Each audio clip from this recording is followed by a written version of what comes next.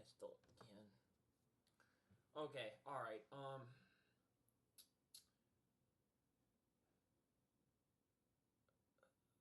guys, we need to talk, man. Okay, so,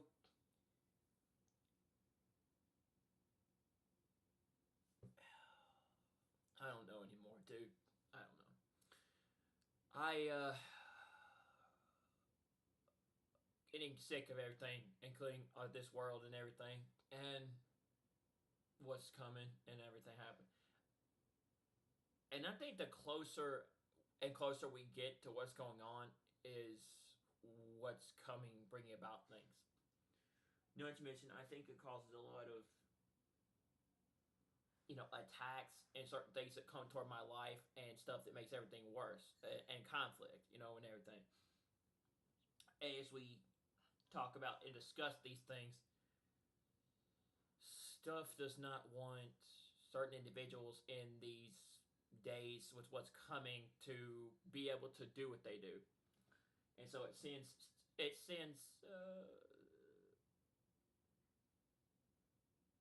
stuff comes and gets in the way to cause problems, and everything. And unfortunately, I don't cause those problems. It just happens like that. And I've noticed these things just happen to me a lot. So if you guys are not aware, I was recording yesterday and just doing my own thing. Just doing what I usually do, not really doing anything different from what I usually do. And I was recording yesterday, and I started talking about the Middle East, Israel and all that, and then I got to covering MLB highlights and stuff for the season. And we talked about the Yankees, and we were also, going over Oakland, a lot of the stuff for the season, MLB season, and everything going on with stuff. And I've been telling you guys lately, I've been getting hit with a lot of third-party content and stuff that's been happening to my channel lately. It's been a lot harder for me to do stuff on my channel, and it's been difficult. And I haven't been able to do as much like I have, and everything. And it's been difficult for me to talk about and stream and make content on stuff I like to do, including certain things. And I've been getting a little bit fed up and annoyed, and have considered not coming back to YouTube or making content in the future with the way things are going, right? And I was thinking about going back to, I was also possibly going back to studying for my computer certification, which I haven't done lately, but when I tried to go check it out yesterday, it basically, everything, the course had expired, or I ran out of time to study for it. So thinking about going back to it, I don't know. It depends on where things go with the world, and everything, as we know. I was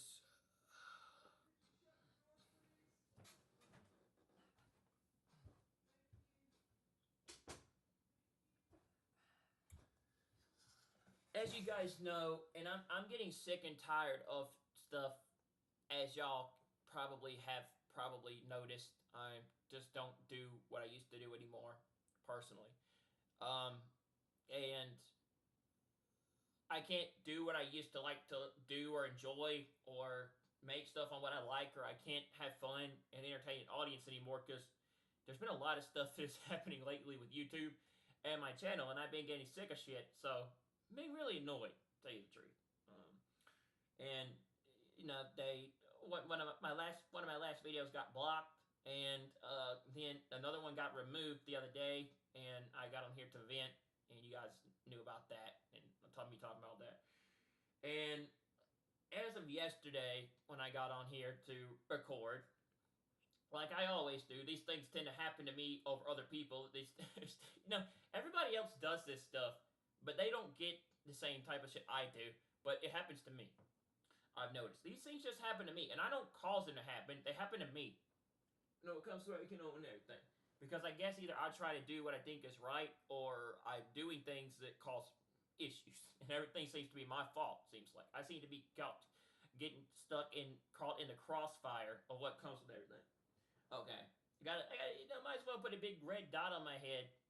Might as well put a big giant red dot from put a red dot on my head from a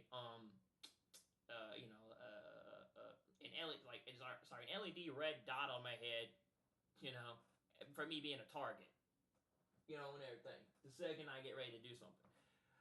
And I don't know where that comes from. I guess it's because I have been trying to lead people to what's going on in the last couple of days and what's coming, and that puts me under a lot of attack, a lot of oppression, a lot of stuff, and it causes a lot of issues. And forces don't want to see me succeed or do what I do, so they're trying to shut me down, or they're trying to get rid of me. They don't like me, or I've come under a lot of scrutiny and stuff lately, and it's been very hard for me in my life, dude. I'm not gonna lie with you. I've been depressed. I've been going through a lot of hard stuff. I've been feeling alone. I've been annoyed and angry. I've been really close to going back to my old ways and the way I used to be, because I've changed a lot in recent memory in the last 3 years, especially since my dad died, and I've become a better person. I've also tried to become more of a godly person and try to be more dedicated to doing better things in my life, and everything, right? And helping people, even in my own family, but that gets me a lot of hate, unfortunately. And um, and I've been having a hard time going back to my old ways. I was just annoyed and so fed up with so many things, and I'm tired. I'm just tired of the world and people and things in general. It said that if you were a follower of Christ or you were a believer and you held true to your stuff and until the end or what was coming, you suffer a lot of persecution. You have a lot of hate. People wouldn't like you, and unfortunately, the world would not agree with you because of the way you were. You were not like them, so and you didn't agree with the way they did things or the way they went about stuff. So you got a lot of persecution, a lot of hate. And they didn't like you. And in those days, they also hated Christ. They hated Jesus, and everything. They hated a lot of things that the person stand for. And because he wasn't, Christ was not a coward. Jesus was not a coward. The Son of God was not a coward. He was not. He was a warrior, and he stood up against all this stuff. They hated him, and they put him on a cross, and they, killed him, and they persecuted him, and they left him for dead because of the way he was, because he challenged and went against the elite and stuff that they represented, called out their stuff and did not agree with it, tried to let people know what was coming and how this all was going to unfold, right? And everything. They didn't like Christ. They persecuted Christ. It says if they hated you, and they said in those days, it said if they hated me, they'll hate you too, and everything, right? And you'll have a lot of oppression. And I think the Watchmen and the people that are trying to do this, we're getting attacked a lot. We're under a lot of oppression. We're under a lot of scrutiny. We're under a lot of major stuff for what we do, and everything. And we're suffering a lot of attacks from spiritual places and perspectives, from when it comes to, right? We're being attacked by outside forces. I think the devil is using tactics to cause problems in these final days. I really do.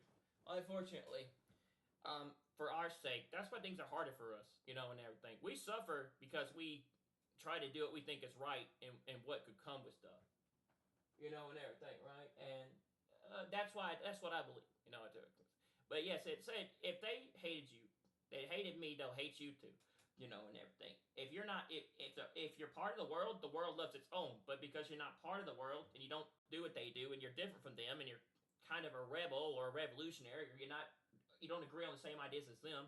In other words, you don't think like the world. You have a different mindset. They hate you. They do. They hate you because you're not like the way they think. You think differently. You're different. It says, do not be, when it comes to writing and everything, do not be blinded by what's coming. To be aware, watch, and pay attention. Because once you see these signs, your redemption draws nigh, and everything. Not only that, but it also says that do not be conformed to this world, but be transformed by the renewing of your mind, which means understand what's going on, and you have a new way of thinking when it comes to when you start following God in Christ, and everything. And they hate you. They hate you. You see things different from the world. because you have a new sense of a perspective because you may have made a different person. You've been made a different person in recent memory because of the pathway you've gone down. And you have a renewed mind, so you're not technically, you don't think the same way the world thinks, and everything. And yes, I've been suffering a lot of persecution. I'm getting a lot of hate, and everything. This is, people ask me, why are you like this? Why do you do this? Why are you like this as a person? Because of these things, because why do you vent so much? Why do you rant? Why do you get angry? Why do you have all these things that you happen? Why do you think all these things? Why do you believe all this stuff? And everything. Why do you have the idea you do? Because so much has changed in my life recently that's made me think differently in the world, including I lost my father at a young age, and everything. And not only that, but I've had an outlook and change in the way I see the world, and everything. Not to mention I just see so much stuff going on in recent years that has changed my mind. I'm the way I am because I feel like everything I do or the slightest thing I do is my fault. I can't figure out how to get stuff right, and I've always seemed to be doing something that makes people upset or something, where I can't get it right. And that's what it says will happen to people that are, you know, followers of God. In other words, if you're like a chosen one or you're part of the elect or you're a follower of Christ, you have a lot of people that persecute you. The people hate you. You have a lot of perspective where you suffer a lot, when it comes to right, everything. Because you believe in doing what you think is right or telling people, the right things or letting people know what's going on. And everything. In other words, you reap the benefits of when you reap the benefits of the rewards when you leave the earth or when you leave this place. But right now, you will suffer. Go unfortunately go through a lot of suffering. Unlike most people, you go through stuff because you believe in trying to help lead people to what's coming. And everything, right? And they hate you.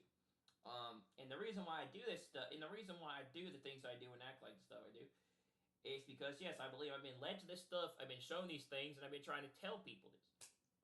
Which does give me a lot of hate. Unfortunately, I've got some bad news, though, to tell you guys. It's sad, it's depressing, I know. Y'all probably aren't going to want to hear it. It's going to suck. I know. I'm used to it. This is my life, and I'm used to having to go through a lot of hard shit. So, I'm used to these types of things at this point. Nothing surprises me anymore. Not really. I don't. Nothing really surprises me anymore. I'm used to this stuff. I get it. When it comes to right, I know what's coming. I really do, and I get the whole concept of it. I really do. I get the idea. Not a lot really. I'm not aware of at my age. It's either because I've got discernment or I've just been kind of led to understand this stuff. And if you read prophecy, you know what's coming in the world, right? We all know most of us know what's coming, and everything, right? And this is what happens to people. They're under a blind deception. It's just that people are put under a great deception in the final days. And they're under a perspective where they're blind. They don't really know what's going on. They don't know the bigger picture. They don't understand they don't understand the bigger stuff that's coming to the world. And everything. They don't. They really don't. And everything. And we suffer because of this. We suffer because we do the right thing. We suffer because we try to help. We suffer because we try to do the things we need to do and tell people. When it comes to it, right? Just like Christ suffered, we suffer the same thing. We do, and everything. And I don't care anymore, personally. But, yeah, y'all are not going to like this. I know how much y'all like my content. You like my stuff. A lot of people have subbed to me, and they kind of are on board with this. And they agree. And they kind of find what I have to say, valuable and it means something. And they like it. And they find my stuff to be interesting. My content to be worth something. I can't upload for 2 weeks now. Google, and I'm beginning to believe we're in a year where they're cracking down very hard on stuff, and it's my opinion, but I think we're heading toward this AI Mark of the Beast future digital system that's being built right in front of our eyes. And, and I think it's going to be this year. I really do. And everything. I think we're having a rapture this year. Unfortunately, because I've noticed that we've suffered more than anyone else recently, than other people in this world, with what's happened to us because of what we've had to go through, and everything. And that's what it said would happen to individuals like this. They would go through this stuff. They would go through, they go through they would go through trials and tribulations, that put them through tests, and everything, right? And stuff. That would bring them out on the other end. And we're like that, dude. We're going through that. We're being forged through fire, and that's what happens, when it comes to it, right? I was watching Master Paladin today, and he wrote a song that I like. Anyway, if y'all never seen his channel, you need to go watch it. How it talked about how Jesus and Christ, God was not a coward. He was not, he was not someone that was just, soft. He was a warrior. He was he was built to be the lion and the lamb. If people don't know, when it comes, and everything, right? If people don't understand, we suffer through a lot more because we're God's chosen. We're the elect, and everything, and that's what ends up happening. And we're gonna suffer until we leave this earth. Unfortunately, I believe that's the case because it says if you know, you stand up for what you believe in and the right thing, you will suffer just like Christ. You will. You don't follow the same perspectives of the world, and everything. Which means we will be taken out of here soon if there is a rapture. But anyway, what I'm getting at is I can't upload for 2 weeks, which sucks because I don't really think I do anything that bad. Other people do that somehow I do is worse, but okay. They're hypocrites because they do exactly what I do, but they get away with it and are able to succeed at it, and they don't get banned or struck down, but I do. They do the same thing, but most of these people are shills. They clickbait. They, use other people's content. They do the same exact things I do, and they get away with it. And it just says that this is what happens. The evil tend to thrive in this world while the good suffer, and that's the point of it, and everything. And good people, unfortunately, don't necessarily get most of the stuff people don't get. It kind of, and everything. The corrupt and evil, they survive and thrive in this world while the good don't. But there's going to come a day where that's no longer going to be the case pretty soon. And these people are going to, be thrown into the lake of fire. They're going to suffer in hell, and everything. They are. And I've talked about this, and everything. People don't believe what's coming. And everything. And they do the exact same things I do, but I don't realize why I end up, having to suffer through it and they don't.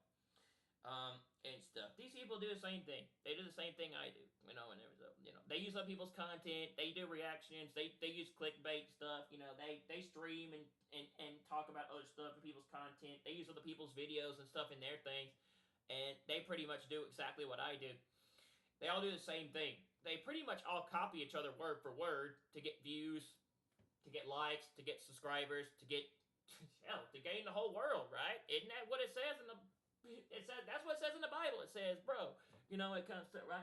What profits a man to gain the whole world but forfeit his soul? And everything, right? They're pretty much trying to gain the whole world, and everything, right? In order to gain the kingdoms of the world, and everything, right?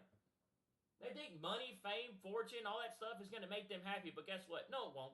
Because you come to the realization eventually that the only thing that's going to sustain you eternally and that's going to keep you going in this life is God and Christ. Christ will be the only person that will keep you sustained and be able to keep you going on your own 2 feet. That is why I survived so much in my life, and I have been through literal hell. Probably hell for 3 years. When it comes to it, right? None of this stuff is going to matter, bro, pretty soon.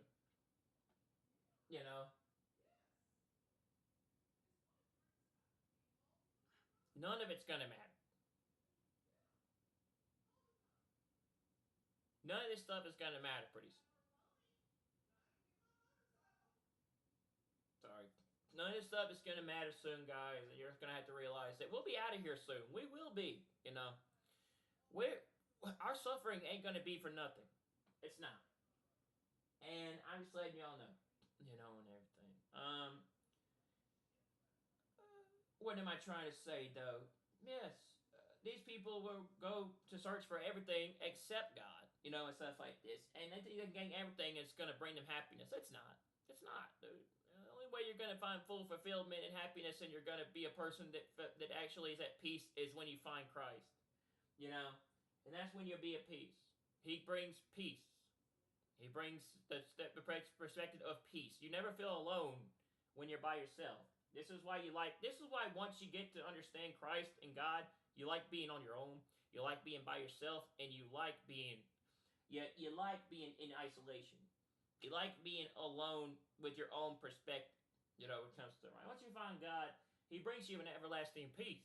And everything, and you never really do feel like it's never a it's a pro you don't ever feel like you're ever alone, and you always kind of feel but that's the thing about it. When you're a believer in Christ, you get attacked by outside forces with things that want to come after you, because if you have the light of God and the Spirit of Christ and you have discernment, people hate you because you can see through them and what they are, and everything. You can see their inner demons, basically, and everything. We can see their inner demons. We have the power to understand this. We have the power to control things in this world, dude.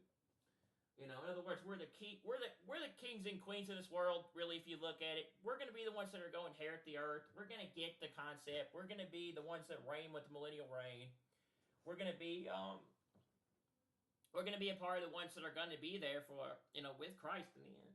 We are the ones that suffer and everything. We're gonna be kings and queens of the world. We are, and when that comes, and everything, pretty soon. Um, but yeah, it's gonna suck, man. It's really gonna suck.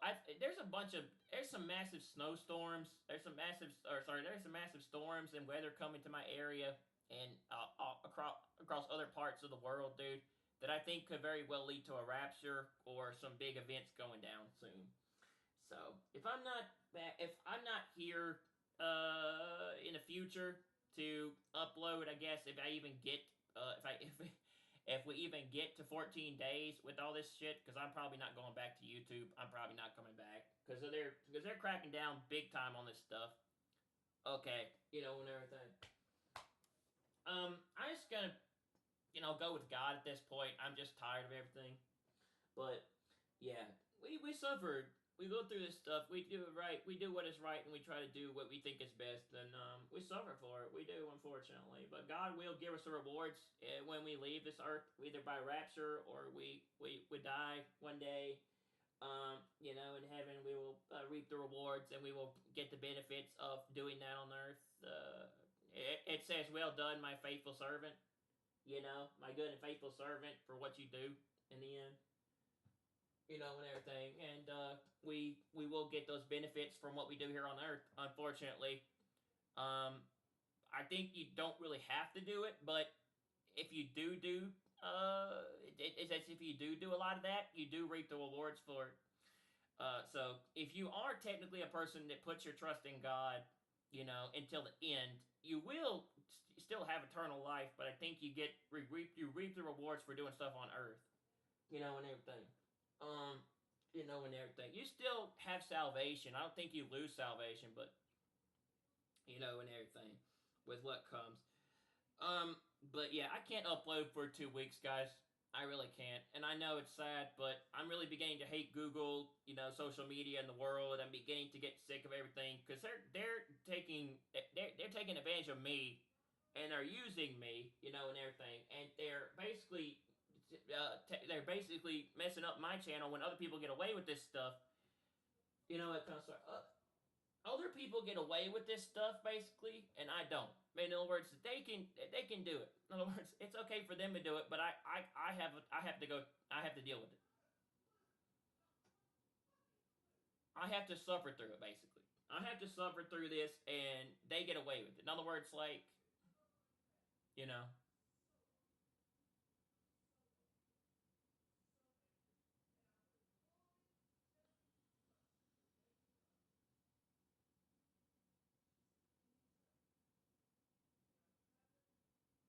In other words, you know, in other words, basically, I can't do content for 2 weeks because, like, I got hit with third party stuff for some reason when these people can get away with it.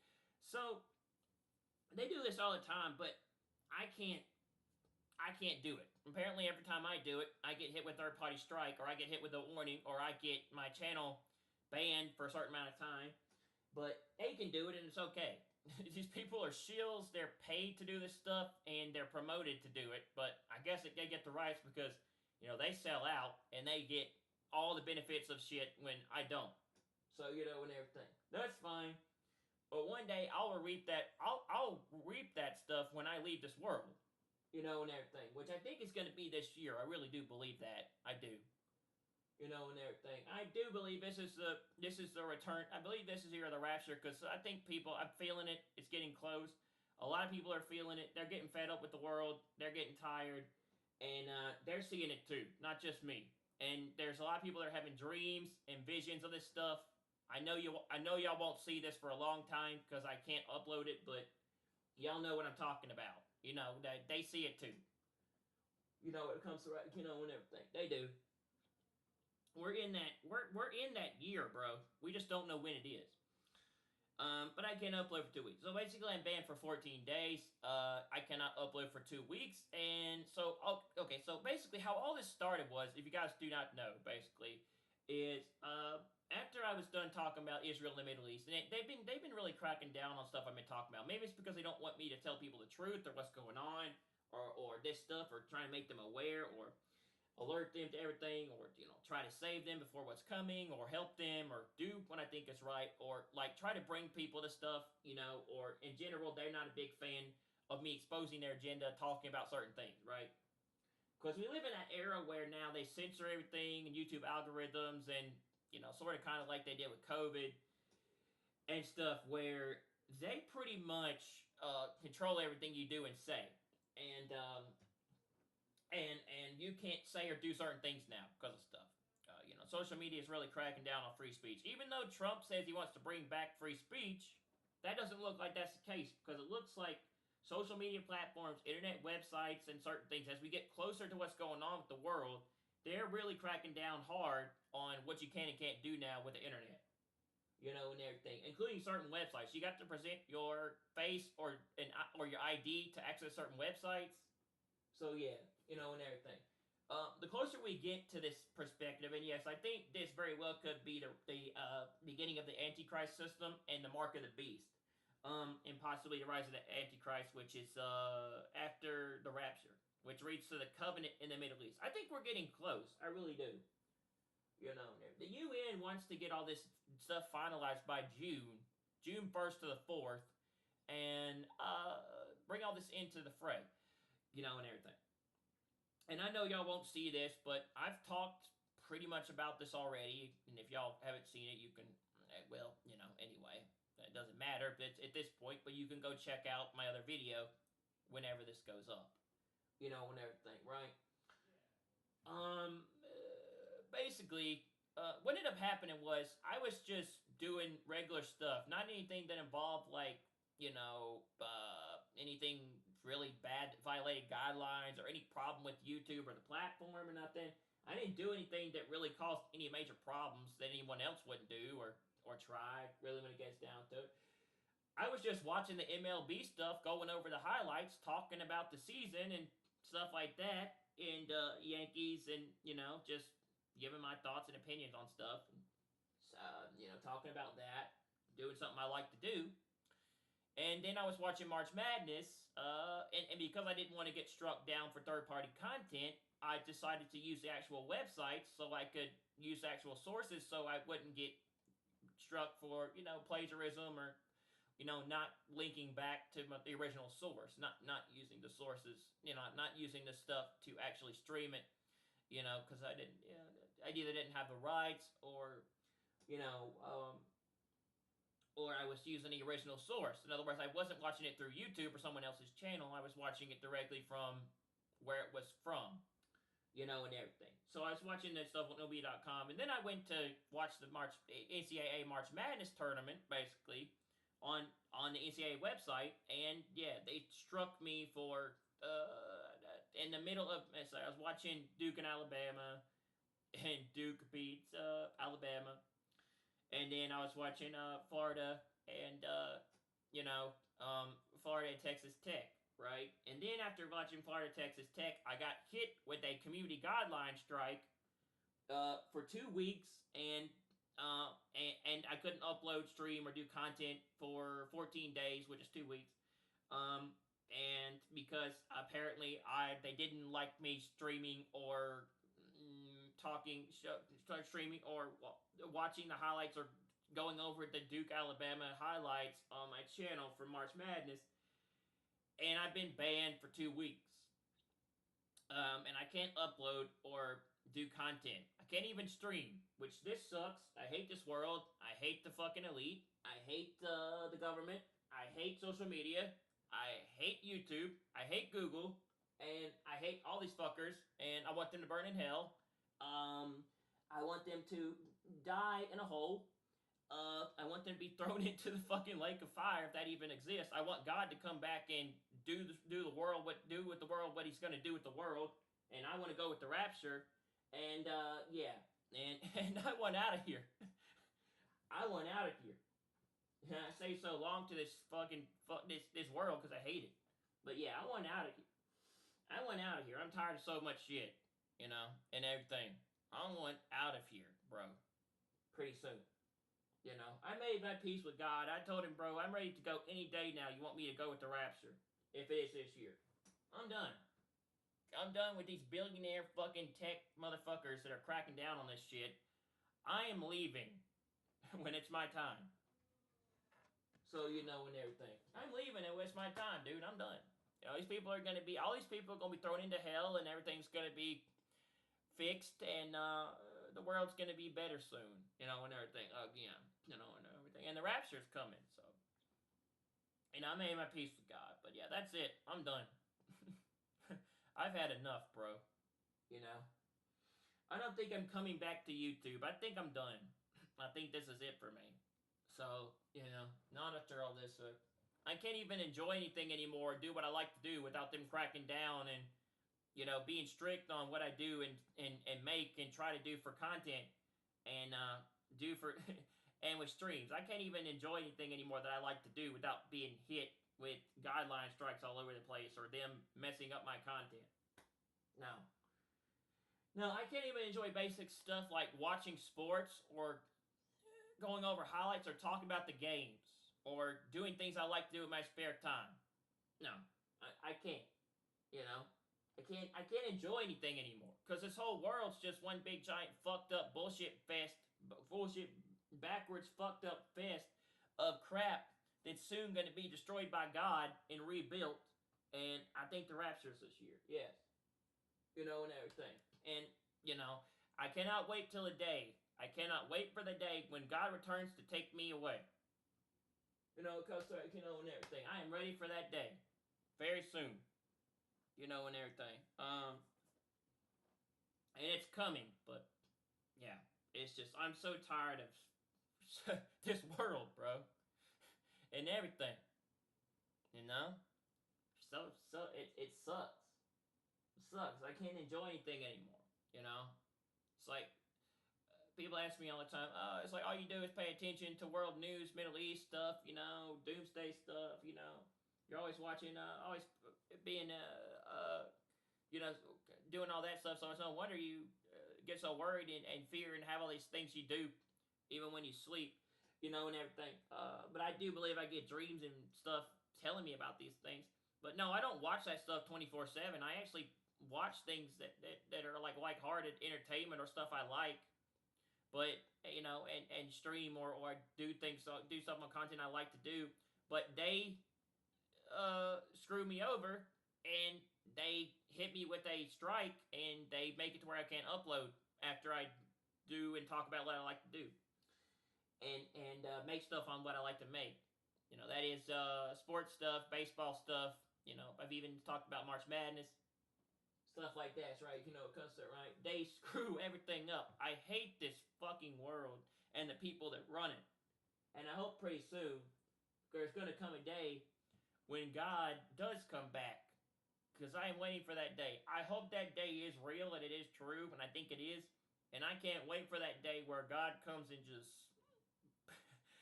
he comes back with a vengeance and obliterates people He wipes out the people that don't belong here, and we get we get everything we deserve and more.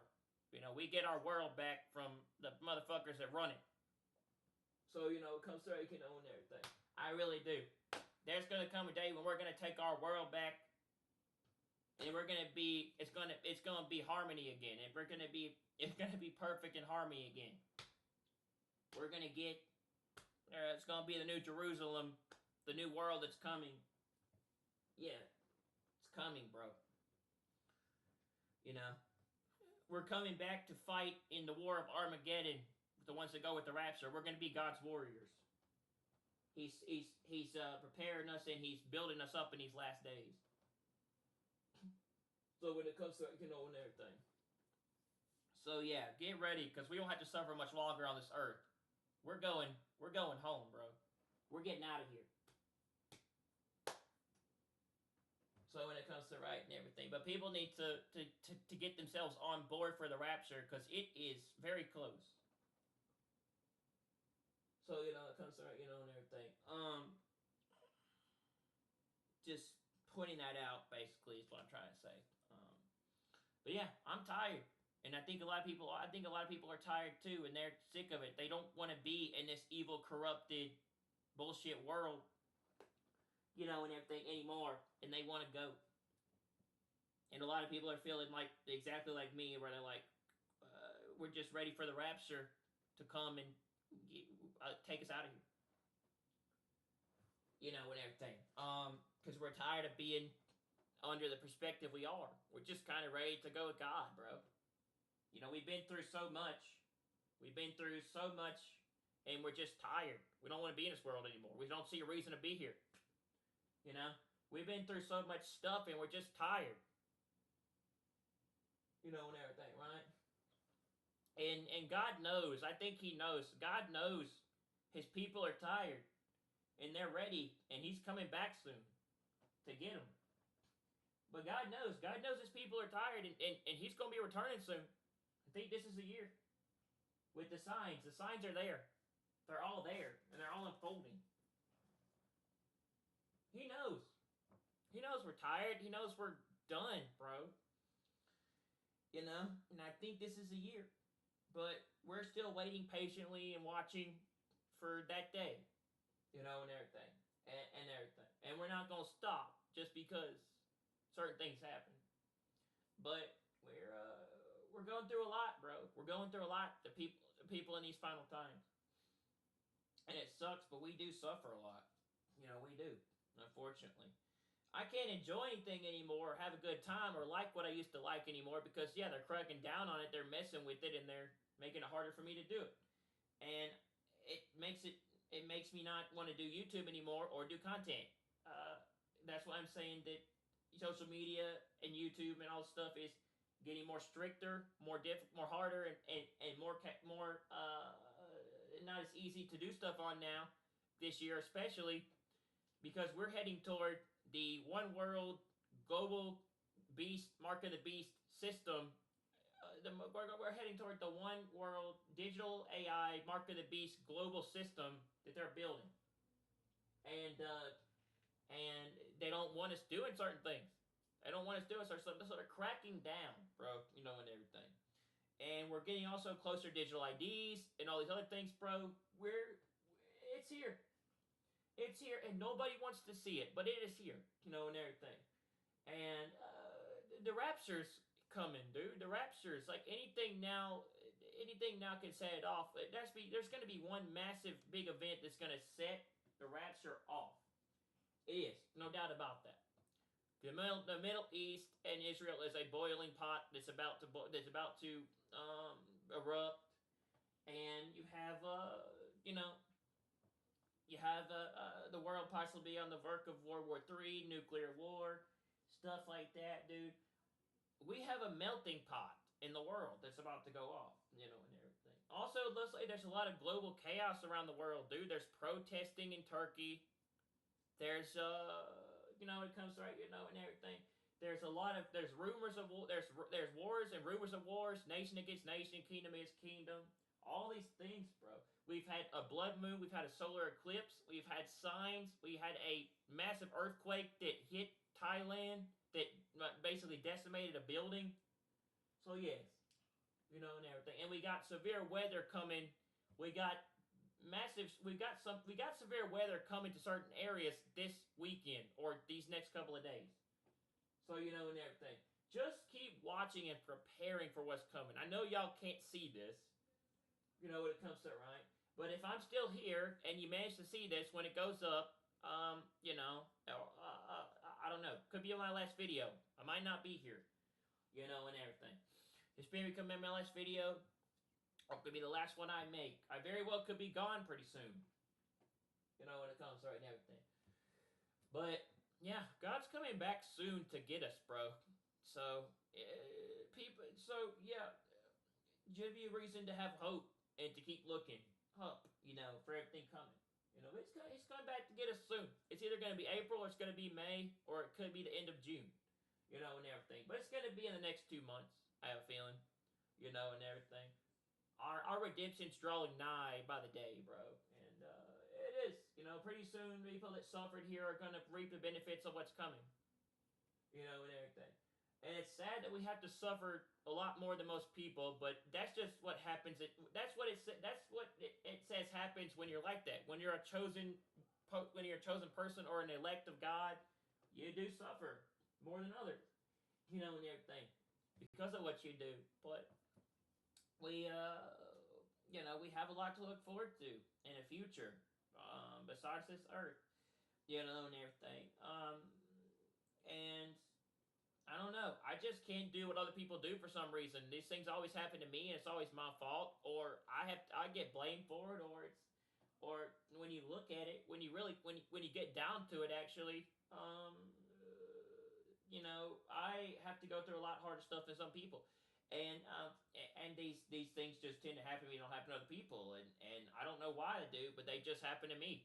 I go through a lot of more difficult stuff than other people, with certain things. So that's just the way it is, Like I had a problem where I couldn't get the monitor, and I don't know if I'm ever going to get the monitor, and then I had my computer break on me, and I had to get a replacement PC because out of the blue, it just stopped working on me and crashed for no reason, because, and everything.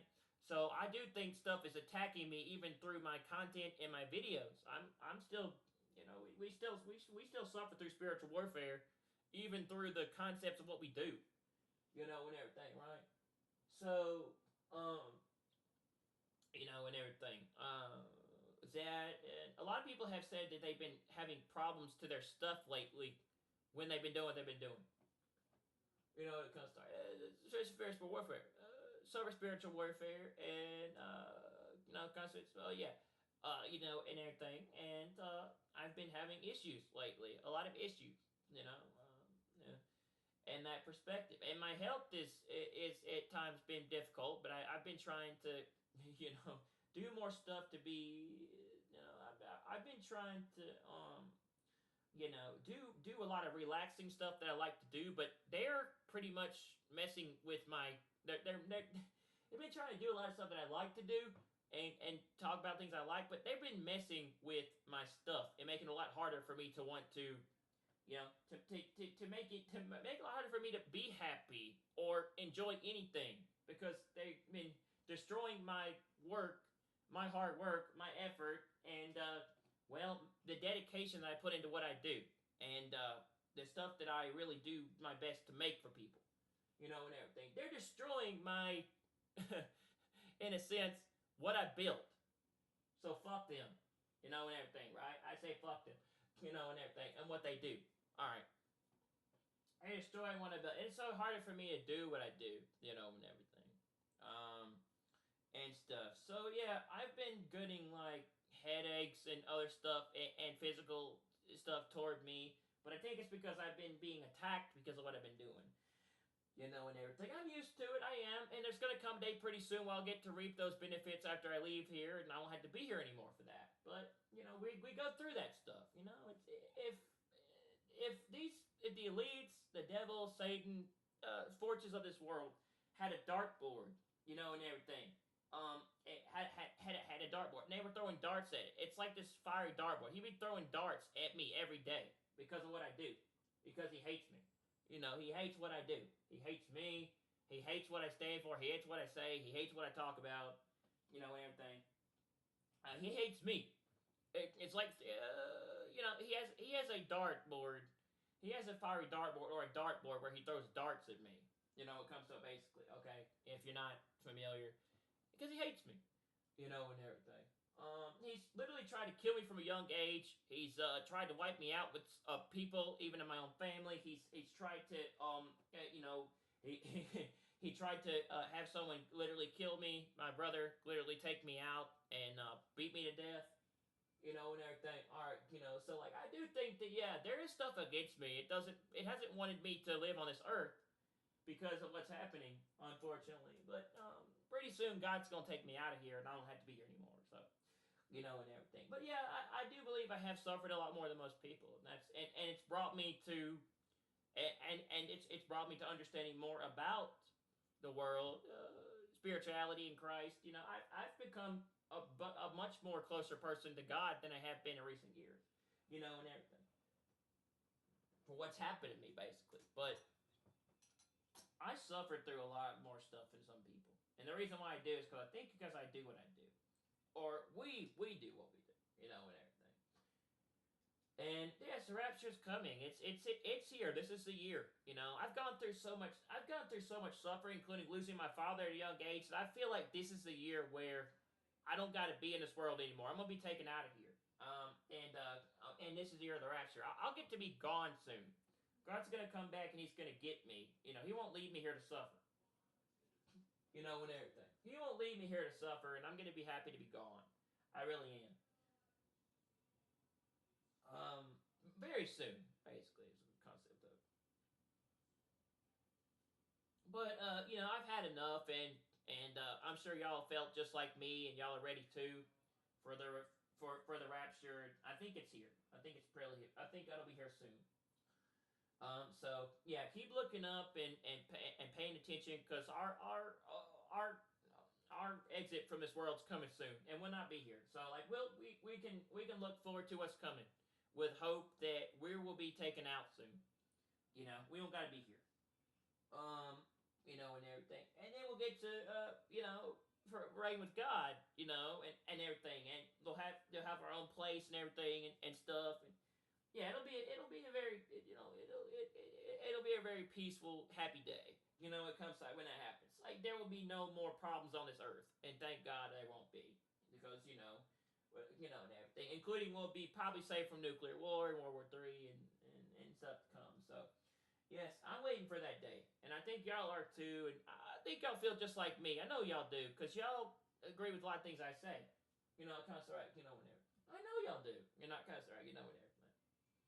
But we're pretty soon gonna be gone, and people are gonna regret what they do to us and how they treat us and what we tell them, and they're gonna be and they're gonna persecute us, treat us like crap. But one day God's gonna make them see what they missed out on and what happened, and that they didn't listen, and they pay attention, and pretty soon they're gonna be judged for it, and they're gonna regret the day we're gone. They really are, and what's coming. So and everything. So, but it's coming. It's coming soon. The judgment's coming upon the world, and our redemption's coming very soon. Judgment's coming upon this world. They can't escape what's coming for them and the judgment that they're having to face, that they're going to have to face. And it's all unfolding in the world. Pretty soon they're going to see it for themselves. Right now, God's judgment's going to be coming to the world. And if it hasn't already come to the world, like you saw that earthquake that hit China, that's God's judgment. That's Him not happy, or Him bringing judgment upon the world. And also this weather that is coming in the coming weeks, I'm telling you, this is no coincidence. We had a solar eclipse on the 29th of March. That's no coincidence. We had a blood moon on March 15th. That's no coincidence. Those are signs and prophecy, and everything. These are all signs from God, Him showing people, knocking them over the head, red flags all over the place, warnings, all sorts of stuff being put up, like lighting up a freaking, like lighting up a sign saying, "Here you go, here's everything here," pointing to the rapture. Get ready. Like a big giant freaking signpost, literally telling you what's coming. And everything, right? And to watch for all the signs for people to see it, but they're too blind to get it, and it's very sad. But for most people, yeah, we'll be taken out of here, and they'll have to suffer through tribulation, and everything. But stuff's being lit up. God's showing everything, and we tried to tell them, but they just like, oh, no, I don't want to listen. They'll listen one day. It'll be like Left Behind, where it's like, no,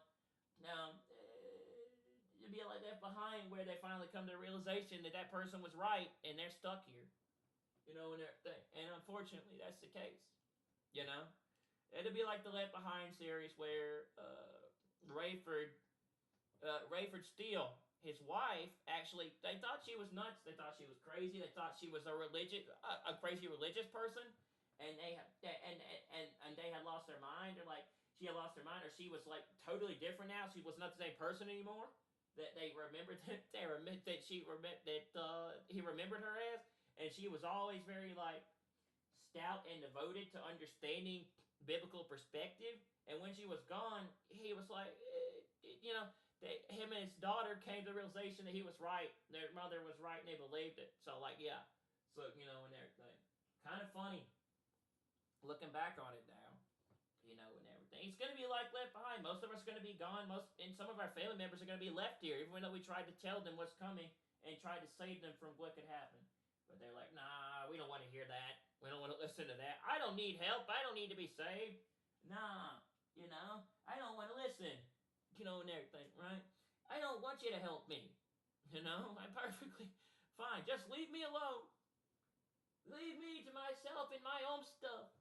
Pretty soon, God won't tolerate that, and He might not let those people. It's pretty soon. I think He's gonna separate. He's separating He's separating His people from the people of this world, bro. Unfortunately, and it's very sad. It very much is. But we're getting to a point where God's separating His people for that day, and everything, and preparing people for that, and I can't wait for that day. But I'm sick of everything, including this world. I already was sick of shit when my father died, and the 3 years I went through hell when he got sick, and then him passing. So I already went through a lot of shit before he passed. And hell, and then COVID, and all the other stuff in my life. I've gone through so much stuff in the last couple of years, I don't give a damn anymore. I don't care. I lost my job back during COVID, right, and everything, and my life got ruined and a lot worse. So, dude, I've been through so much hell in my life at this point that if this is the year God's coming back to get me, or the rapture's this year, I'm ready. So when it comes to, and everything, I am. I'm ready. I'm practically ready, bro, to see the return of God to gather up to see the return of Christ to gather up His people. God sends His Son to gather up His people, and everything with the rapture. And I hear that trumpet, and I'm like, oh, God, I'll be happy. I was listening to Eminem's best friend from Yellow Wolf, and I was like, Yellow Wolf saying he don't believe in, Yellow Wolf saying he's not a religious person, but he believes in the last days. He believes in the rapture and the trumpet. What's coming? And everything, right? So, yeah. So, it's funny, bro. It's a funny concept, but I think the world's going to be judged soon. They're going to see what's coming for them and who God really is, unfortunately. They haven't yet to see what's coming, but they will soon. And I think they'll regret the way they treat certain individuals and how they talk to them and the way they address them, because, to God, they're royalty, and they're kings and queens to Him. They're His chosen and His elect, and He don't like the way they're treated. Well, pretty soon, He ain't gonna like it, so He's gonna leave the people behind to be judged for what they do, after what they try, for the fact that they tried to help or do what they thought was right. God don't like it. It says in the Bible, it says, in the Bible, it says, do not touch my chosen ones, do my prophets no harm. And everything. God don't take kindly to certain people that are treated the way they are. So, and everything. Pretty soon they're going to be judged for what they do, bro. And everything. and I'm ready. So I just don't care anymore, and everything. So we'll see what comes of people. But I'm done trying to help people. They can do what they want to do. I'm gonna leave them in God's hands and see how He judges them. But I've tried my best to do what I can to point out stuff. But nah, bro. We had a 7.1. We had a 7.1 something earthquake hit today, and it said that there would be earthquakes in the very end times. There would be earthquakes on a massive scale that would hit the world in the end times, and there's earthquakes are picking up at a rapid pace. There's been like severe earthquakes that have gone off. Y'all remember the tornadoes that hit the area after the blood moon that happened on Purim on the 15th? And that massive storm that came through and destroyed the people's houses with tornadoes on the 15th. Let's see, it was the 16th, 17th, and 18th of that weekend, and those massive storms. Yeah, God's sending signals and signs and things and telling people get themselves ready. It's also to bring judgment upon some people, and stuff. He's beginning to show who He really is, and make the world aware to what's coming. You know, and a lot of people are beginning to say that they're trying. A lot of people, more than ever, are beginning to get their hands on prophecy, get their hands on books and all sorts of stuff to read and understand prophecy and know what's going on. They're beginning to study this stuff, and they're beginning to say they want to get. They're beginning to say that they want to know more of this stuff more than ever. And not only that, but Bibles, dude, are becoming like gold this year. Bibles are becoming like gold. People are saying that they want to get their hands on Bibles more than ever, and the Bible is becoming like very huge. People are beginning to say they want to get their hands on this stuff to understand prophecy and what's going on, including with the Middle East. And everything, right? You can't make this stuff up. God is beginning to really show people what's going on in the world. So, and everything. But, let people remain blind and ignorant and stupid and, hypocritical to not knowing what's going on. And they will find out for themselves pretty soon when they're stuck here during tribulation. And everything, right? They will. They'll find out for themselves. They will. And then they're gonna say, why didn't we listen to why did we not listen when certain people told us what we did? And if you're here during tribulation, maybe the two witnesses that come about during tribulation will make you understand what's coming to the world pretty soon. Yeah, there's a thing called two witnesses. If people are not aware of that. So, and everything. We know because God revealed it to us. We have discernment and we see it. However, other people don't get it. And the only way you can know about this is if you carry the Spirit of God in you or on you, and everything. And He reveals this stuff to you. Only He reveals it to His chosen or His elect. It's like the Daniel prophecy that I was talking about the other night. Me and my mom were talking about this actually. When it came to it, we were discussing this.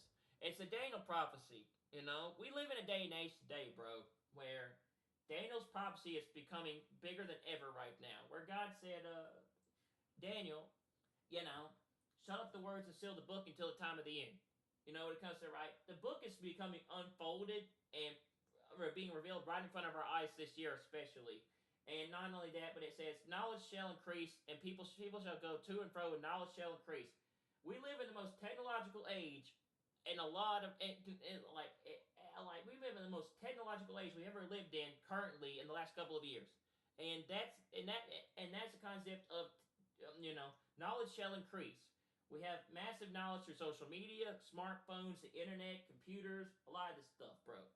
People don't listen to me because I'm very knowledgeable and smart. I know what I'm talking about, and they refuse to heed what I say, and I know because they hate the truth. And they don't want to know what's coming. When it comes to that, right? But I've tried my best. Now I'm going to leave it in God's hands. And everything, right? They don't want to know. But it's the Daniel prophecy. We live in the most technological age. Knowledge has increased rapidly, and people can basically know anything at the swipe of a finger, or a smartphone, or Google, or a computer. Or they can just pull out their phone and they can just look it up and know what it is. just by literally accessing information. That's what it means by knowledge has increased. Knowledge shall increase. Knowledge has increased rapidly, and people can just know something just by looking it up or googling it. We live in the We live in the We live in the technology age. We live in the AI age. We live in the smartphone era, where you can just be like, oh, okay, I'll just pull out my phone. I want to know something. Boom, go to Google Assistant, ask Siri, ask Alexa, do whatever. AI, ask the computer, and then boom, we get the answer, and everything. Or smartphone, or smartwatches, or Google Home or Alexa Echo, Amazon Echo, something like that, anything. Just talking to your smartwatch and say, you know, give me the score of Yankees versus Red Sox. And everything, right? And then boom, you got it. 4G and 5G and like sorry, 4G and 5G, 4G, 5G. Just basically being able to pull something up at the swipe of a finger, or pull something up, or have it load up quickly with modern technology and the specs inside of technology and systems. Basically being able to just have something load up quickly, instantaneous, like that. Even with like modern game systems like PS5, you have the SSD, NVMe SSD, and you have a lot of Sony's like instantaneous load times and stuff with modern game systems. The Steam Deck and all that stuff. And dude, we live in that era where it's like, you can literally be able to just get something that quickly, and everything. No longer do you have to wait for something to load. Now it's just, boom. It just all of a sudden pops up without you having to wait, and everything. The consoles, dude, if we're still here, if there's not a rapture this year, or we're not taken out of here, depending on where things are going, the consoles in the future are going to be all digital. The PS6 and the next Xbox is going to be an all-digital console, an all-digital system. We're heading toward. People don't get it, bro. They don't get where things are going. It comes to, and everything. We're heading toward an all-digital future that was predicted in Bible prophecy and in the Bible. We're heading toward an all-digital AI future where everything is controlled by a one-world leader, which is Antichrist. Go watch Hunger Games, or see what they said. See what they were doing in Hunger Games, and everything. Where everything is under the control, where that person controls the military, a religion, society, and the money for the future, and everything. They don't like me because I talk about this stuff. They hate me. And I could care less. I don't care anymore. I'll be gone from this earth, and everything, right? But, pretty much, right? Like I said before, everything is tracked by an AI system. Even sports. Sports that people love is monitored 24/7. All the stats and everything is monitored, and they can bring up all this stuff at a swipe of a finger or a computer, or they know every single stat on every single player or every single stuff right there. Right there live with the game. They literally can show the stats or the average distance or how far a home run is hit or certain things like that. Or let's just say they literally know every single stat, pitch, strikeout, ball, speed, distance, throwing stuff for the player, and all sorts of stuff like that. Do you know that they can track everything, including people's, including certain players' stats? Like I said, what happens if they do it to you, and you live under this system? You don't want to be a part of that. They can track everything you do digitally in the future through drones and all sorts of stuff. There's drones. They literally have drones that they're saying they're gonna use. And everything, dude. These people can't make this shit up, man. And everything. And stuff. If we're still here, we head toward an all digital future that's done through, it looks like cryptocurrency and Bitcoin or XRP or stuff like that in the future. And everything, right? That it's a mark of the beast currency, and everything.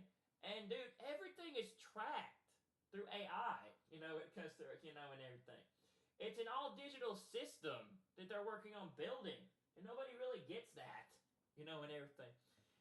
They don't get where things are heading, and everything. The Nintendo Switch 2 that is coming out on April 2nd, if I'm going to even be able to stream it from Direct, probably not because I'm banned for 2 weeks. But yeah, depending on where stuff goes with things, if I'm not raptured out of here, that is. It's a digital system. It's an all digital system. The Nintendo Switch 2 that is being announced to come out this year. So when it comes to and everything, all this stuff when it comes to and everything, most Microsoft and Sony are heading toward a future where everything's going to be on all platforms, and and they're moving, and Sony's moving toward the PC gaming market and bringing all their games to PC and moving toward the PC market. So Sony's catering more to the PC gamers and the PC market and the digital future of PC than there are the consoles at this point, and pushing toward this digital market, this digital future like the PC market.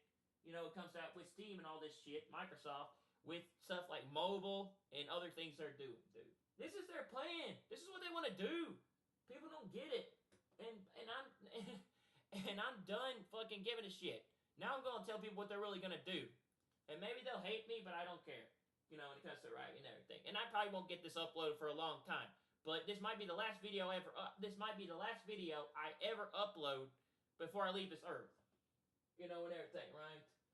This is their plan, dude. They want to have everything on all devices in the far future and have your ass connected 24/7 to AI and computers like VR. And have you ever seen that Ready Player One movie? That's exactly what that is. It comes to right and everything. And have your ass literally connected to a digital computerized system like VR or like COVID, like when it comes to right in the future, where you're connected 24/7 to AI and a computer screen and technology wherever you go. When it comes to and everything. In other words, eliminating the human aspect of a person and replacing them with AI and robots, artificial intelligence. Comes to right and everything and stuff. They're doing it with the MLB too. They are doing it with the MLB. And you know what the MLB's doing? MLB's heading toward an all-digital robot future. Because guess what? They're thinking about replacing umpires with robo-umps in the future. They've already put in an automated balls and strike system where it gets rid of the human aspect of umpiring. And not only that, but it comes to and everything. Not only that, but they also got they also got this concept of how they're heading toward a digital AI future through MLB. Everything is being tracked through analytics and stats in a computer. Everything is being done through StatCast nowadays. Okay, everything is done through StatCast, including with MLB.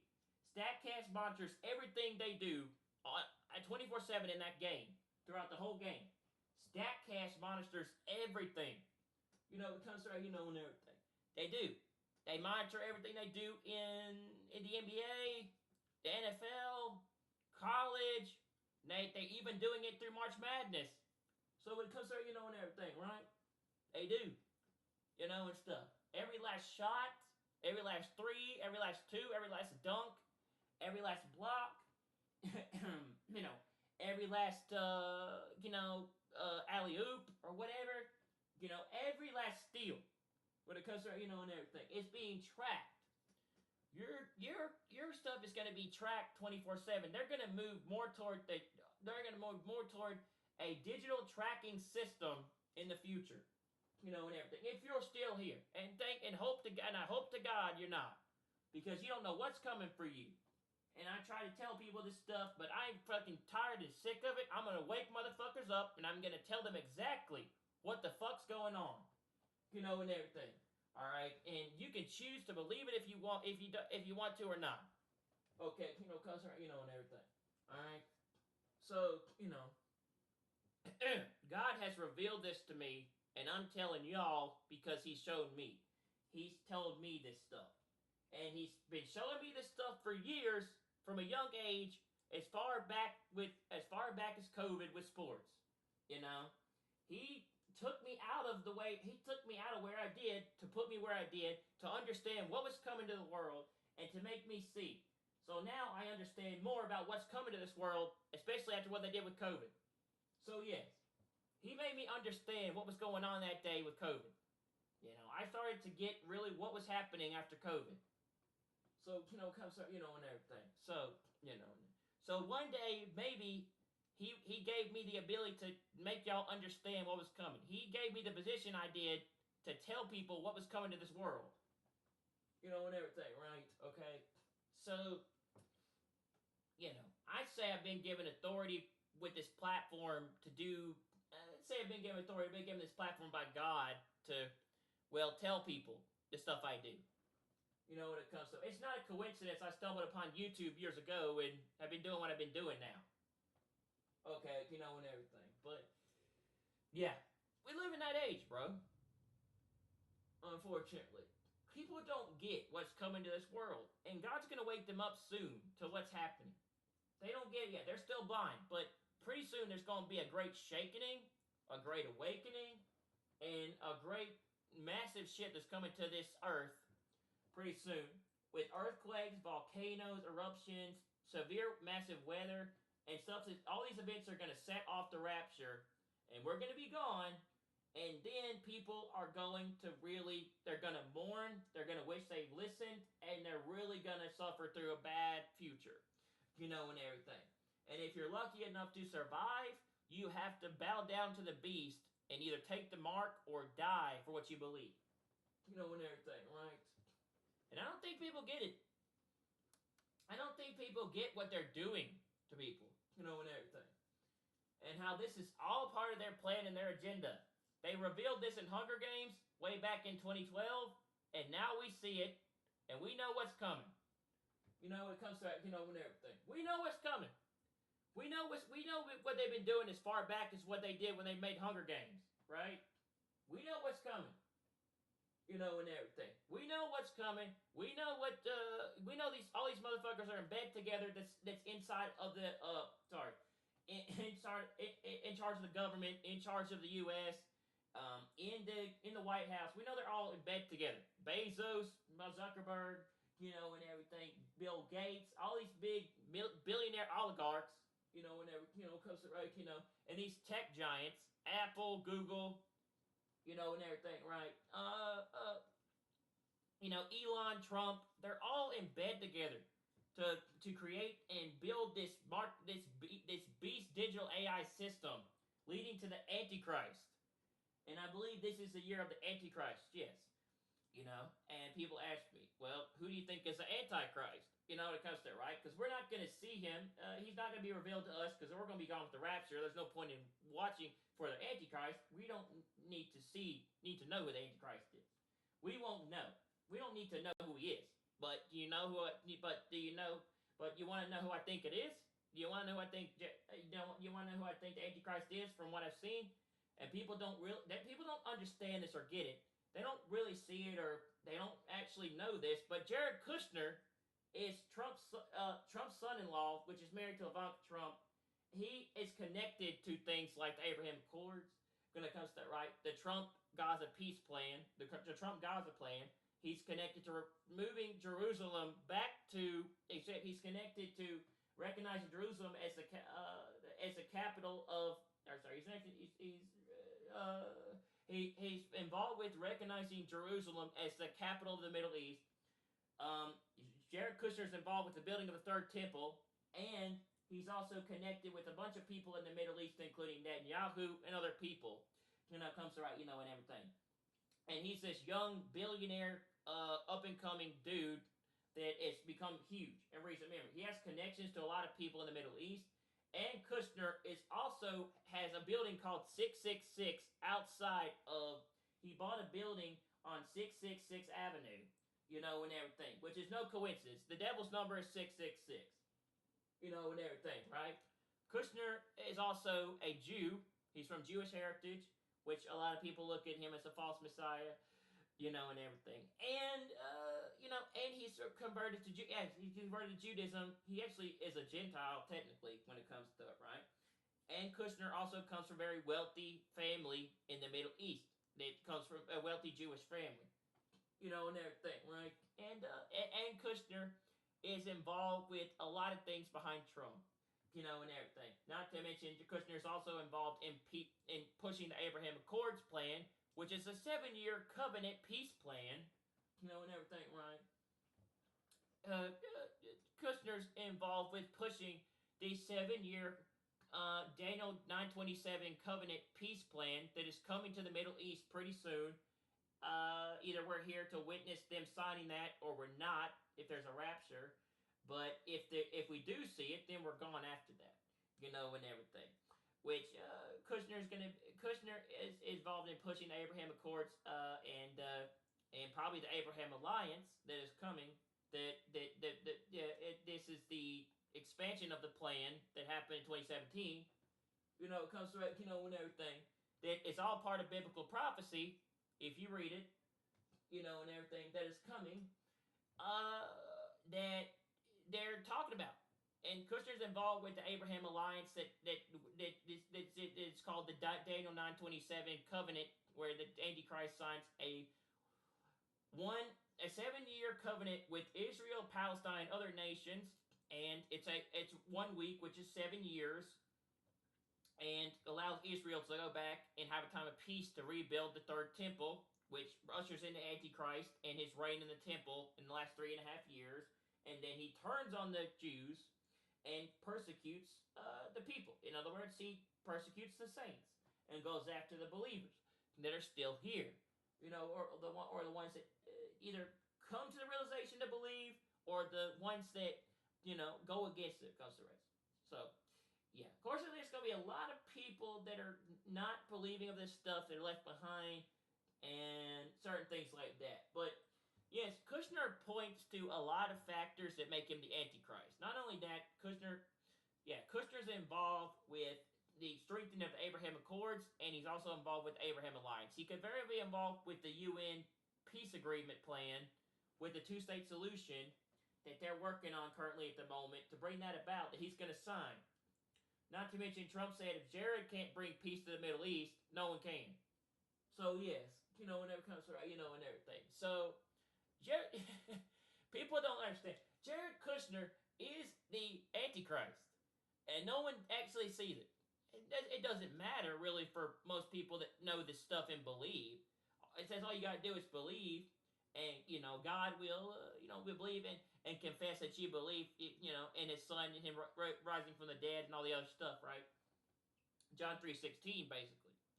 So and everything, but most people will not be here to witness that because they'll be raptured. But Jared Kushner is the Antichrist. Yes, it's there. Every single factor points to Kushner as the coming Antichrist, including being very young, and he's a little horn that rises from the ashes. Jared Kushner is a little horn that comes out of nowhere. So yes, and everything.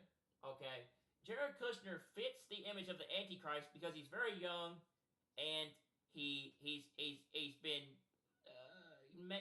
been brought up and prepared for this moment to be leader of the world, and to be the final global world leader of the world, and everything. And he's young enough to rule from Jerusalem as the next Jewish, as the next big Jewish leader, The fact that Kushner is the Antichrist makes a lot of sense because, yes, so many things revolve around him.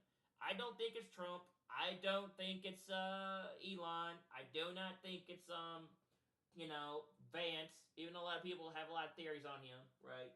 Okay, I think it's Kushner. But it could be Trump because Trump has hinted at running for a third term and saying that it's not a joke. He wants to run again for a third term. Okay, and everything. So that is Antichrist. People got to understand that is significant perspective. A red flag should be going off in your head, and goosebumps should be standing up on the back of your neck, telling you that's not a good thing. That is a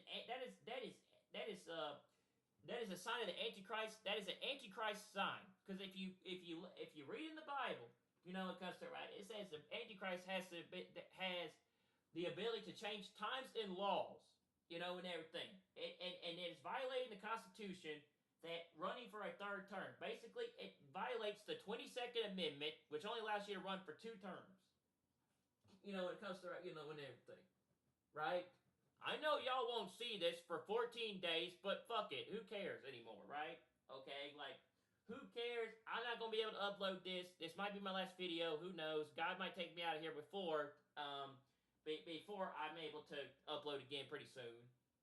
Right? I might not even make it to my 21st birthday. I'm going to be 28, and I'm going to be 20. The funny thing is, I thought this was kind of interesting, but Easter Sunday falls on the day before my birthday, which they want to get a Ukraine ceasefire done for that day. And that's the resurrection of Christ. Right, Christ rose from the dead on Easter, and that's the day before my birthday, which is Monday, 21st. Okay, so just think about that a minute. If I'm not taken out of here in the month of April, or I'm not, if I don't get raptured out of here, right, and this is my last video, just say, for instance, it probably is my last video. I'm beginning to think I'm either going to end up dead from, from all the bullshit I've been through, or I'm going to be raptured, and I hope to God I'll be raptured more likely. I hope God will take me out of here, won't make me suffer anymore. I won't have to suffer through any more stuff. Okay, when it comes to it, right? I hope I'll be taken out of here in April,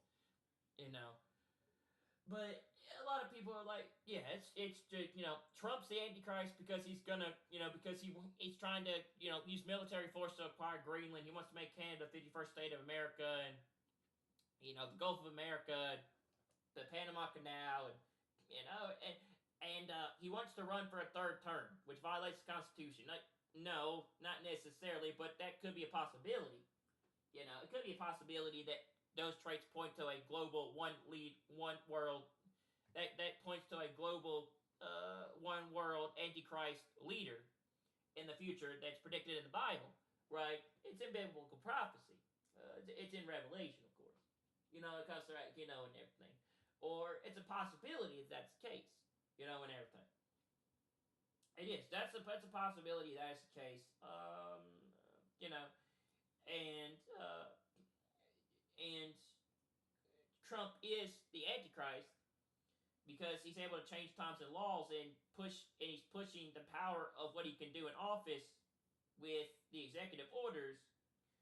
But it's a possibility. And everything. I feel like they tell you their plans before I feel like they reveal to you what they do before it even happens. And everything. People believe that we've been revealed that people believe that they have been predicting our shit for years. So when it comes to, and everything, right? I don't know. Just my theory, but it comes to people have believed that they've been predicting programming and shit for years. Okay. And stuff. Simpsons, people even point to the Simpsons as predicting a lot of stuff that's happened in the future. Simpsons Predict the Future has been predicting stuff as far back with that show as people have seen when they watched the predictions.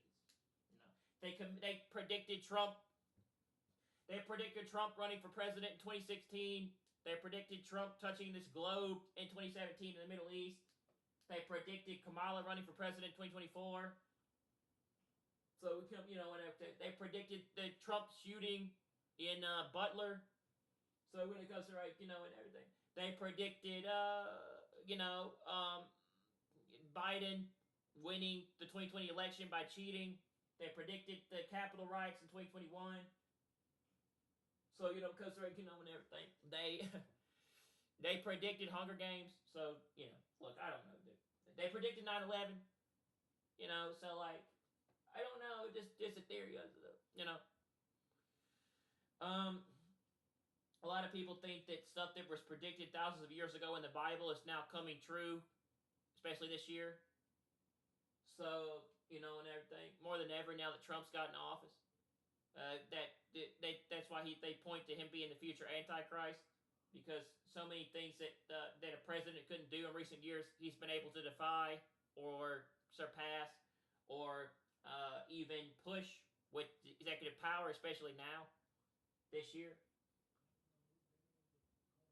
2025, Trump's really pushed his power as president, and everything. So it points to him being an antichrist figure. Trump also loves gold and has a statue of himself, idolizing himself as being, a king or a god. So, there's some stuff like that, basically. And him running, and then Trump joking and talking about running for a third term, and now he's saying he's not. And now he's saying I wasn't joking, I'm serious. that should have a lot of hair standing up on the back of your neck, big time. Wondering, does he have the signs pointing to the Antichrist, or is he pushing the future mark of the beast, one world system that is coming about? Is he part of pushing this? If he's not the beast, is he part of pushing this one world Antichrist global one world system run in the 7-year tribulation, in the 3.5 years with the temple? Is he part of this 7-year tribulation one world system that's coming about this year? Possibly. Is Trump the future Antichrist that is going to rule the world in the final 3.5 years in the temple after 7 years? In fact, that him even throwing around running for a third term is something that's not possible. So again, that should put a lot of people's hair. That should make a lot of people's. That should make put a lot of people on edge and make a lot of red flags go off. And another sign from God saying he might be a future Antichrist, or he might be pushing this. He might be part of the beast system. So get yourself ready and prepared. Jump on board. We're going home. We're flying out of here with the rapture. Y'all are running out of time. And everything, right? So yeah. Anyway, just saying, for instance, that's another sign from God saying Trump could be pushing the future New World Order. And the New World Order is not a conspiracy. It's a real thing. It's biblically in the Bible. It comes to right. It's they're pushing the one world order, Antichrist global government system. Pushing the one world order, global government, mark of the beast, digital system that is coming about, that is ruled by the Antichrist in the 7-year tribulation and the last 3.5 years in the temple. So, yeah, that should make you wonder, is he the Antichrist? Because I've thought about that too. And Elon the false prophet. Because it says, false prophet institutes a mark and makes people worship the beast by bringing fire down from heaven and doing all sorts of stuff like that. He performs miracles and he makes people worship the beast. So, and everything, right? Just pointing that out. This very well probably could be my last video, because they probably not going to be here to upload it with the way things are going. So, we'll see. But I think God's going to take me out of here, because once I put this up, yeah, I think the world's going to end after that. The world's going to be I think the world's going to come to a point where I won't get this uploaded with the way. But yeah, that should make you wonder. Is Trump the future Antichrist, or part of the one world order? Is he the Antichrist that rules the one world global system? Is he the Antichrist that rules the one world global system in the end times during tribulation? And is he the beast? Is he the person that controls everything in the world and causes people to receive a mark, and they can no longer buy or sell unless they do what he wants? Including changing paper money to digital currency, and not only that, talking about the thing about, fixing America's bank account and getting rid of paper checks and replacing it with electronic currency and money. So yeah, that should make you wonder. Those are all red flags. Those are all red flags that should be making you think This is another step. This is part of the beast. This is part of the system that's going to be run by the Antichrist after the rapture. So, because they're right. And it could be Trump. He sure has capabilities for it. Not to mention, there is a video. There's a video where Elon Musk has talked about a digital AI god and AI replacing humans in 10 years. And not only that, Elon has also talked about, XAI, putting $33 million into XAI, and talking about having a supercomputer called Colossus that is part of Stargate, and they want to have this up and running by September, and it's a computer that runs on data servers and all sorts of stuff that monitors what you do. Yeah, you can't make that stuff up, bro. And everything. So Elon cannot be trusted, bro. I realize I'm not going to get this uploaded. I realize that. Like, y'all won't see this for 14 days, but this is probably my last video, and yeah, probably is my last video for all I know at this point. Okay? But, yeah. You can't trust Elon. You can't trust Trump. They're probably the beast and the false prophet. If it's not them, it's Kushner. It's Kushner and Elon. Kushner and Elon are bringing it apart. Kushner and Elon are buddy. They're together on this stuff. They're both invested into AI and the future of technology, and using AI to replace humanity and change the world, and that's the future system that's going to be during tribulation. Okay? Jared Kushner and Elon Musk are both into AI and technology, and using that to change humanity, to replace the world with that instead of God and human being and creation like it is. They're going to butcher it and change it, like in the days of Noah, where God flooded the world, and everything, because he was upset about what happened. And they're going to play God, and they're going to replace the world with AI and technology. Okay? Including robots. Not to mention they said something about they want to replace, dudes that cannot get women, that cannot get females. Okay? And again, we're all adults here when it comes to and everything and stuff. Dudes that cannot get women and that cannot get a female or a girlfriend will be replaced, will end up getting female robots, real female automated robots, like robots that look like humans, human female robots, in the future. Yeah, you can't make this stuff up, bro. So, we live in that age.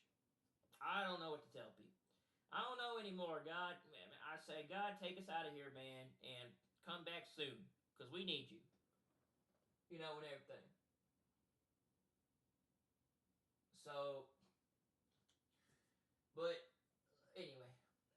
So I haven't had a chance to check what's going down with the Middle East, but I will talk about what's going on with the Middle East. I got some stuff to show y'all from GWR.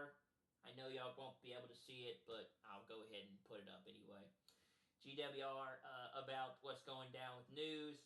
He also talked about the weather and what's coming too, and stuff like that. So just to prepare people for what's coming.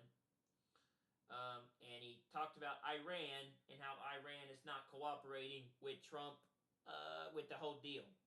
And we very well could be going to war on April 1st or sometime in April.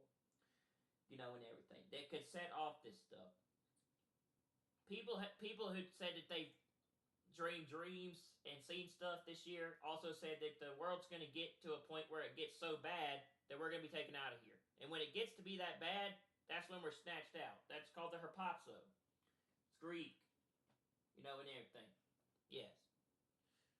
So, if you've watched Left Behind, it's basically like Left Behind, where, in a second, everybody's gone, and, like, their clothes are left behind, or they disappear.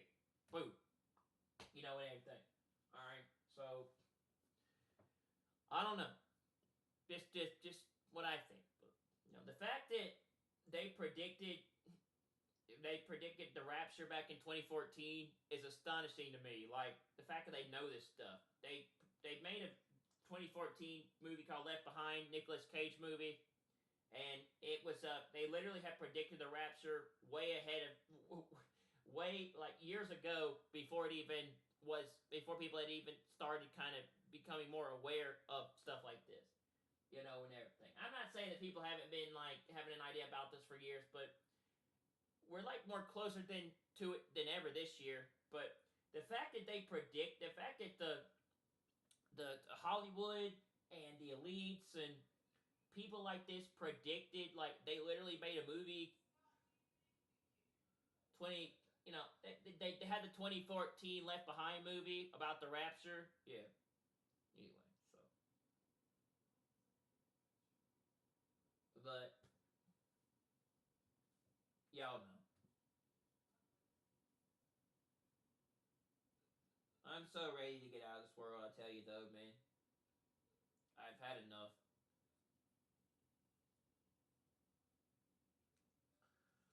Anyway, I'm gonna show y'all what Christopher was saying with GWR, and then we will go over Middle East news after that, and I'm probably gonna play some Shadows.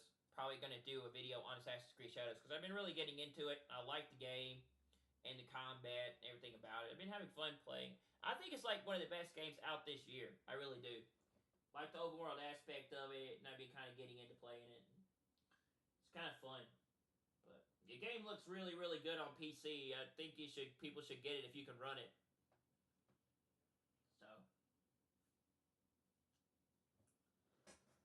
yeah, I'm just kind of just ready to say good riddance to this world because I don't think it really does anything for me anymore personally. To tell you the truth. Uh,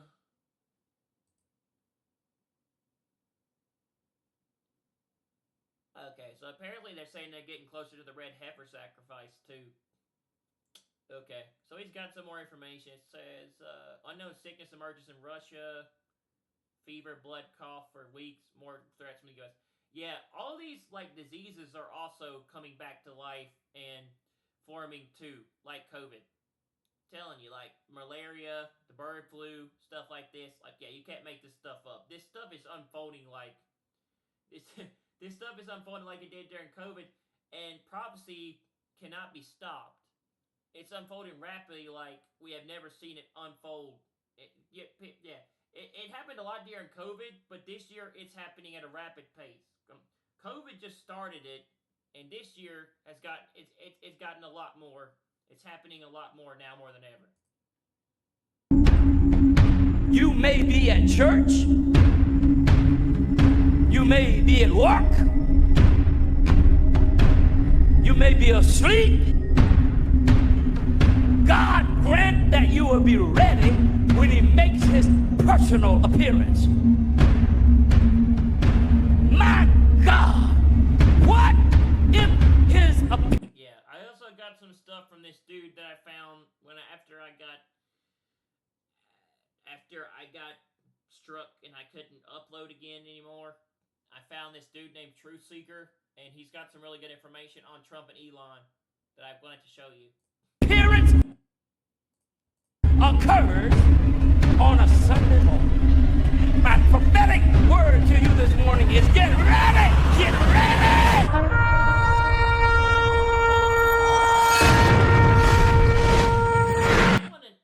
I really do want to watch this movie, or I want to find this scene from this particular movie. If it's from some kind of movie, I want to watch it because I want to see that. My prophetic word. I think there's a possibility that could be I do think there's a possibility that might actually happen. Word to you this that could be what that could be. Morning is get. We don't really know. Get ready! Get. I look at it like if there is a rapture and we're taken away, or the whole harpazo thing is the snatching away thing. It's gonna be like Left Behind, I think. Like I said, they have been throwing stuff in movies for years. Like in Hunger Games, they've been throwing these subtleties and things in movies for years and TV shows. people just weren't able to understand it.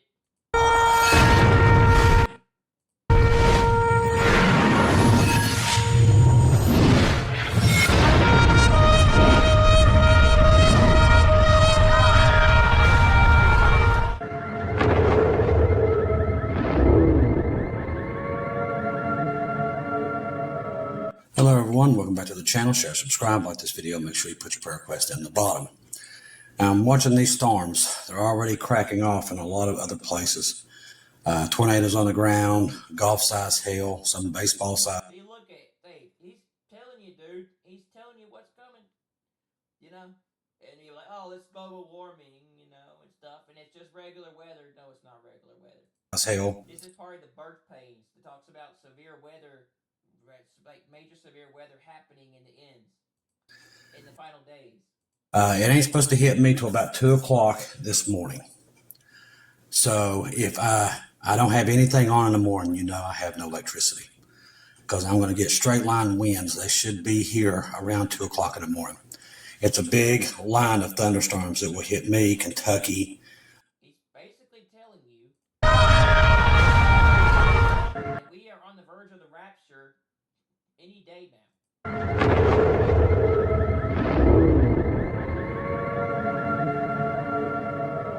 Hello everyone, welcome back to the channel. Share, subscribe, like this video, make sure you put your prayer request in the bottom. Now, I'm watching these storms. They're already cracking off in a lot of other places. Tornadoes on the ground. Tornadoes on the ground. Golf-ball-sized hail. Golf-sized hail, some baseball-sized hail. Baseball-sized hail in other places. It ain't supposed to hit me till about 2 o'clock. Severe weather happening in certain places, you know. This morning. So if I don't have anything on in the morning, you know I have no electricity. Because I'm going to get straight line winds. They should be here around 2 o'clock in the morning. It's a big line of thunderstorms that will hit me, Kentucky, all the way into Ohio, really. And looks like it's going to end up here around 2 in the morning. So if I'm saying that there's going to be a lot of big weather coming to Kentucky, all the way into 2 o'clock a.m. Ohio, really. All the way to Ohio, which is like, you know, like north, south. I say it's like south, east, west coast, and beyond that. And looks like it's gonna end up here around 2 in the morning. So if I'm not on in the morning, it's because I have no power. Because again, dude, it's that. All right, let's see. A lot of interesting stuff's going on with the weather.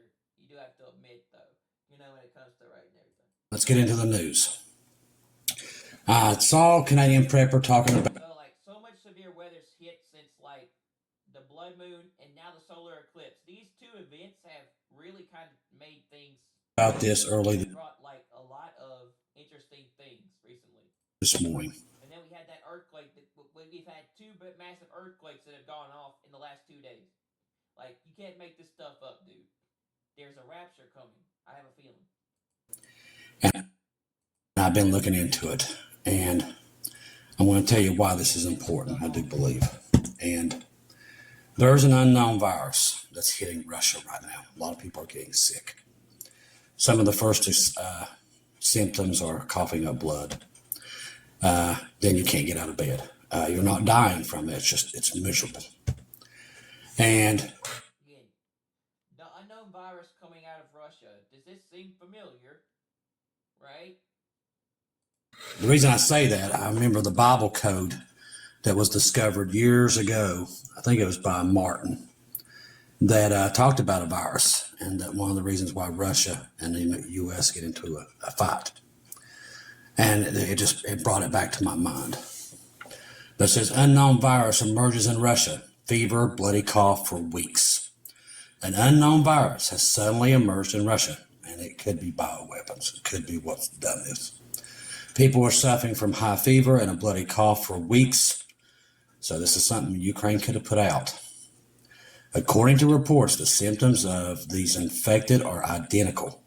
It begins with typical aches and weaknesses, but after a few days, the virus drains the person, making it difficult to even get out of bed, and the condition rapidly worsens after that. Fever up to 102.2.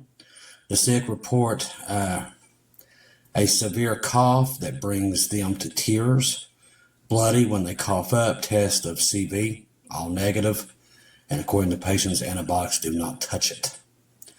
Now, Hal Turner's analysis. Winter, spring viruses are nothing new, but this virus seems new. Now, I've never heard of anything like this, to be honest with you. When was the last time you heard of a virus causing bloody cough that lasts for weeks? I haven't. In fact, the last time I heard of a bloody cough was there's the Ebola, and that's the first thing to come to my mind, outbreak in Africa. A bloody cough is not common at all. That's a worry because at a particular time in world events, which we all know where we're at, what is probably running through the minds of inside Russia is whether or not this was a bioweapon. And the Bible code says they figure it out. That's what it says. It's a fair question. The Russians have not said when this virus began, or when, or where. But we know today's information that people develop a bloody cough for weeks. And from what we're understanding, a lot of them's getting sick. A lot of them. How many weeks? How many people are infected? Have died? If so, how many? No answers. And we probably will not receive them out of Russia. But understand what Russia's thinking to themselves, because I know what they're thinking, because the Bible code said what they'd be thinking. And if they're thinking it's a bio attack. If this thing has the hallmarks of genetic engineering, which they'll figure it out pretty quick once they test it, and Russia declares that this is a bioweapon attack, the West, then all fates are sealed. And that's pretty much what the Bible code that they found. I think it's almost been what? See, 22. Almost 4 years. So this right here could be it. This could be it. And this thing is just squeaking out into the news right now because there's so many of them getting sick they can't cover it up anymore. Normally in the years past, the type of thought would never occur to me. And I agree with Hal Turner on this. It wouldn't me either, but we know how the world is today. Now, after we see the deliberate engineering of the bat and become CV-19 escape or intentionally released, I realize nowadays anything is possible. We have some very mentally sick people in the collective West, not just in the West, it's everywhere. It's the world. The world is sick and evil.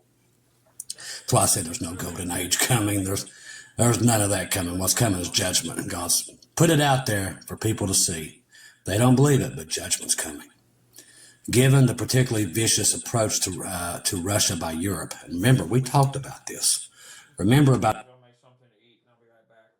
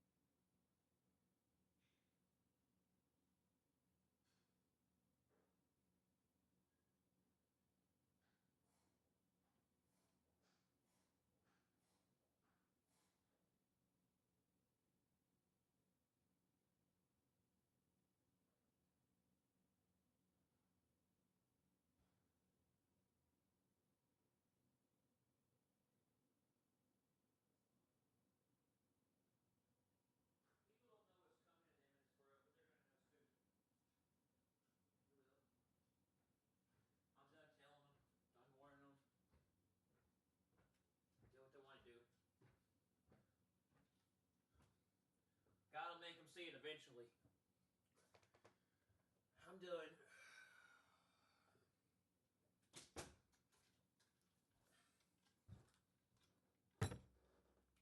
About a week ago, I said, expect the unexpected. I've been saying it, but with Zelensky in Europe, this could have been it. I personally believe it's completely possible that some mentally sick sicko from there would do something this deliberately. And I could tell you, yes, to start this war, they would definitely do it. We talked about that. But they personally don't have to get caught. If there's evidence of a genetic editing, then the West would be caught and the world would. I believe find out itself that it's in Russia's crosshairs, like actual crosshairs. Depends on how bad this thing is. Right now, all we know is people are getting very, very sick in Russia. Very sick. And it's gotten so bad, that's how it's leaked out. My first thought was not the Holy Spirit. The first thing that popped in my mind was the weapon. And I do believe that's what it is. And if Russia, and I pretty much know for what we've been shown, they're going to figure out who did it pretty fast. Or they're going to make up their mind who did it. And they're going to react. If this is what the Bible code was talking about, the outcome of this will be swift, very swift. Russia will counter it. They will figure out where it came from, what lab it came out of, and they can do that these days. And aim for that lab, even if it's here in the States, which I do believe it's probably where it's going to come out to. There are some people in this country, along with other countries, that they have their sights. We told you about the Deagle report. People think we're crazy, but let me tell you something. God gives you signs. He gives you tons of evidence. You just either got to see it or you don't. Most of the world don't want to see it, just like they didn't in the days of Noah. They just don't want to know. Even though we tell them, they get mad, they get angry, they get violent. But the thing is, these people are not your friends. They don't care about you. These governments, officials do not care about you. You're just a statistic. And people are about to figure that out the hard way, that they have no friends inside the government on either ticket. They're all out for themselves, and they all work for Satan. Every one of them. Satan runs the world. If you know Scripture, you know that. You know that these people are not your friends. They are not. They're working towards their own goals in their own ways. And you're just a statistic. And God woke me up to that. And it took a lot to knock me out of it. I was one of those stubborn ones. But now I see the evil that's brewing out of the ground everywhere on this world surface. Trump's not joking about his third term. We've talked about this before, but he keeps bringing it up. Trump has said, not joking, he said he is not joking about potentially seeking a third term in office. We already told you the way he's talking, the way he's acting, he's going to do it. Which I'm telling you is the whole plot of that movie I talked about, the Civil War. And that is exactly the whole plot of that movie. You can't make it. Yeah. The Civil War movie that was released back in 2024. Yeah. I remember that movie. I found that movie very interesting. Yeah. It was a talk about the president still. It's talk about him still being in power, and it led to a civil war. Yeah. Stuff up at this point. I mean, there's people can keep saying coincidences, but there is no coincidences in this. It's out of control at this point. But the interview methods to pursue another run despite U.S. Constitution's two-term. Basically, he said he didn't care about the Constitution's two-term, which right now I don't think he cares about anything. And we kind of figured that was going to happen too.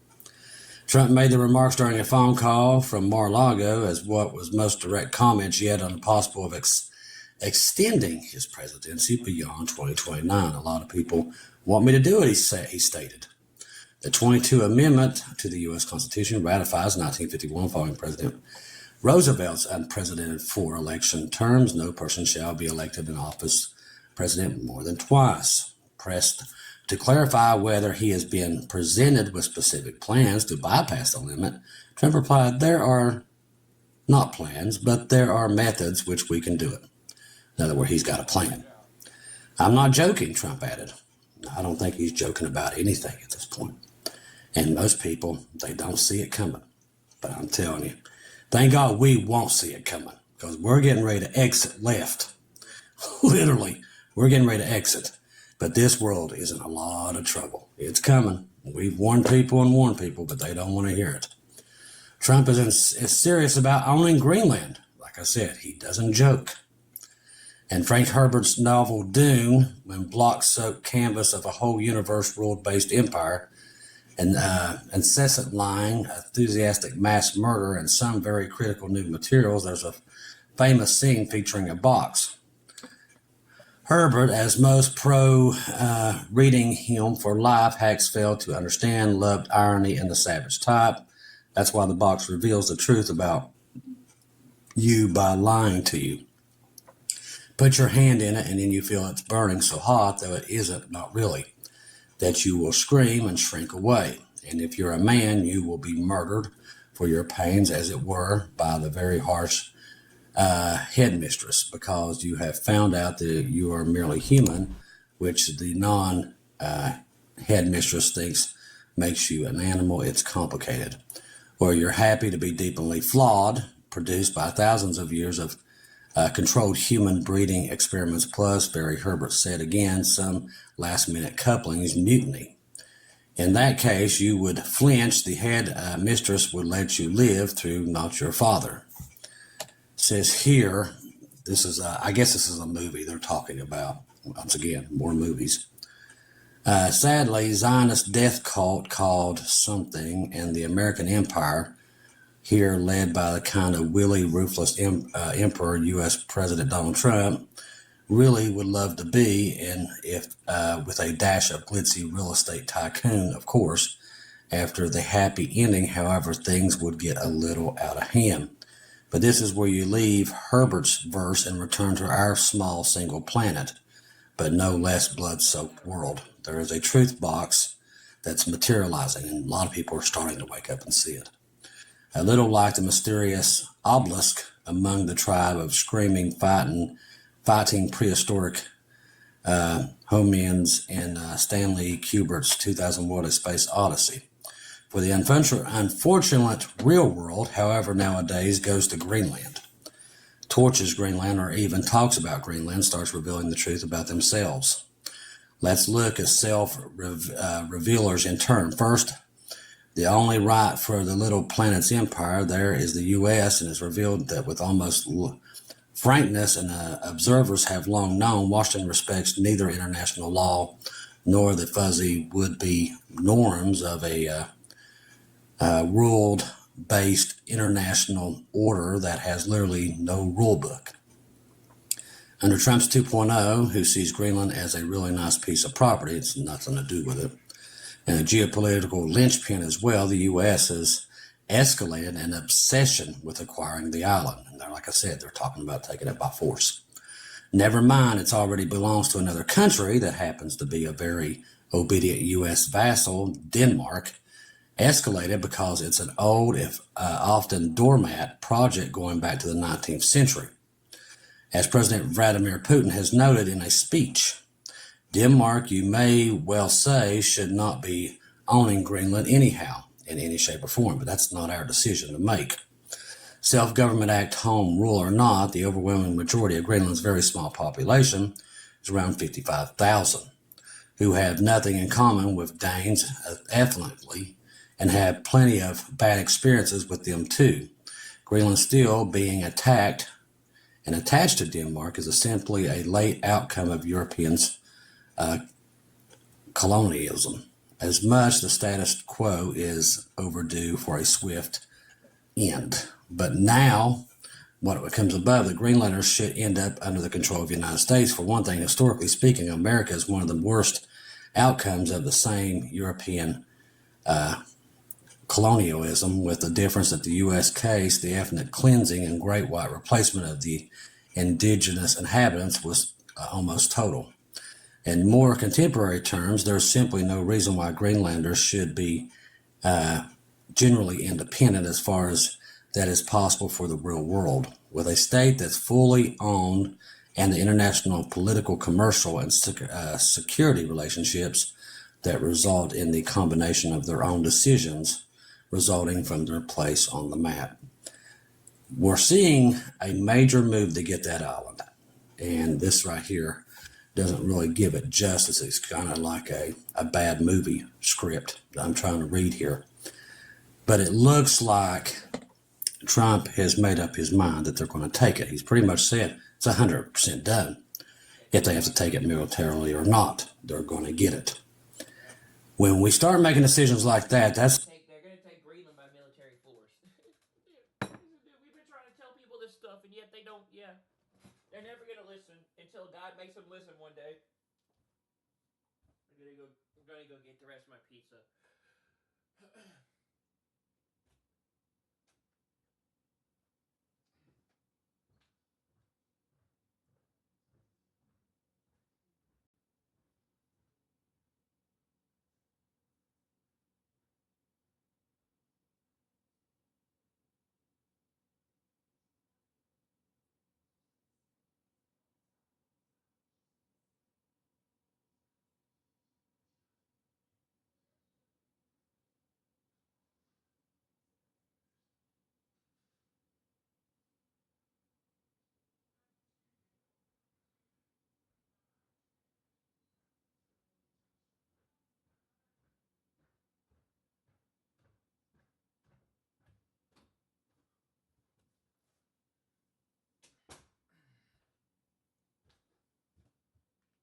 this happened before in World War II.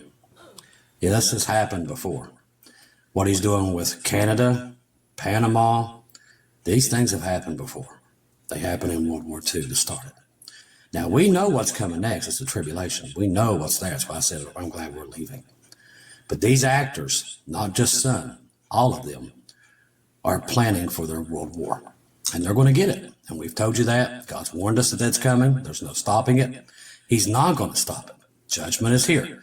That's why that big X was formed over us on April the 8th of last year. It's like, oh, nothing happened. He was giving you a warning. We've told you and over, give you warning after warning after warning. People don't want to hear it. Just like in the days of Noah, they don't want to hear it. But it's here. It's coming. It's like a tsunami wave. If you're on Telegram, make sure you have Keegan Fernandez, Marty's 2-minute warning. You also have Bubba News and our great friend from across the pond, Watchwoman Lisa there in Britain. They're going to keep you updated on every bit of craziness that's happening in the Middle East right now, and it is a madhouse. Just like we said, we're definitely looking upon the last days here. We see the tribulation coming. All right, let's see here. Turkish President Erdogan also calls for Allah to destroy Israel in a speech today. This is your future Gog and Magog player.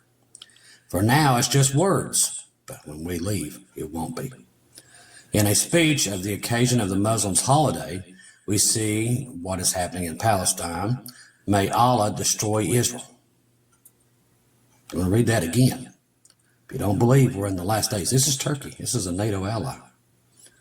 In a speech on the occasion of the Muslim holiday, and they got one of the biggest standing armies in Europe, by the way. Don't forget that. And they're right that's biblical. The fact that it says Allah. Right now invading Allah's Muslim for God. Syria from the north. May Allah destroy Israel. This is all biblical signs of the last days. This is it. We keep telling you and telling you, but it's all here. He said that while hundreds of thousands of Turkish citizens have taken to the streets demanding his removal, which I told you they won't, he's going to play a role here. Israel Foreign Minister Gideon Saar responded after Erdogan's speech and said the dictator has revealed his anti-Semitic face and dangerous to the region and for his people. They don't care. It's the last days. That stuff doesn't mean anything. Let's hope the NATO members will understand this and act quickly. They won't, because remember, he plays a role in the last days. The United States will fall away. It will be gone. It will all shift to the Middle East. That's where the Antichrist will rule from, in that area.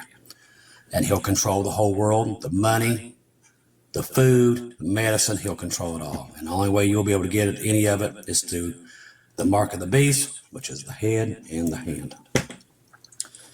All right, so Turkey's made it known, and it makes it known to us where we are. Trump says considered ways to the third term. We just talked about that. There's just chaos everywhere. Tensions continue to build between Egypt and Israel. This is all, I told you, it's all here. Egyptian sources say that there are currently no Israel ambassador in Cairo, and Egypt hasn't approved Israel's ambassador's nominee.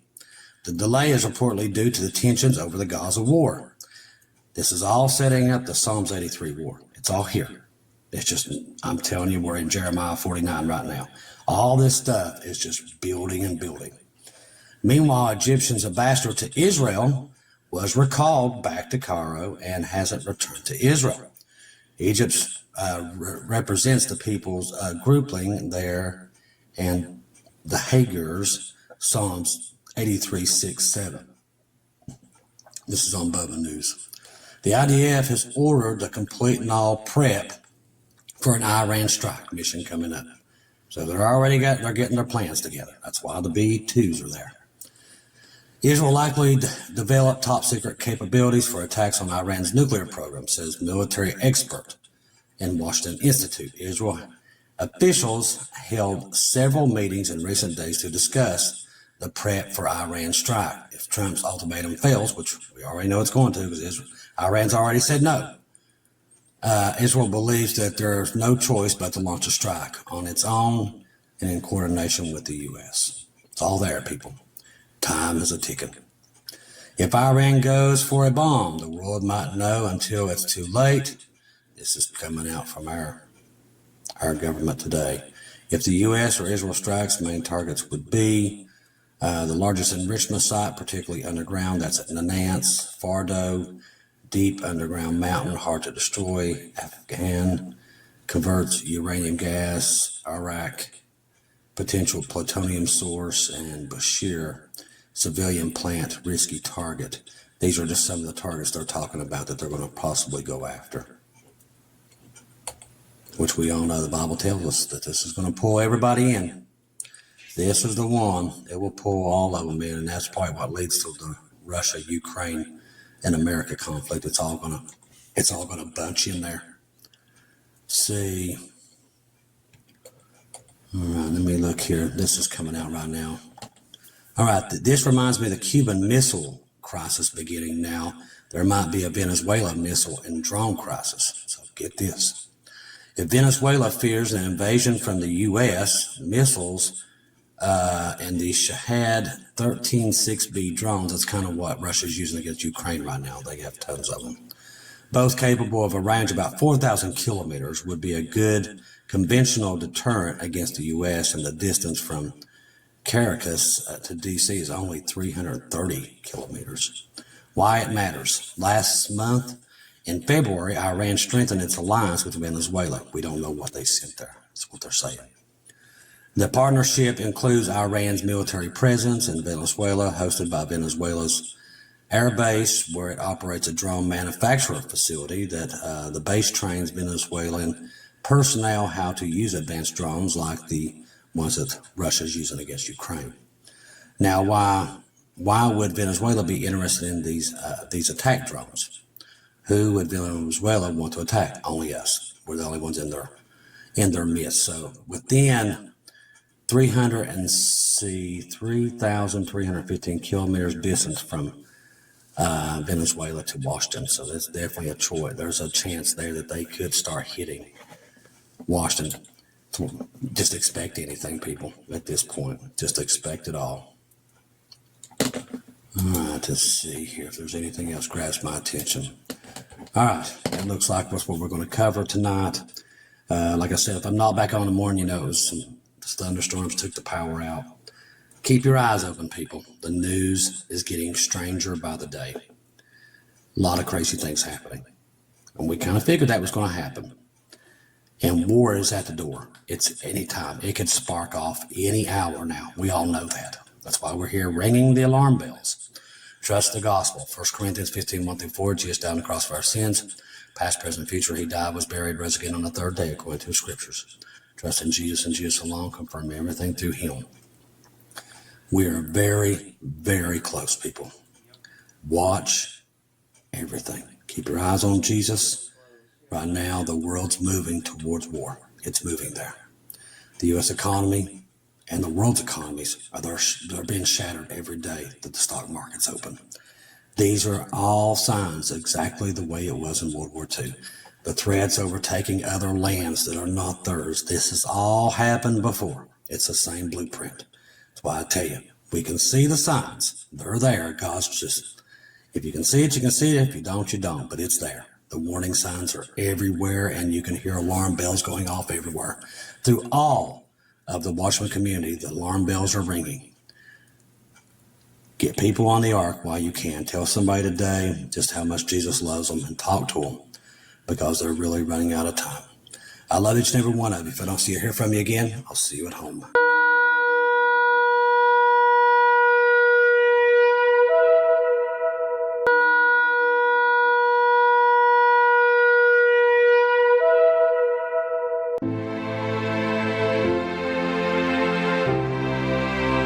Thank you once again for tuning in to Global Rapture Watchers, where we do daily updates here on YouTube, letting you know that we're one day closer to our Lord and Savior coming back. Thank you for all the support for this channel. This channel was created for God's sheep, those that are waiting for their Lord and Savior to come back and get us in these last days. We do updates once to 2 times a day here on YouTube. Thank you for all your support for the channel. God bless each and every one of you.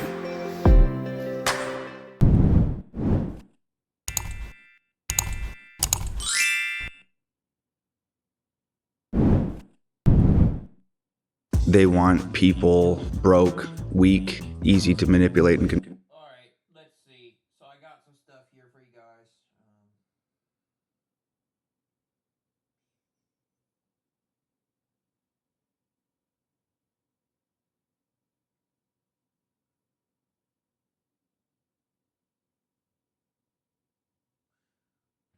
Trump says U.S. will bomb Iran if Tehran does not agree on new nuclear deal.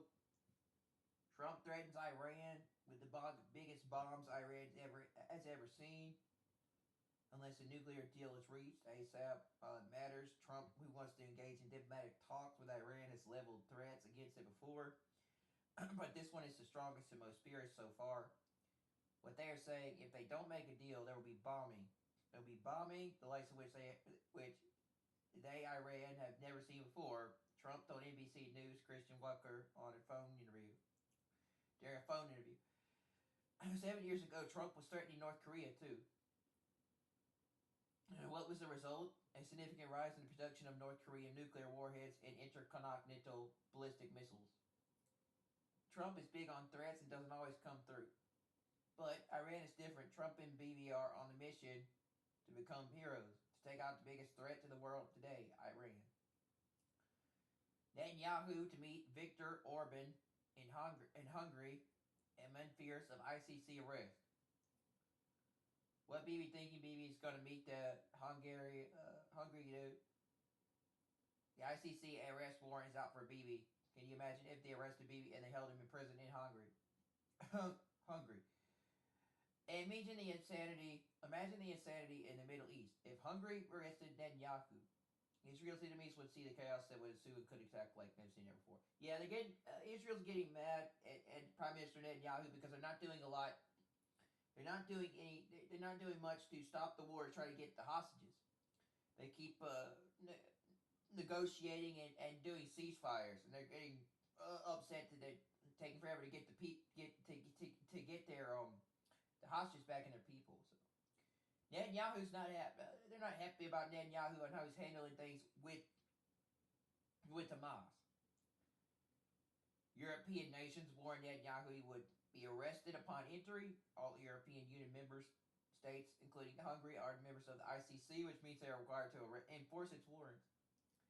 Netanyahu is said to travel to Hungary, would meet with his Hungarian counterpart Viktor Orban on Wednesday, and said to return to Israel on Sunday morning. Netanyahu emphasized that Hungary emphasized that Netanyahu would not be arrested during his visit during the International Criminal Court, ICC's existing arrest warrant against him. Orban Chief of Staff Gregory Goliath stated that Netanyahu will arrive before Easter. That's in a few weeks. Not next Sunday. This is weird. Yeah, this is weird. There's a lot of events bullying. There's a lot of events really getting rapidly picking up in the Middle East. It's where with Israel, where it's become a boiling point for what could come. Turkish President Erdogan calls for Allah to destroy Israel in a speech today. For now, it's just words. In a speech on the occasion of the Muslim holiday Eid al-Fitr, which is tomorrow, that's tomorrow actually, we'll see what is happening in Palestine. May Allah destroy Israel. He said this while hundreds of thousands of Turkish citizens have taken to the streets demanding his removal. Israel Foreign Minister Gideon Sa'ar Ras responded after Erdogan's speech and said, "The dictator Erdogan is read his anti-Semitic face. He is dangerous to the region and its people. As has been proven these days, let's hope the NATO members will understand this and act quickly. Erdogan is the new Ayatollah. He leads terror in Syria. He harbors Hamas. He threatens Israel. He just imprisoned his main secular or political opponent. Why is Turkey still in NATO? Erdogan needs to go." We can almost see Turkey, Ezekiel 38, 3-6, getting ready for the Gog-Magog attack like a puzzle piece that is slowly being moved into place. Some people point to the fact that he could be the Antichrist. Erdogan, especially after what he did in Turkey and all the protests breaking out. Trump says he's considering ways to serve third term as president.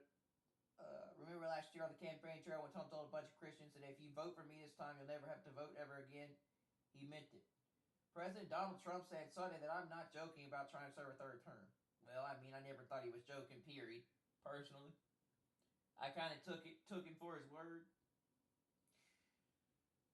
There are methods which you could do it, Trump said in a telephone interview with NBC News earlier today. He also said it's far too early to think about it. The 22nd Amendment, which was added to the Constitution in 1951 after President Franklin D. Roosevelt was elected 4 times in a row, says no person shall be elected to the office of president more than twice. Is this presidency becoming a monarchy like England? Is Trump becoming more king-like lately? Notice how all of his staff just kiss up to him.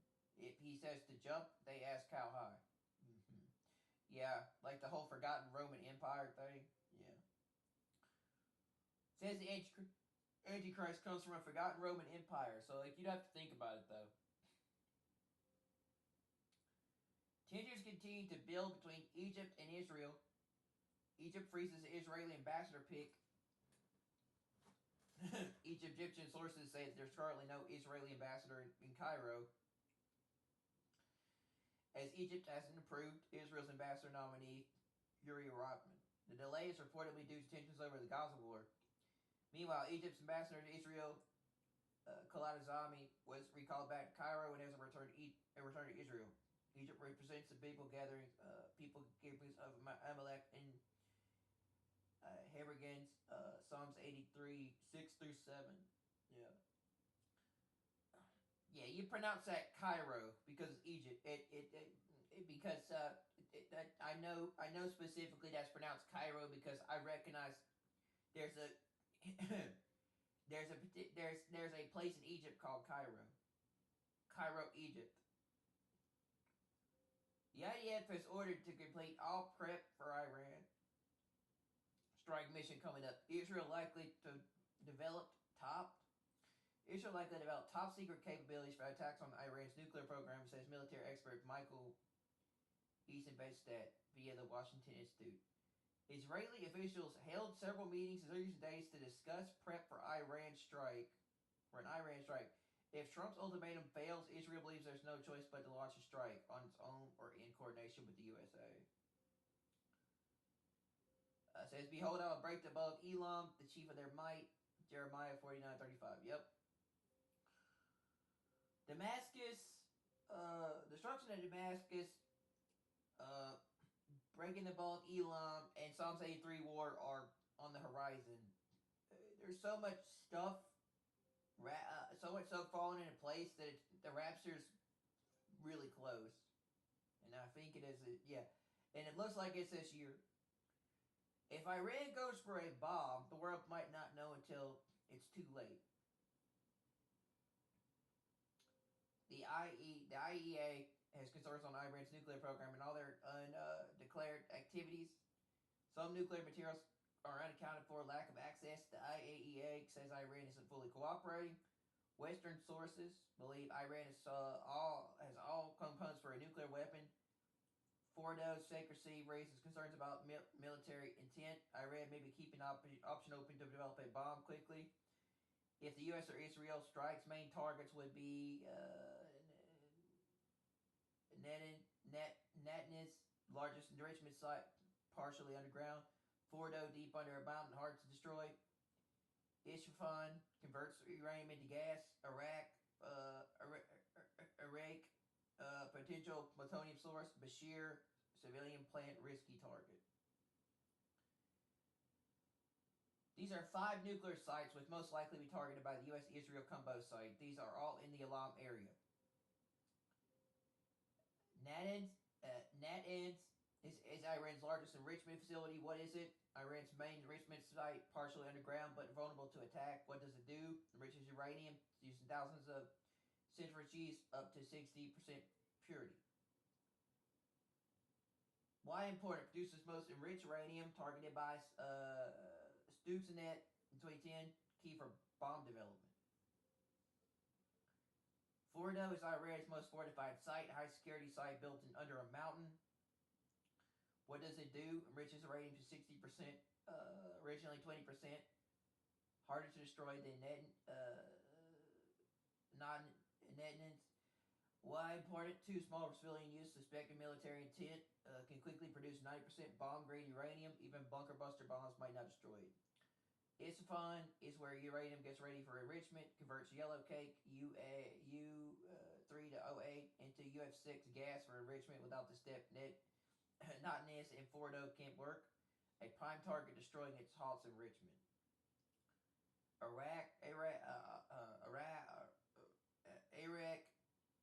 Iran's plutonium pathway, heavy water reactor, potential plutonium source. Iran disabled it under the 2015 bill but could restart. Bombing at risk, radiation. Sure sounds like a radiation leak would occur in this coming attack on Iran. Jeremiah 49, 36, 37. A humanitarian crisis will ensue. Alright. Bashir is Iran's pride and joy. It's their civilian nuclear plant that produces power for the locals there. The Alamites. Built for electricity, not linked to weapons, but could be risky for it to attack. Striking at risk of nuclear disaster. Or maybe this will be the catalyst for the humanitarian crisis. I think it's going to be Bashir. There's been a lot of talks on them attacking Bashir because it's one of Iran's most... it's one of their biggest nuclear plants that they are... Yeah, they have a lot of stuff with. They're doing everything they can to protect that. They're going to go bomb it. What happens if these are attacked?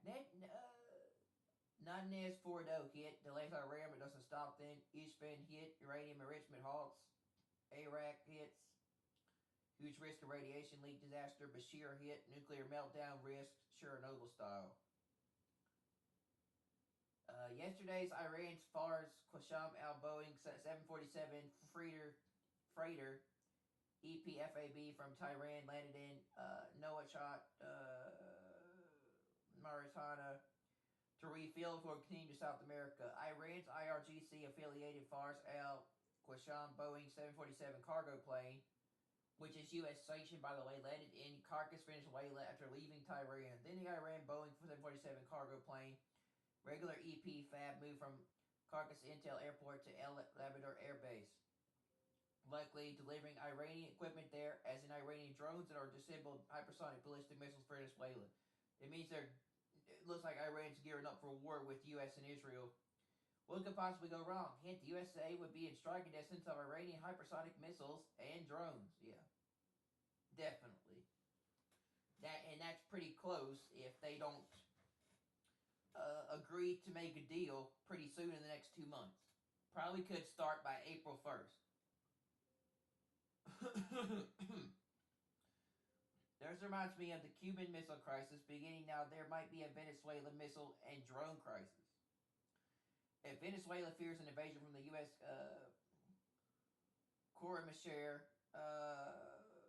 missiles or Shahed 13-6B drones, both capable of a range of 400 kilometers, will be a good conventional deterrent against the USA. The distance from Caracas to D.C. is only 3,300 kilometers. Well, it matters. Last month in February, Iran strengthened its alliance with Venezuela among U.S. sanctions. The partnership includes Iran's military presence in Venezuela. Hosted at Venezuela El Libertador Air Base, where it operates a drone malfunctioning manufacturing facility. The base trains Venezuelan personnel how to use advanced drones like the Mojar 6 and Shahed 136. Now, why would Venezuela be interested in these attack drones? Who would Venezuela want to attack? The USA. Yeah. So they're using their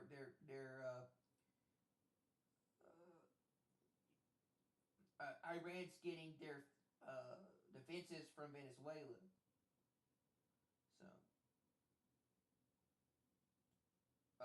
scoop: Trump to visit Saudi Arabia in May for first foreign trip, sources say. Yeah, that's the whole Saudi Arabia thing has to do with the peace deal that they're trying to work out by June. That's the UN, bro. President Trump is planning to speak to Saudi Arabia in mid-May on his first foreign trip since returning to the White House. Very interesting timing. A normalization deal between Israel and Saudi Arabia is still on the table, but the Saudis want an irreversible time-bound path for establishing a new state of Palestine, as this is something the Israeli government doesn't yet accept or agree to. Talks will focus on discussing foreign investments, strengthening relationships with Gulf nations and any conflict, establishing peace in the Middle East. you just, wow.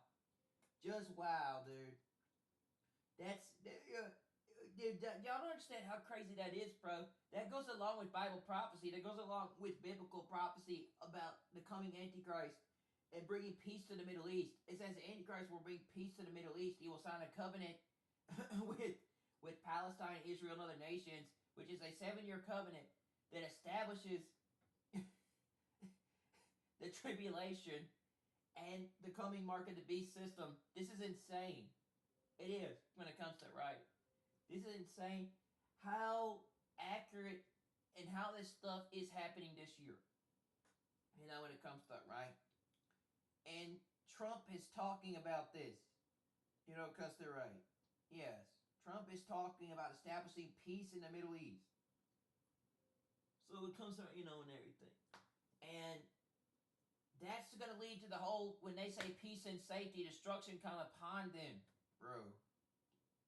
They don't understand how big that is coming in May, which April could lead to a rapture with the way things are going at this point.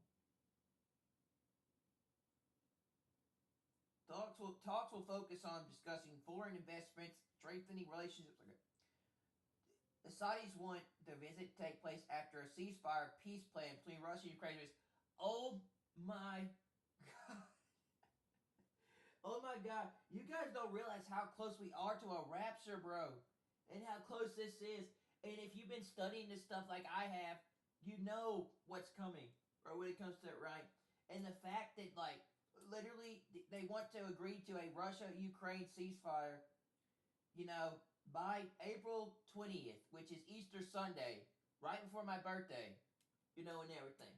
And a lot of people point to that being a very holy day for believers, when that's a lot of people say that's the resurrection of Jesus, right? You know, for most people, not everyone, but a lot of people, follows that right after my birthday is on Monday 21st, you know, and everything. And Trump wants to meet with the Saudis by May, and they want to they want to agree to this plan, or they want the visit to take place after the ceasefire between Russia and Ukraine, which is they want to establish that by April 20th. That is nuts. Okay, when it comes to and everything, that how how close and how literally how biblical perspectives of the end times and Revelation is unfolding. The whole thing about Daniel being told to seal the book, to shut up the words, to seal the book till the time of the end. All this is coming unfolded that people weren't told, or all this is coming unfolded that people he wasn't told or to be revealed until that time. And now it's becoming unfolded again and being revealed. It is crazy when it comes to right now to most people. You don't understand how big this is, and most people don't understand what's coming. But May's going to be a very interesting day if people are still here. And everything. April very well could be the rapture. But yes, this is leading to the 7-year peace plan, and this is leading to the the Antichrist or the false Messiah, bringing peace to the Middle East and signing a 7-year covenant, which is a 7-year peace plan with Israel and Palestine and the other nations to form a covenant. It's a Daniel 9:27 covenant, bro.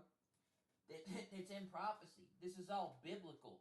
When it comes to and everything, people don't get it, and how accurate this is. And this is all around Trump. Not to mention the talks about a third term. You can't make this up, bro. Even if you wanted to, you can't make this up. This stuff is like literally. This stuff is being revealed. It's saying that it's all coming to light this year. And the only way you'll know this is if you actually understand prophecy and it's revealed to you. If you have discernment and can really know what this stuff means when it comes to and everything.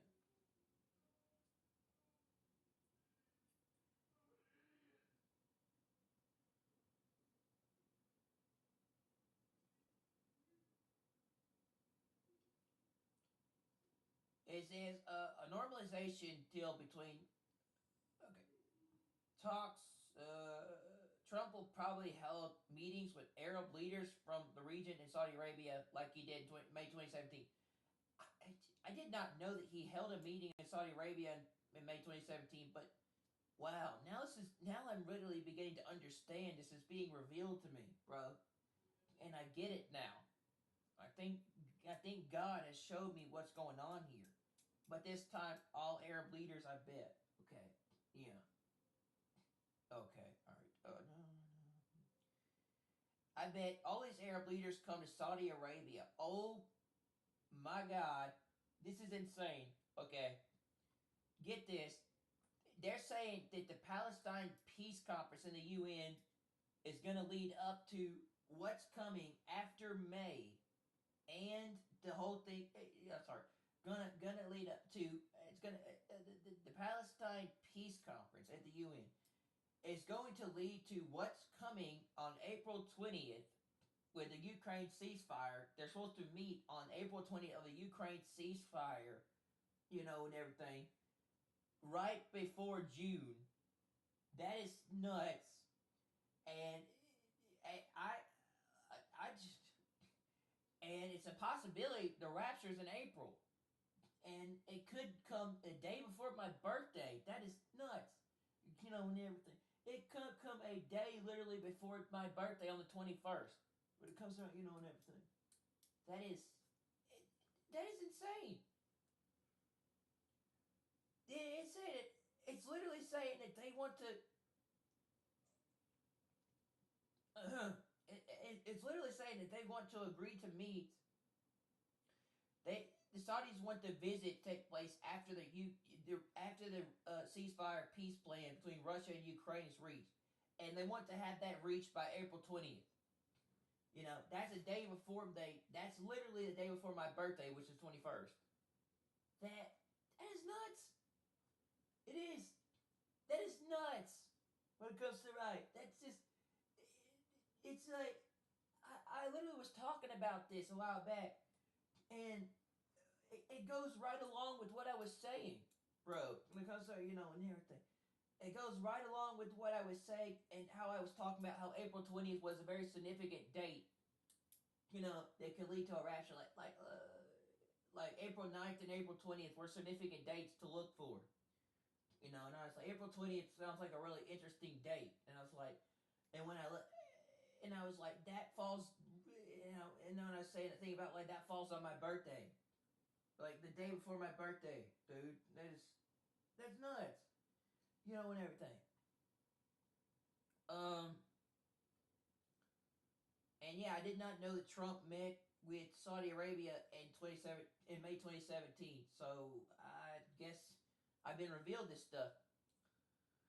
All right, so it says Trump's going to meet with all Arab leaders, I bet, this year to what people believe signed and established the Abraham Alliance, which originally was the Abraham Accords, but now they're calling it the Abraham Alliance, which again, this is biblical. It's in prophecy.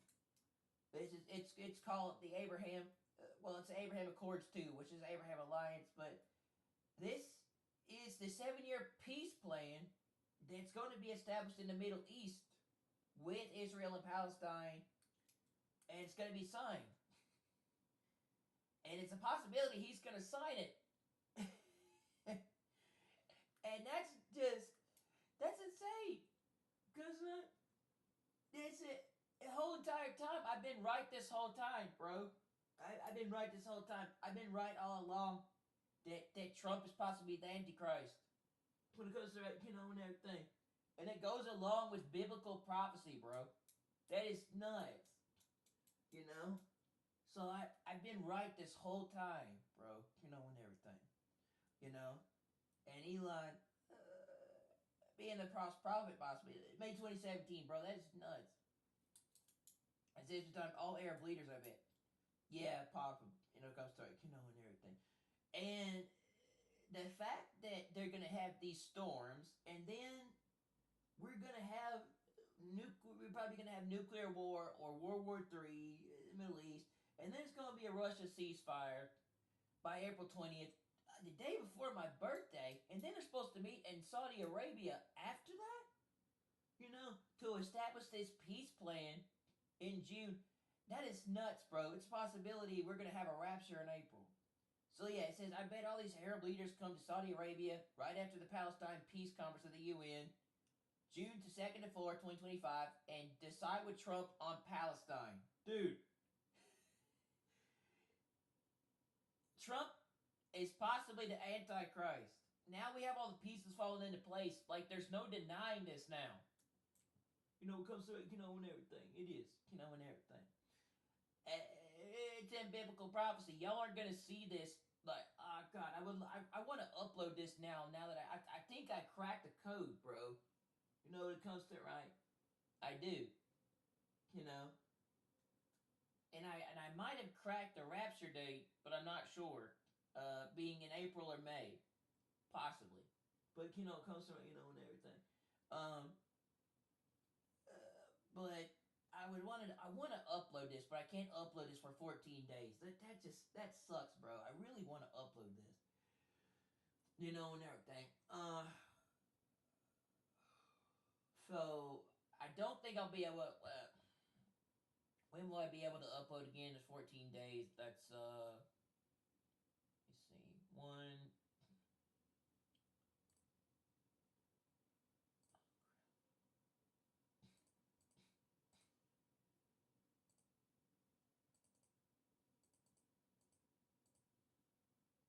1, 2, 3, 4, 5, 6, 7, 8, 9, 10, 11, 12, 13, 14.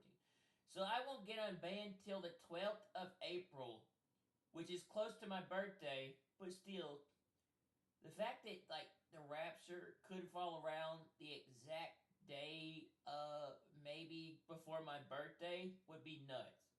The fact that my birthday would fall the fact that the rapture would fall the day before my birthday, which is the 20th of April, and they're planning to get a ceasefire done on that day before the 21st.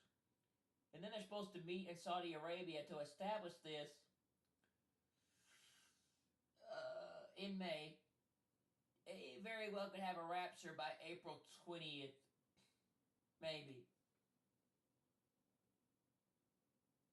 And they want to establish the Palestine peace. They want to establish the peace plan by June 2nd to 4th. Yeah, this is nuts, and it's a possibility that this is the prophesied biblical Daniel 9:27 covenant 7-year peace plan that is coming to the Middle East that the Antichrist is going to sign when it comes to, and everything, and it could be Trump. So when it comes to, and everything, it say they're going to side with Trump on Palestine, bro. That is just crazy. Yeah, I'll be watching out for that, bro. I'll be watching for an April rapture date, or like the middle of April rapture date. Or, dude, my birthday falls on the 21st, and on the 20th is they want to get a Ukraine ceasefire. They want to get all this done by that time, and very well could have a rapture on the April the 20th. April the freaking 20th, bro. That is just crazy that that a rapture can fall the day directly before I turn 28 years old on the 21st, which is a Monday, and they want to meet in Saudi Arabia right after that with the Palestinian peace plan, the Palestine peace plan, and 7-year covenant, and the bringing peace to the Middle East, and the 7-year covenant signed by the Antichrist, which is the Daniel 9:27 covenant, bro. That is crazy. Yeah, the whole thing about Daniel, seal up the book. Daniel, Daniel, shut the book, seal the, whole thing about Daniel, shut up the words and seal the book till the time of the end. This is happening right now.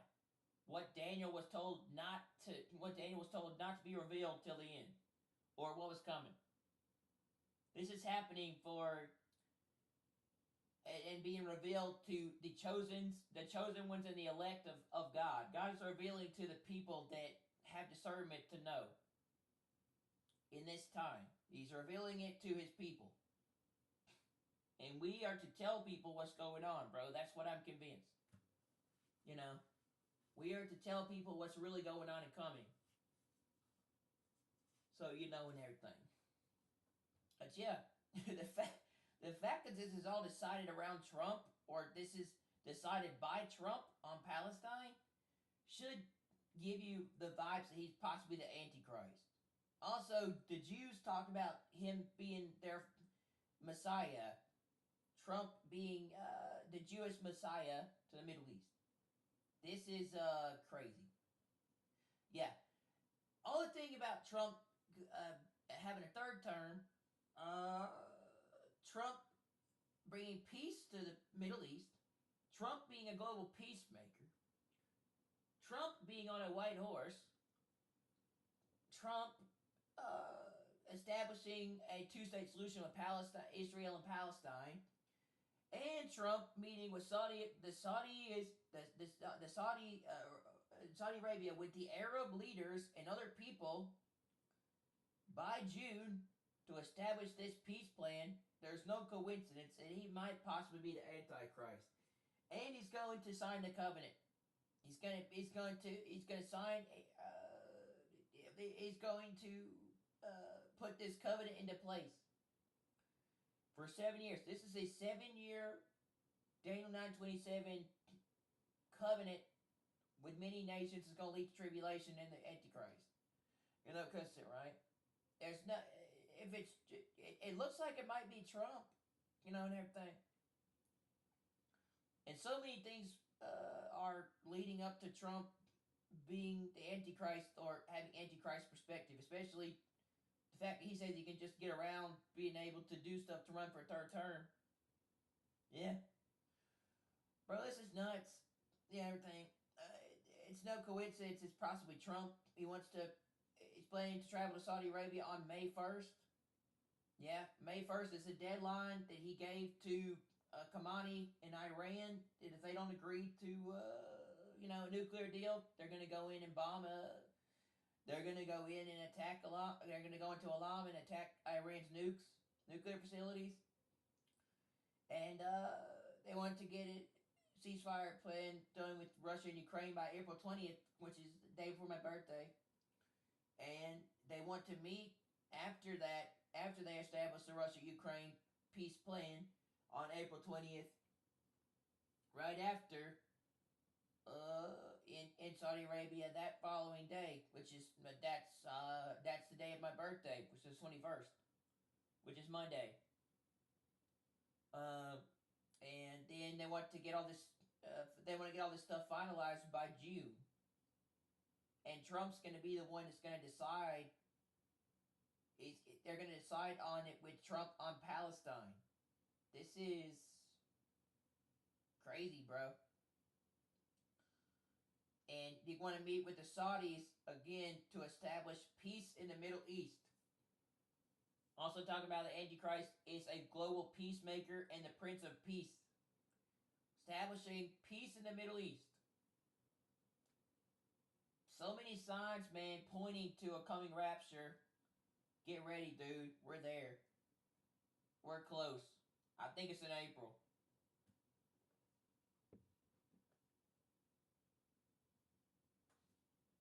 God's putting all the signs out there, dude. Especially the solar eclipse and then the blood moon. There's been, these are the final signs, man. The earthquakes picking up. All these things said would happen, and then severe weather. Oh yeah, bro, we're there. We're there. The final signs have been revealed. All the stuff is there. All the stuff has been shown. There's nothing left. All the signs have come about, and God's revealed all of them and showed everybody. They're all there, including the moon will turn to blood, and the sun will be dark, and the moon will turn to blood, which has happened. We are there. It's gonna be in April. It's a possibility. That would be insane and very interesting. That we're gonna have a rapture on my birthday, or we're gonna have a rapture either on my birthday, or we're gonna have a rapture the day before my birthday. But I think April 20th, April 21st is a rapture date. I think that's a rapture. But possibility we're being taken out of here on the resurrection of Christ, which is Easter, which is April 20th. That falls on a Sunday, which falls on Easter. So that's crazy, bro. But we'll see. I think that might be the day when he comes back and gets us, bro. So, be watching for April 20th, guys. I know y'all can't see this because I can't upload for 14 days, and I won't be able to get this out till the 13th of April, but, just trying to let you know. But I won't get this uploaded till the 13th, which is close to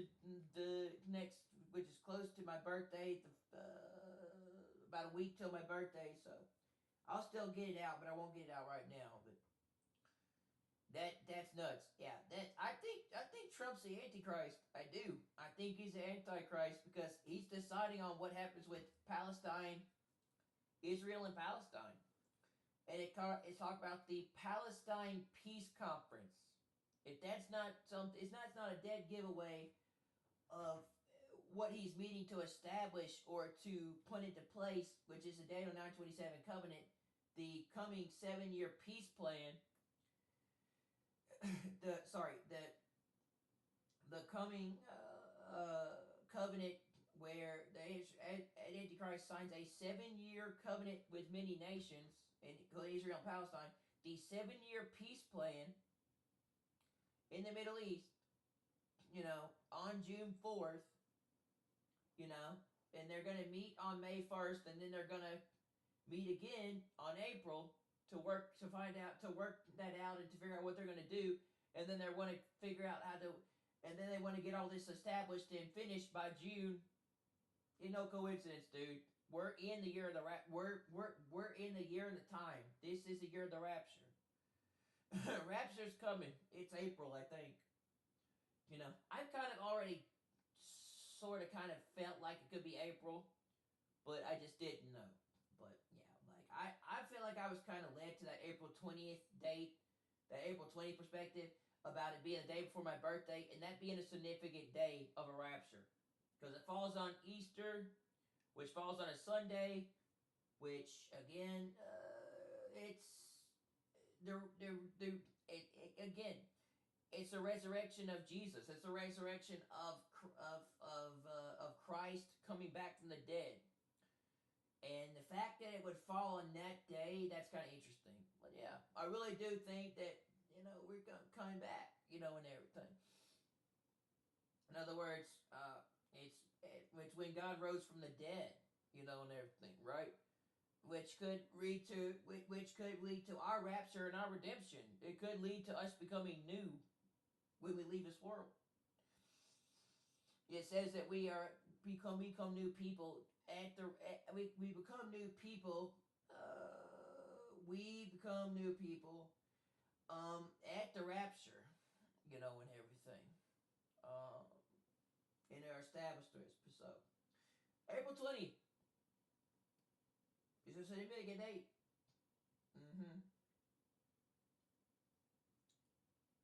So be watching for that, bro. Be watching for April, or be watching for May. Maybe May 18th, like the Simpsons predicted, like they knew. I'll be watching for May 18th or April 20th, those specific dates.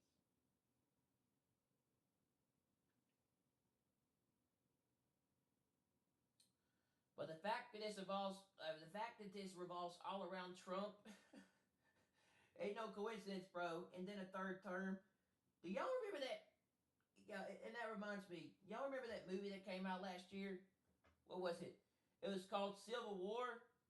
The movie was called Civil War, where it showed the figure that looked like the figure that had similarities to Donald Trump was still in office during that time, and there was a civil war that broke out in America. Yeah, just very interesting concept, and everything. So, and we're gonna be gone, bro. I don't think we're gonna make it past 2025. So, yeah, I've been trying to tell people I don't get it. It's like my family been planning freaking a trip to go to Vegas on September. It's like they don't even know what's coming or what's happening because they're unaware of it. But we're not going to make it to September, dude. We're not.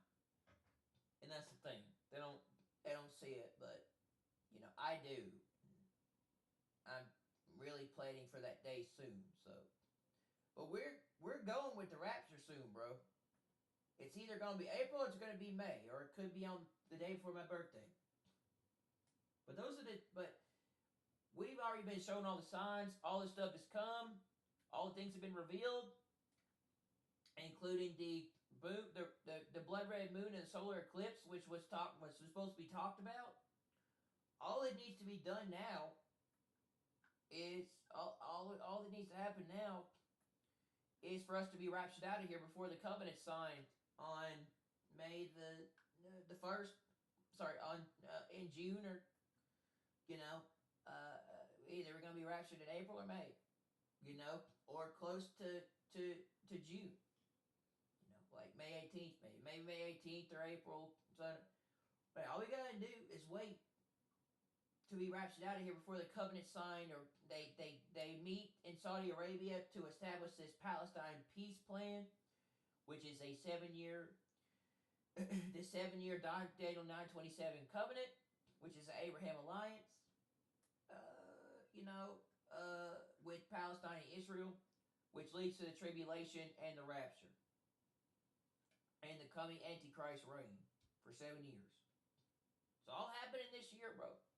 No one wants to believe it, but it's coming, bro, unfortunately. God shows all the God has shown all the signs. Now it's up to people to really, they really want to pay attention or not. It ain't no, I know I'm laughing, but it ain't no joke.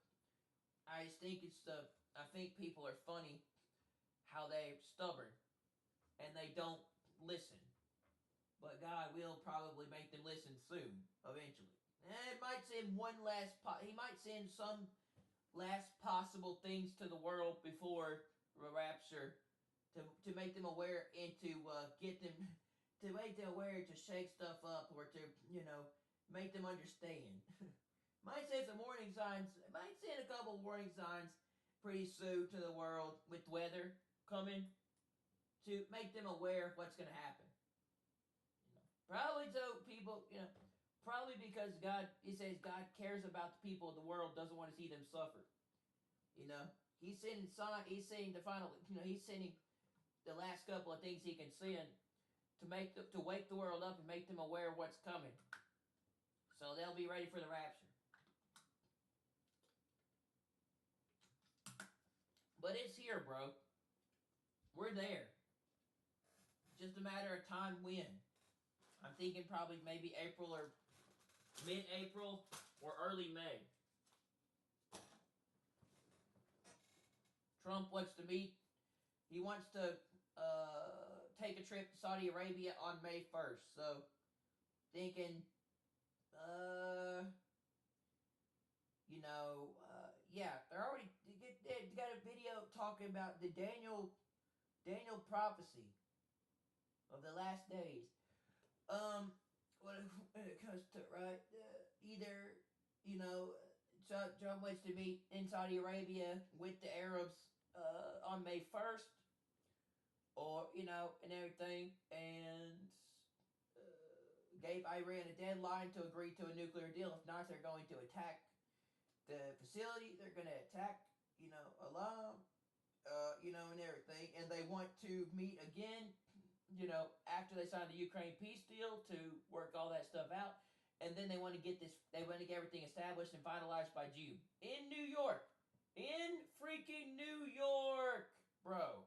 But here, be loud and clear. When I tell you this ain't no coincidence anymore, dude. I'm warning people, I'm I went a couple of octaves higher because I'm trying to say that this is interesting. In New York, the city that Donald Trump came from when he was on The Apprentice.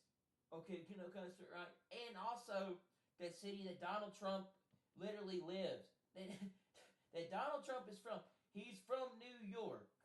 He lived in Trump Tower. Okay, because right, everything. This is to be established in New York City by June. Wake up, people. We're seriously getting close to the rapture.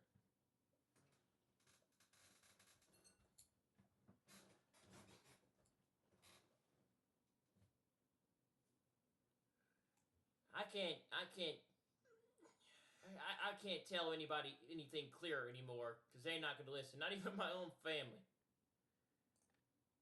Oh, God help them.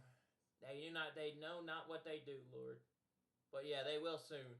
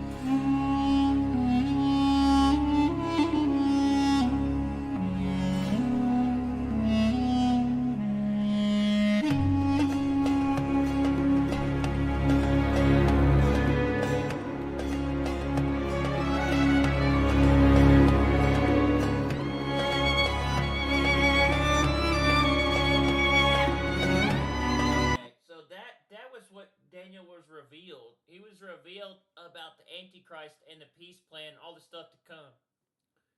So that's what the Daniel prophecy was. It was about the New World Order. The New World Order birthing the beast. Yeah. Daniel saw it, and then he saw it. Yeah, exactly. That's what it was. It's Daniel being revealed about the New World Order system and the coming Antichrist, and the coming one world leader, Antichrist beast. We live in times when our spiritual eyes need to be more attentive than ever. The world, unchecked, is heading towards a complete political, economic, and spiritual reorganization.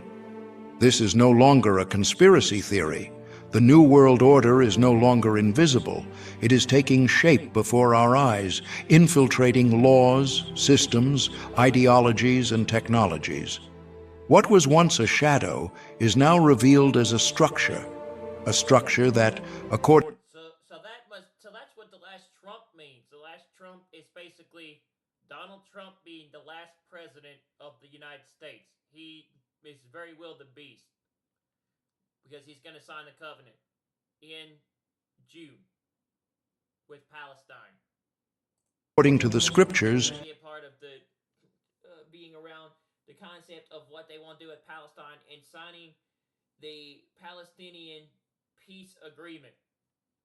prepares the stage for the end.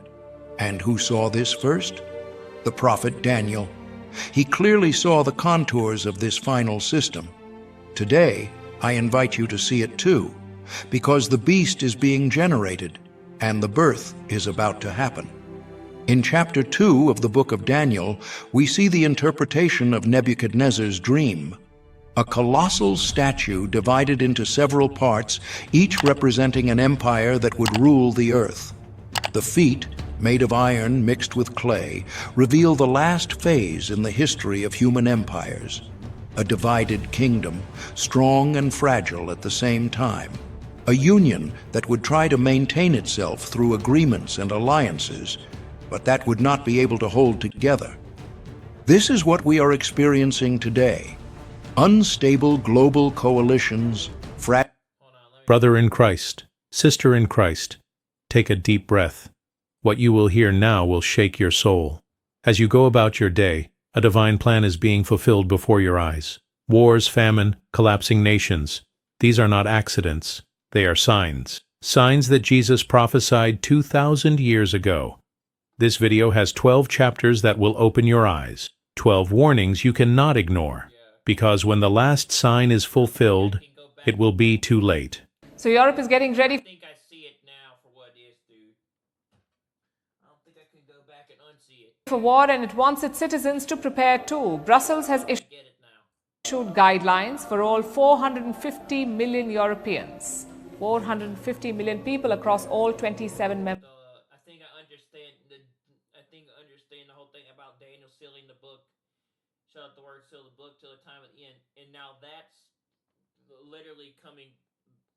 The book is states. the book is opening again to people that can see it. Every household has been Yeah, I need to read the Daniel code. I really do.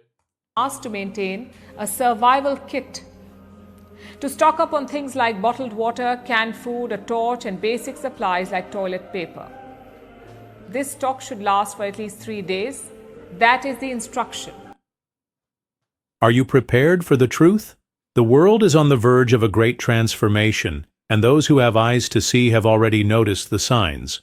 What was once just speculation is now becoming reality before our eyes. Listen carefully as I reveal a truth that the media hides. Iran didn't just threaten Israel. They openly declared, "We will wipe Israel off the map with an attack like the world has never seen." This is not a politician's bravado. It is the literal fulfillment of Ezekiel 38:4, where God says, "I will turn you around and put hooks in your jaws, and I will bring you to you." As you read these words, the Iranian army already has missiles with a range. I think the things that Daniel was told to seal up and wait till the time at the end are being revealed or have been revealed in the last couple of years to the world, especially this year. I also think that there's a hidden prophecies and things that people were not aware of until now. Range of 2,000 This year, especially in the Middle East and Israel. kilometers, enough to hit Tel Those hidden prophecies and those things are now happening in the world. Aviv with nuclear warheads. They no longer hide their objective, the total extermination of the Jews. But there is a prophetic detail that few realize. Ezekiel 38:5 mentions Persia, modern Iran, allied with Russia, Libya, and Ethiopia. Brother, in 2024, we witness exactly this alliance forming.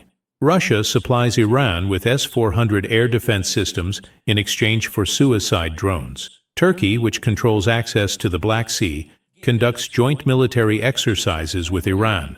Ethiopia, mentioned in the prophecy, is in civil war as we speak. Each piece fits together with surgical precision. The U.S. sends aircraft carriers to the Mediterranean, but the Bible is clear. When the final attack comes, Israel will Russia was also giving fighter jets to Iran. be alone. Zechariah That's why they're part of Gog Magog. 12:3 says, I will make Jerusalem a heavy stone for all people. See the divine irony. The same Iran that denies the Holocaust is preparing another one. But this time, it will be Iran itself that will fall. According to Ezekiel 38:18-22, God will use earthquakes, fire, and even pestilence to defend his people. Meanwhile, the global media treats the conflict as yet another crisis in the Middle East. But you, brother in Christ, know the truth. The same countries that today accuse Israel of genocide are the same ones that celebrated when Hamas slit the throats of babies on October 7th. This is the mentality of Amalek, of Haman, of Hitler, a satanic hatred that crosses generations. The difference?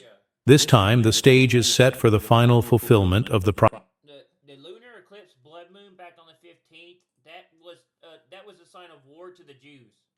7th. People don't know that, but that was a sign of war coming to the Jewish people. This is the mentality War of Amalek, of coming to the Jewish nation. Haman, of Hitler, a satanic hatred that crosses generations. The difference? This time, the stage is set for the final fulfillment of the prophecies. What should you do? First, pray for Israel every day. Psalm 122:6 is not a suggestion, it is a commandment. Second, prepare your heart, because when pray for Israel, a satanic hatred that crosses generations. The difference? This time, the stage is set for the final fulfillment of the prophecies. What should you do? First, pray for Israel every day. Psalm 122:6 is not a suggestion, it is a commandment. Second, prepare your heart, because when the attack comes, the world will panic. Third, study Joel 3, where God says he will judge the nations for dividing the land of Israel. This is no time for neutrality. And now, pay attention to what comes next, because after Iran... Said that was a free ebook art. I want to see if it's actually free. It says that there's a free ebook. That's right, you get.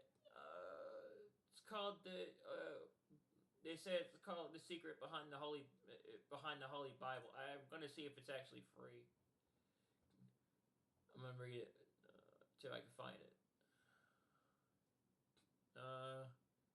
Let's see.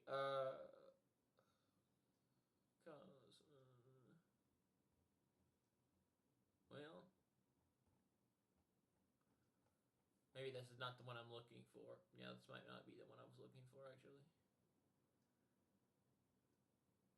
Iran attacks Israel, the next domino to fall will be the global economy. Banks are already preparing for collapse, and open your ears and activate your spirit of discernment.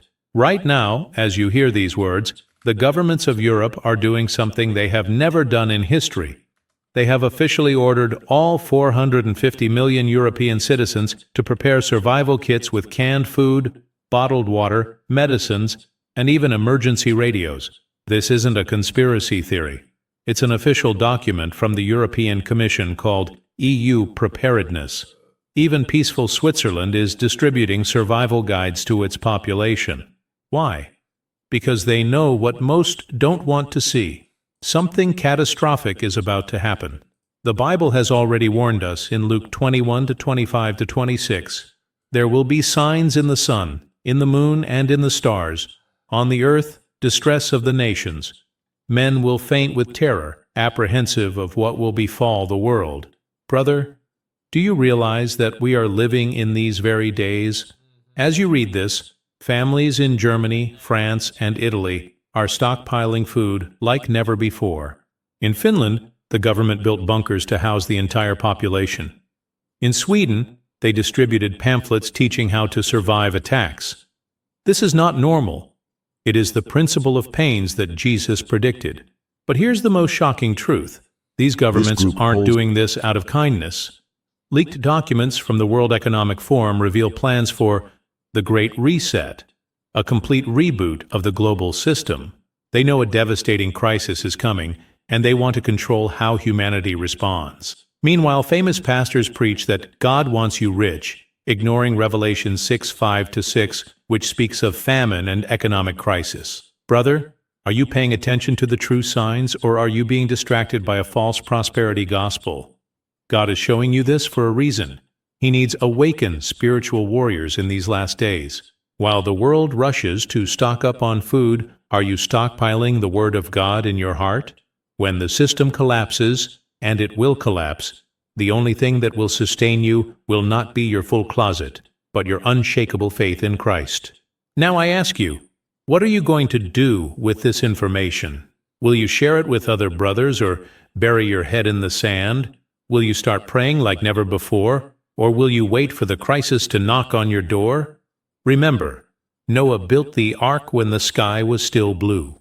The wise men of Matthew 25 filled their oil lamps before the bridegroom arrived. Brother, the time to act is now. Today, do 3 things, or as if the world were going to end tomorrow. Study biblical prophecies with new eyes. Share this message with at least 3 people, because when the global newspapers start shouting global crisis, it will be too late to prepare. But you, child of God, were warned first. What are you going to do with this notice? The global financial system is collapsing before our eyes, and the Bible is being fulfilled in frightening ways. As you listen to this message, central banks are buying gold at an unprecedented rate. China alone acquired 217 tons in 2023.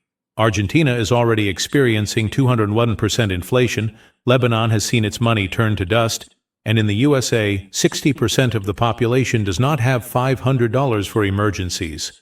This is not another crisis, brother. It's the slow-motion fulfillment of Revelation 13-17. No one can buy or sell except he who has the mark. Do you notice the diabolical pattern? First, they create economic chaos, then they offer the solution. By 2023, 130 countries were testing central bank digital currencies, CBDCs. It looks modern, but it hides the poison. These systems can block your purchases if you are not green enough, track every penny you spend, turn off your account if you support Christian causes. This already happens in communist China. When they come as salvation for the crisis, millions of Christians will accept it. Will you be among them?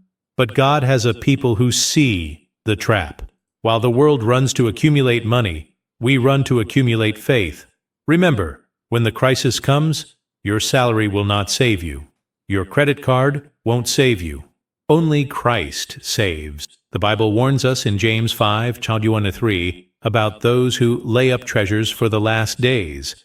Wake up to the most dangerous truth of our day. Global leaders are no longer hiding their plans. They talk openly about resetting civilization, about a great reset.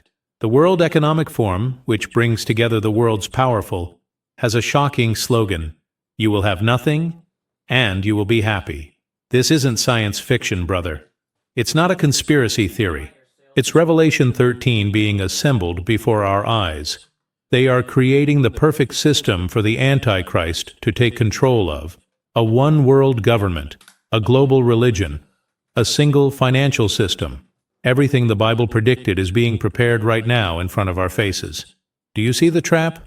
First they create crises, pandemics, economic collapse, wars. Then they offer the solutions: digital passports, controlled currencies, total surveillance. China already shows how it works with its social credit system, where citizens are rewarded or punished for their behavior. In Europe, they're already talking about energy rationing for the good of the planet. In the US, banks block donations to conservative churches. These are all pieces of the same puzzle. But here is the truth that will set you free. God will allow this evil system for a while, but He is in control. Revelation 17:17 says that it is God Himself who will place in the hearts of these leaders the purpose of fulfilling His will. They think they are in charge, but they are just puppets on the divine stage. The beast will emerge as a savior in the midst of chaos, exactly as Jesus warned us in Matthew 24. Brother, this is no time for neutrality. You can't sit on the fence. Either you are building the kingdom of God, or you are complicit in the Antichrist's system. Every purchase you make, every technology you accept, every ideology you embrace, everything is aligning you with one of the two sides. The mark of the beast will not come as a horrible chip, but as a convenient solution to the problems they themselves created. The question burning in the air is, are you prepared to resist? When they cut off your access to banking because of your faith, will you stand firm? When they ban you from buying and selling for not accepting the global agenda, will you have the courage to face hunger? The time to decide is now, because when the crisis comes, it will be too late to choose sides. The early church faced lions. We will face a technological system of total control. But the same faith that sustained the martyrs is available to you today.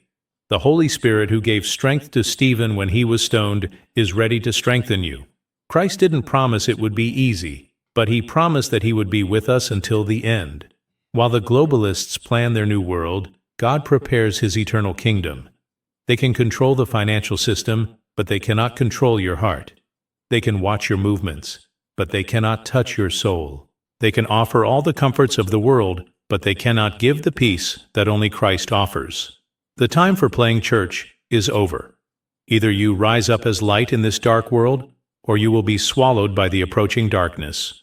The choice is yours, but remember, choosing not to choose is already a choice, and in the final judgment, there will be no excuses for those who saw the truth and turned away. Brother, look around you with the eyes of the Spirit. Churches that once burned with the fire of revival have now transformed into centers of gospel entertainment. Pastors who should defend the truth now trade it for applause and offers. Men who swore to preach the pure gospel now defend the indefensible. Abortion, gender ideology, adultery, all in the name of a God of love without sanctity. That's not progress, brother. It is the literal fulfillment of 2 Thessalonians 2:3. Let no one deceive you in any way, for this will not happen unless apostasy first comes. Do you notice the mistake? Megachurches crowded but empty of power. Emotional cults but without genuine conversion.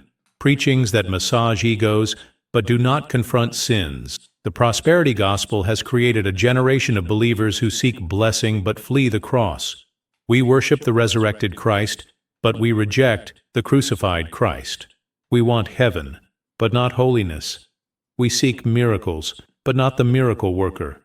But I ask you, where are the Elijahs of this generation? Where are the John the Baptists who will dare to confront the modern Herods? God has always maintained a remnant, those who have not bowed the knee to Baal. While churches open their doors to sin, there are a people hidden in the desert, fed by the pure milk of the Word. While famous shepherds negotiate the truth, there are strangers in the caves preparing the King's return. The great apostasy comes not with a bang, but with seductive whispers. It does not deny Christ openly, but dilutes His gospel until it becomes unrecognizable. Exchange holiness for love, truth for tolerance, the cross for self-help. And the saddest thing? Millions are being dragged into thinking they are serving God, when in fact they are preparing the way for the Antichrist. Brother, examine your heart today. Are you following Christ or the crowd? Are you seeking truth or comfort? When persecution comes, and it will come, will your faith endure? Remember, many will be scandalized, many will betray one another, many will abandon the faith. But whoever endures to the end will be saved. The time for decision is now. Do not love this world or the things of the world. Don't conform to this century. Be transformed by the renewal of your mind. Repent, Return to the first faith, to the first works. For the bridegroom is at the door, and he will not come for a worldly bride, but for a church without spot or wrinkle or any such thing. The choice is yours. Follow the crowd in apostasy, or stand firm in the truth, even if you are the last one to do so. For in the end, it will not matter how many were with you, but whether you were with Christ. Ira, brother in Christ, the great deception is upon us. Can you discern? Brother, the Holy Spirit urges me to warn you. We are living in the most dangerous days for genuine faith. As Jesus predicted in Matthew 24:24, false Christs and false prophets are already at work among us, performing signs and wonders so convincing that, if possible, they would deceive even the elect. And the scariest thing? They do not come with the appearance of demons, but as angels of light. 2 Corinthians 11:14, preaching a distorted Jesus, a diluted gospel, and a heaven without holiness. Look around you. Cures, being staged as shows. Generic prophecies that are never fulfilled. Miracles, manufactured to move crowds. All of this packaged in light shows, theatrical performances and messages that massage the ego but never confront sin. Brother, this is not revival. It is apostasy disguised as anointing. Satan himself knows how to quote the scriptures, Matthew 4-6, and his servants today do the same. They use the Bible to justify heresies, luring the unwary with promises of prosperity, miracles, and exclusive revelations. And the deception will only get worse. Soon, even more convincing fake miracles will emerge, perhaps even staged resurrections or technologically fabricated signs in the heavens. The beast will do great signs so that even fire from heaven will come down to the earth in the sight of men. Revelation 13:13. Imagine, brother, when people see mass cures and Boazhin's prophecies apparently infallible coming from the false prophet, how many will not go astray thinking they are serving God? How can you protect yourself? Know the scriptures as your life depends on it, because it does. Jesus defeated the devil with, "It is written," Matthew 4:14. If you don't know the truth, you will fall for a lie. Test the spirits. 1 John 4:1. A miracle is never proof of truth.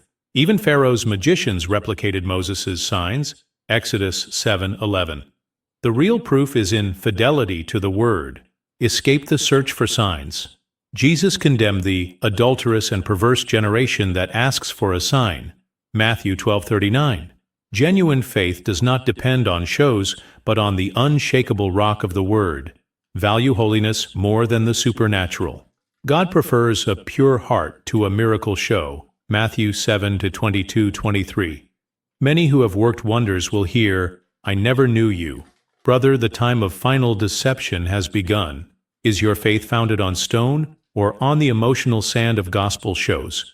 When worn signs and lying wonders come, 2 Thessalonians 2:9, will you be like the Bereans, who examined everything, Acts 17:11, or like the multitudes, who follow every wind of doctrine?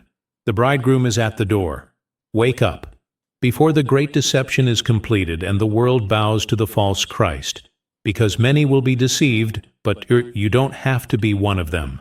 To the law and to the testimony, if they do not speak according to this word, they will never see the dawn. Isaiah 8:20. You heard the truth. Now, the choice is yours.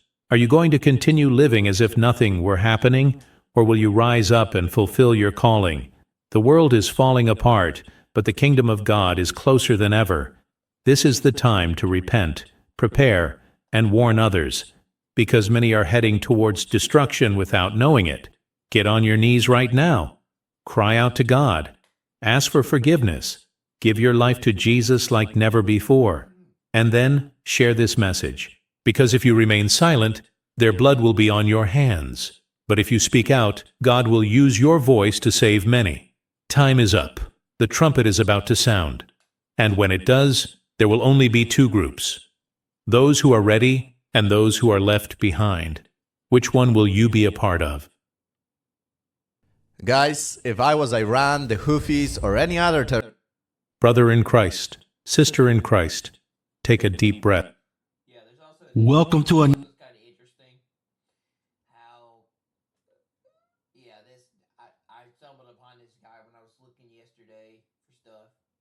He's got some really good information talking about how all this is going to lead up to another edition of the to the one world government Truth Zone. As always, this is your beast system is coming about, bro. host, Truth Seeker AI-based system. here. And Donald Trump said that he will not rule out seeking a third term in the White House. And he told NBC News that there are methods for doing so. And right here it says, President Trump said in a Sunday morning phone call that he was not joking about a third term, adding that it is far too early to think about that. And this is just more truth in plain sight. He is constantly telling you exactly what he wants to do.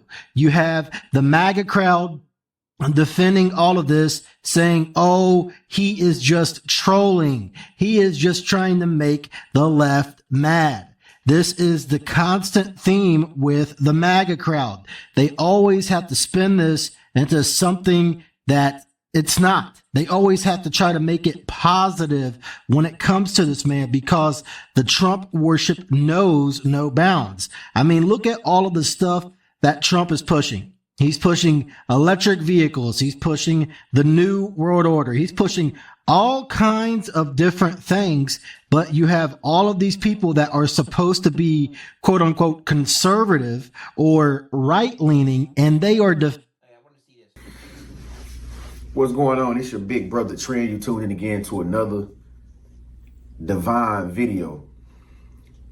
So I don't know if you subscribe to my channel, but just recently on my channel, I've been making videos about, Babylon is falling, talking about how the country that we live in today called America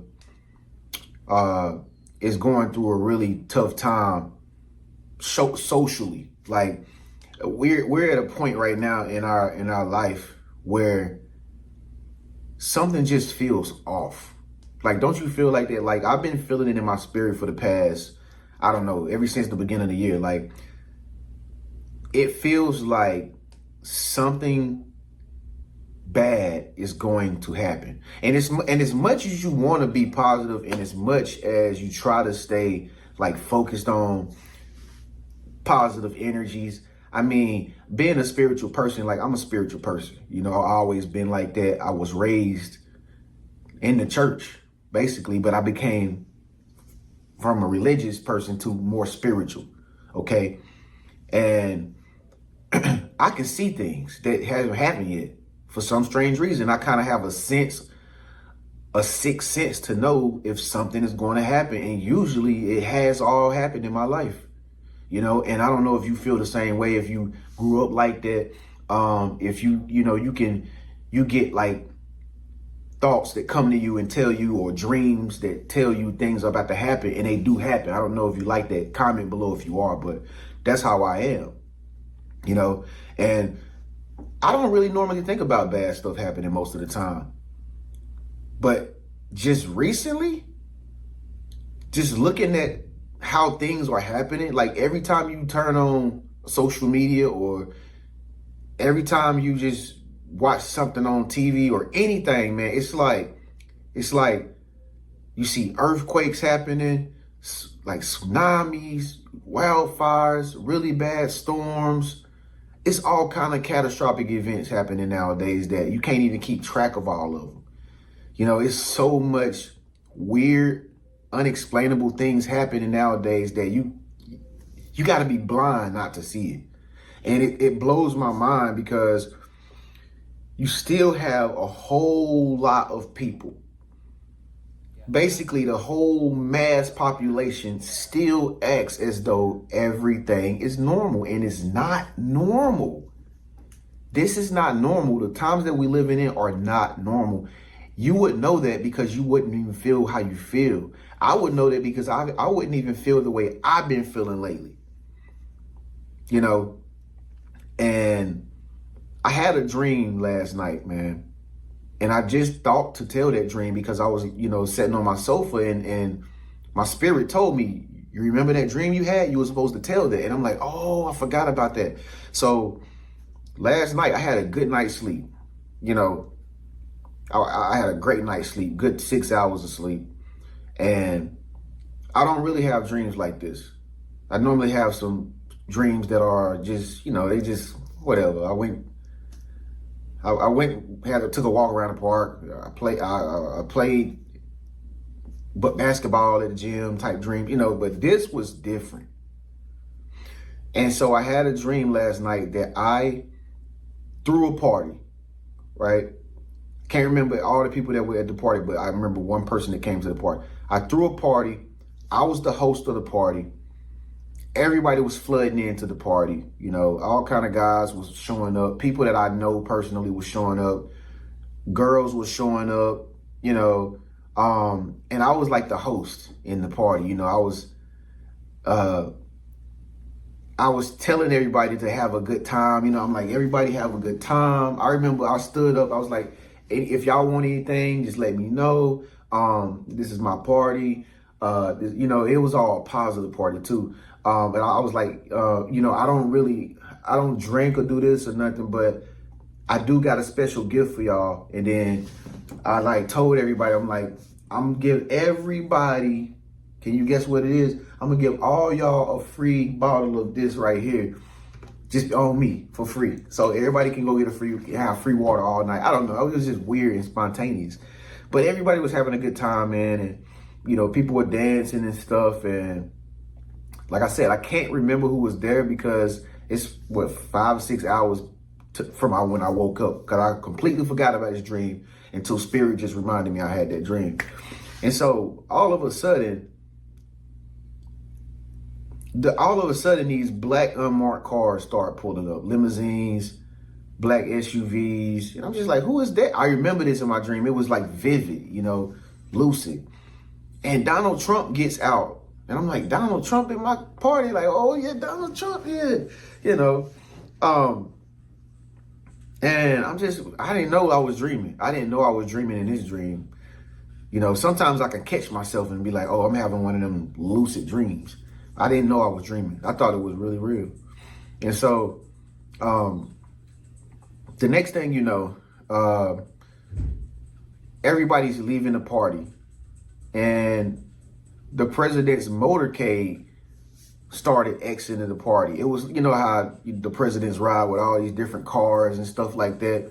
And so the motorcade began to leave, and I was just looking, like watching the motorcade leave and the president leave. And the next thing you know, we get like this message that like somebody is trying to come through up the road where we were having a party. Like some type of car had broken through the barrier or the guard and was coming up the road or something. And we just like, some woman or something was on an intercom or something. I don't know. It was weird. And so I seen the car, like it was like this little golf cart. It was like this little golf cart that was coming up the road or whatever. And it just zoomed past the Donald Trump motorcade, right? And we like, what the, And so it was just strange. And then next thing you know, as everybody was leaving the party and the president was leaving, everybody was just leaving. And next thing you know, my dream had switched to another scene where all you could hear and see was a big explosion, like boom. Like it was so big, bro. It was a big explosion. I never have had a dream like this in my life.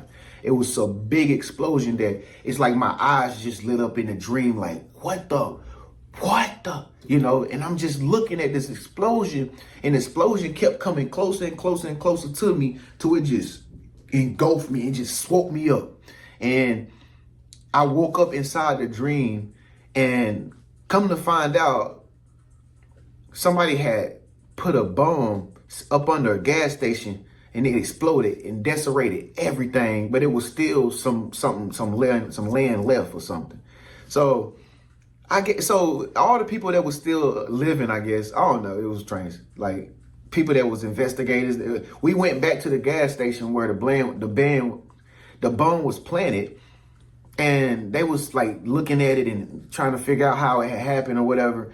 And I remember one of the guys saying, can you defuse that one right there? And the dude that was actually working to defuse the whatever it seemed to be another bomb or something, the dude that was working to defuse it, the worker, the investigator, what he's like, I can't defuse it. They have those wires so tight or something. He said, he's like, I can't do it. The way they have it set up is just so tight. I can't defuse it. And I'm in the dream sitting there looking, and I'm just like, what does this mean, man? What does this mean? Like a bomb, you know, whatever. And then boom, I just woke up. And I'm like, I didn't even remember I had a dream when I woke up. I was thinking, the only thing I was thinking was like, okay, I went to sleep and I had a party. Like, yeah, I had a party. And I was like, dang, man, that mean I'm going to throw parties one day or something? Yeah, I can't wait till people come to my party, man. Yeah, I'm going to have fun. I had forgot about the explosion. And so, you know, fast forward like 5 hours later to like now, when I'm just laying on my sofa, I get spirit tell me like, yo, tell people about that dream that you had last night. Remember the explosion? And I'm like, oh, it was an explosion after the Donald Trump motorcade rolled out. It was an explosion. And so that's why I'm telling y'all now. I don't know what's going to happen. I hope and I pray that nothing like this happens. But all I'm saying is things feel very strange nowadays, y'all. The world that we living in, it seems like something is rising to a climax. I don't know why. It's like we waiting on something to happen, but it's like, where is it at? Where is it at? What's gonna happen? People are in a state of confusion right now. I don't know if you notice people outside, people just look confused, man. I'm not in nobody's business or nothing, but I'm just noticing people just seem so tired. People seem depressed. People are struggling. I'm like, it's only a few people happy, you know. It's only a few people happy nowadays. And, you know, that's why I'm a life coach and a motivator, because I believe in motivating and encouraging people. That's why I chose this job. But I can't ignore the fact that it seems like something is brewing up in our country or the world, and we have yet to understand exactly what it is. So, you know, this is a prophecy, I guess, man. I don't know if it was a prophecy from God. I don't know if I was overthinking, but I don't never think about nothing like that. And so I'm like, why would that happen? I don't never think about no parties. I don't never think about Trump before I go to sleep. None of that, bro. Why did this happen, bro? Is it about to be some nukes being set off somewhere at gas stations, or I don't know. All I know is I was still living after it happened, and we went back to the scene to investigate the rest of the aftermath, and it was messed up all around us. It was messed up all around us. So I don't know. What do you think, man? You think this was a prophetic dream, or you think that my mom was playing tricks on me? What do you think about the state of the country that we live in? Is it really bad, or do you think everything's all normal and everything's all good? It's open for discussion, man. Make sure you subscribe to my channel. I'm Trend Genius, okay? Make sure you give this video a thumbs up too if you believe that this dream has something to do with what's coming in the future. And don't forget to comment below and let me know what you think about all of this. Do you have prophetic dreams? Do you have dreams at all? Let me know. Have you had an end time dream? Let me know in the comment section. I can't wait to read it and know what you think. With that being said, it's your big brother Trend. I'll catch you in the next video. Peace. You may be at church. And they are defending everything that they were once against. And there is a reason for this. This is nothing more than idol worship. So this is why But the one I liked the most was the one where he talked about Elon and what he had planned for the future. Trump continues to talk about how he's not joking about a third term, because I firmly believe that he is probably going to be the last president. I firmly believe that. I firmly believe that he is paving the way for the Antichrist if he is not the Antichrist. I don't know who the Antichrist is. Again, some people think it's Obama and others. Who knows who it is? But the fact that he is talking once again about the possibility of a third term, it's also laughable that he talked about this on March 30th, 2025. March 30th, 3/3. So that's very interesting. That is more 33 symbolism because 03/30, and you just don't count the zeros. 33. You have more of that 33 symbolism, more of that truth in plain sight. And they are obsessed with the number 3. They are obsessed with the number 33. So this is very interesting. A lot of people believe gematria is the hidden Hebrew code in the Bible. Interesting stuff indeed. And again, They use numbers. They use gematria numbers. it's Gematria coding. by no accident. And that's why a lot of things is based off of numbers, man. That's why there's 666 in the Bible. It's by Yeah, based off of gematria. That's why everything is like numerical. Even sports is based off of like analytics and stats because it's based off of gematria. no coincidence that he was selected for the 47th president because, again, 47 has ties to Trump in gematria, and 47 has ties to Freemasonry.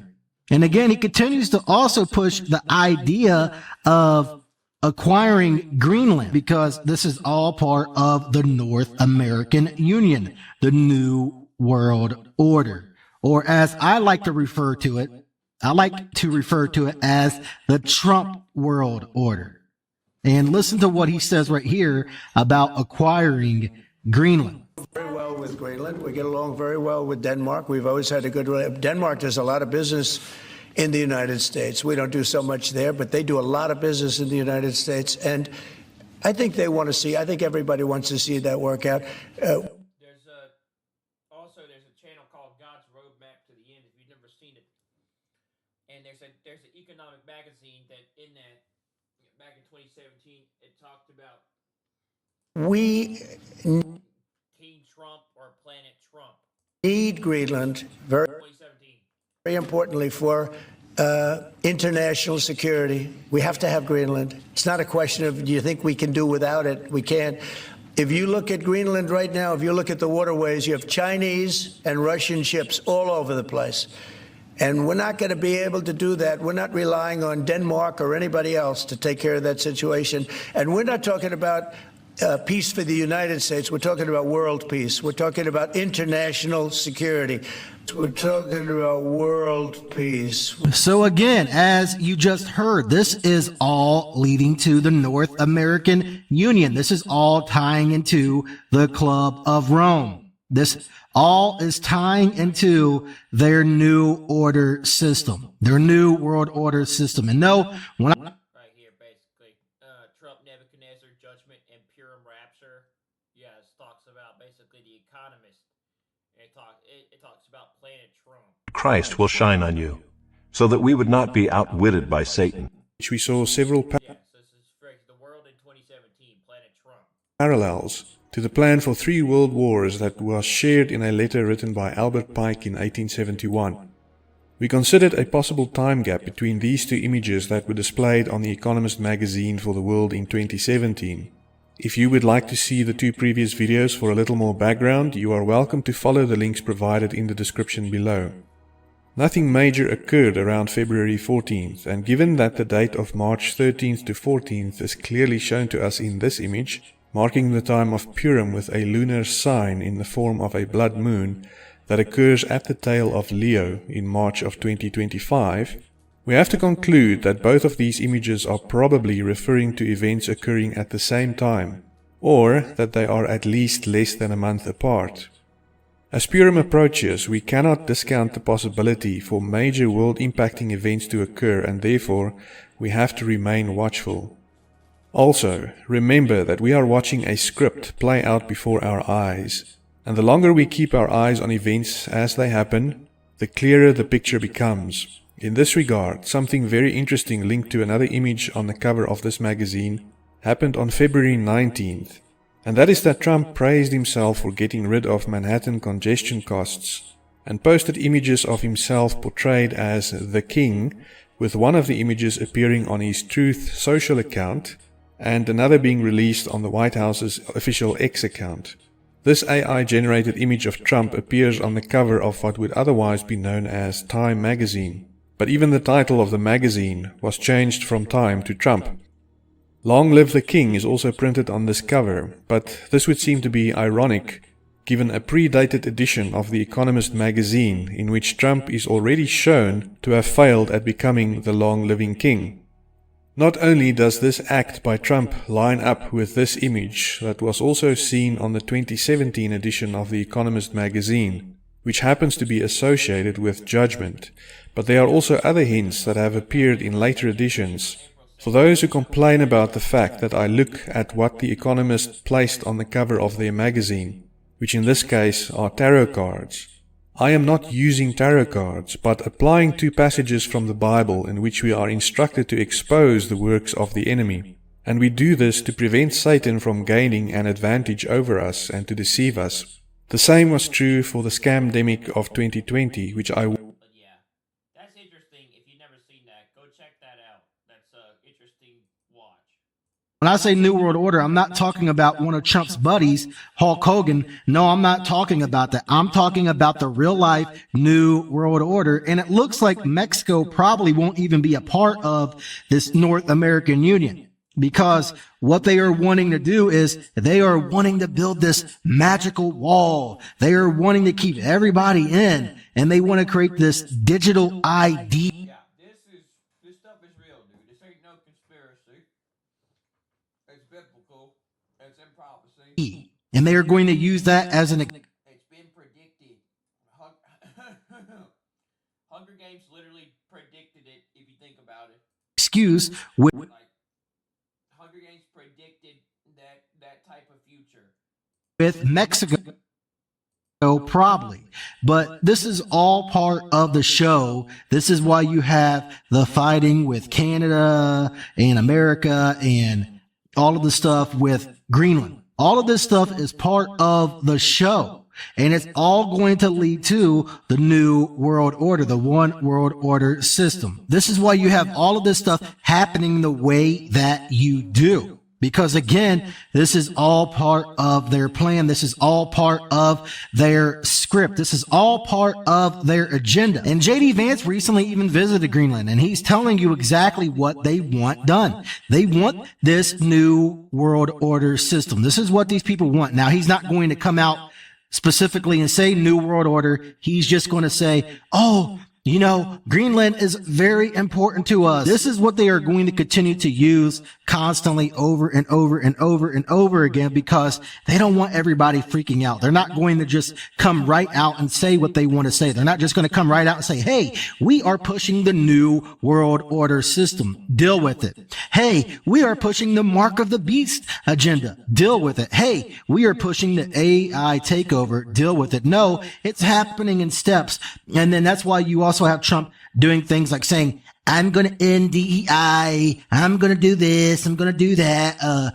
Men can't play in women's sports. And then you have everybody cheering for all of that while they push all of this stuff behind the scenes. This is all part of the show. This is all part of. Yeah, so this is it.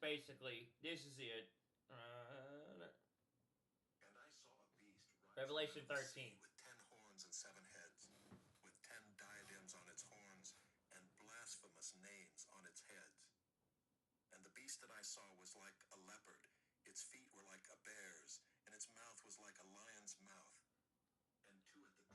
Then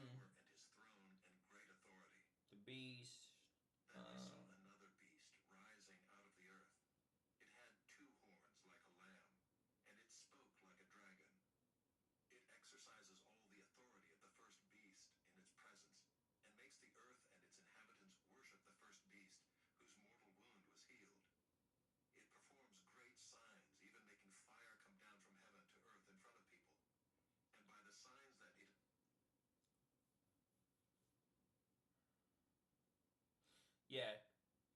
Daniel 7:25, it says she'll have the ability to change. He shall be given. It says, it shall speak great words against the Most High, shall wear out the saints and Most High, and think to change times and laws. Meaning that he can change times and laws and do things ordinary people can't. And that he will make a covenant, which is 1 week, 7 years, which is 1 week with the nations of Israel, Palestine, and other countries. Of their agenda. And listen to what J.D. Vance just said when he was in Greenland the other day about what they want to do. Again, they are not joking about any of this. The president said today that we have to have Greenland. By being here today, are you also conveying that message that the U.S. is very serious in its desire to acquire Greenland? Well, the president said we have to have Greenland, and I think that we do have to be more serious about the security of Greenland. We can't just ignore this place. We can't just ignore the president's desires, but most importantly, we can't ignore what I said earlier, which is the Russian and Chinese encroachment in Greenland. We have to do more. Now, what the president said in his State of the Union address, and he was very clear about this, is we respect the self-determination of the people of Greenland, but my argument again to them is I think that you'd be a lot better coming under the United States security umbrella than you have been under Denmark's security umbrella. Because what Denmark's security umbrella has meant is effectively they've passed it all off to brave Americans and hoped that we would pick up the tab. We're simply saying to the people of Greenland, when the president says we've got to have Greenland, he's saying this island is not safe. A lot of people are interested in it. A lot of people are making a play. We know that America cares about the security of this island for the sake of the people of Greenland, but also for the sake of the national security interests of the United States of America. So our message is very simple. Yes, the people of Greenland are going to have self-determination. We hope that they choose to partner with the United States because we're the only nation on earth that will respect their sovereignty and respect their security, because their security is very much our security, as these brave Americans show. And if that's not enough with the New World Order, you also have Donald Trump modernizing payments to and from America's bank accounts. And this is more of the digital ID takeover. So you have him talking about a third term. Check. You have him talking about acquiring Greenland, and you have him still talking about how he wants Canada. Check. And then you have this stuff where he is pushing the digital takeover. You know, he's pushing all of these different ways to eliminate paper. And behold, the four winds of the heaven strove upon the great sea. 3 and 4 great beasts came up from the sea, diverse one from another. For the first was like a lion, and had eagle's wings. I beheld till the wings thereof were plucked, and it was lifted up from the earth, and made stand upon the feet as a man, and a man's heart was given to it. 5 and behold another beast, a second, like to a bear, and it raised up itself on one side, and it had 3 ribs in the mouth of it between the teeth of it, and they said thus unto it, Arise, devour much flesh. 6 After this I beheld, and lo another, like a leopard, which had upon the back of it 4 wings of a fowl. The beast had also 4 heads, and dominion was given to it. 7 After this I saw in the night visions, and behold a 4th beast, dreadful and terrible, and strong exceedingly, and it had great iron teeth. It devoured and brake in pieces, and stamped the residue with the feet of it, and it was diverse from all the beasts that were before it, and it had 10 horns. 8 I considered the horns, and, behold, there came up among them another little horn, before whom there were 3 of the first horns plucked up by the roots, and, behold, in this horn were eyes like the eyes of man, and a mouth speaking great things. 9 I beheld till the thrones were cast down, and the Ancient of Days did sit, whose garment was white as snow, and the hair of his head like the pure wool. His throne was like the fiery flame, and his wheels as burning fire. 10 A fiery stream issued and came forth from before him, thousands ministered unto him, and 10,000 times 10,000 stood before him. The judgment was set, and the books were opened. 11 I beheld then because of the voice of the great words which the horn spake, I beheld even till the beast was slain, and his body destroyed, and given to the burning flame. 12 As concerning the rest of the beasts, they had their dominion taken away, yet their lives were prolonged for a season and time. 13 I saw in the night visions, and, behold, one like the Son of Man came with the clouds of heaven, and came to the Ancient of Days, and they brought him near before him. 14 And there was given him dominion, and glory, and a kingdom, that all people, nations, and languages, should serve him. His dominion is an everlasting dominion, which shall not pass away, and his kingdom that which shall not be destroyed. 15 I Daniel was grieved in my spirit in the midst of my body. So basically that. And then you have, let me see here. There's another something. Let's try some. And then there's a different.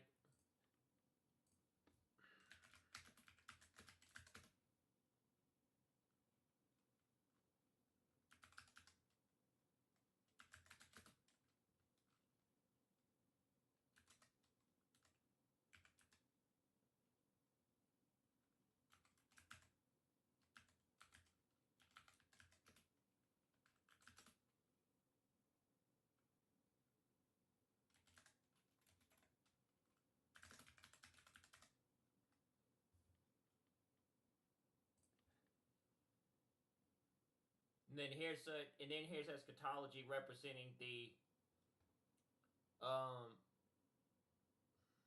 7 traits of a coming antichrist. This is what represents the antichrist.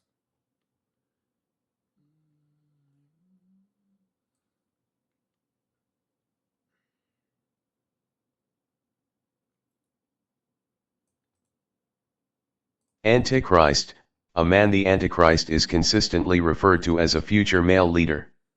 For example, 1 John 2:22 notes, "Who is the liar but he who denies that Jesus is the Christ?"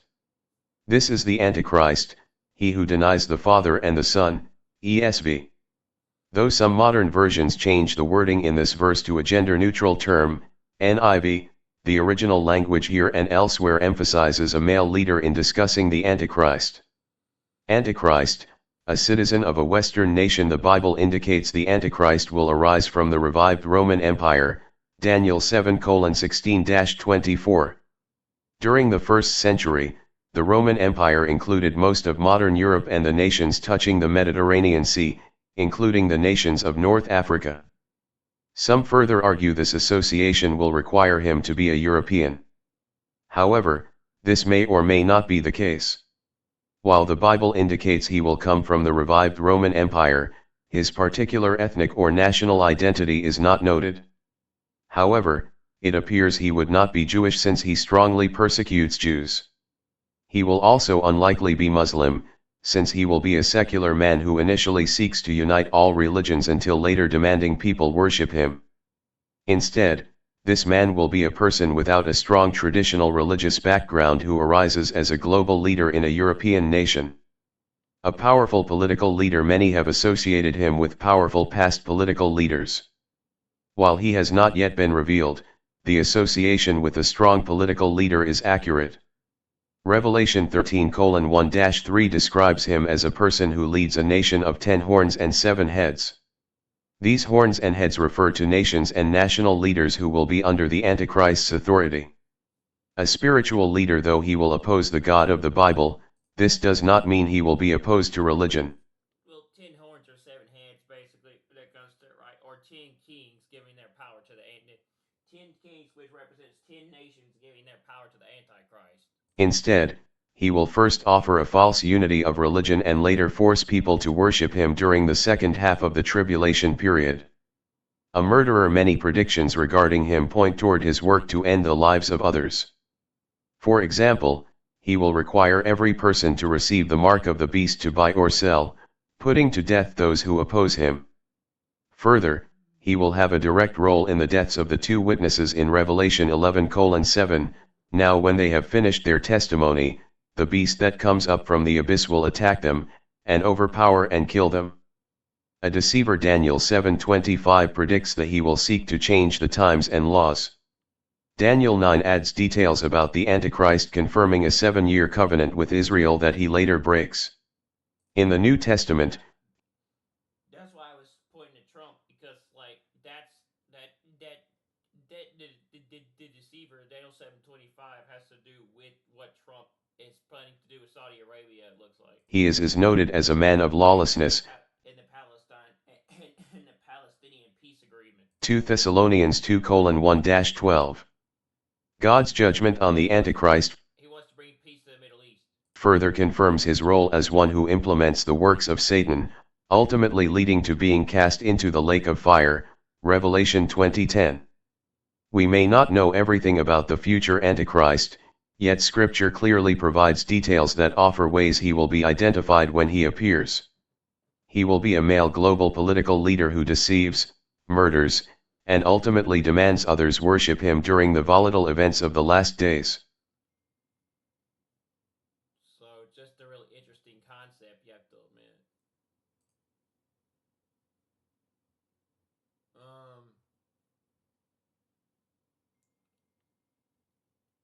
Yeah, it says like the man of sin, the son of perdition. Yeah, like a lot of interesting stuff about the Antichrist.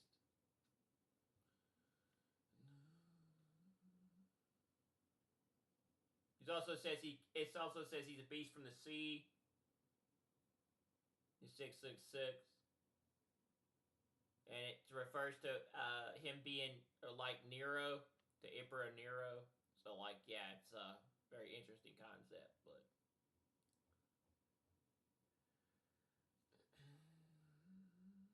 Also, people like Trump, Donald Trump had Mar-a-Lago, and Lago means lake. It also has to do with water, and that's and everything. So, a lot of it points to him being a beast from the abyss. Trump also came out of nowhere to get involved in politics. So yeah. Just a theory. Money and everything else, and to push this digital age. All of this stuff is lining up with each other. And again, you have all of these conservatives, all of these MAGA supporters, or whatever you want to call them, the MAGA cult. They are pushing this idea and loving this idea because their golden idol is the one that's out in the forefront, that's out in the limelight, talking about all of this. And it's just wild how so many people defend this man no matter what, when he is literally telling you exactly what he wants to do. He is literally telling you that people don't understand. That's another thing that's another thing about the beast system, is that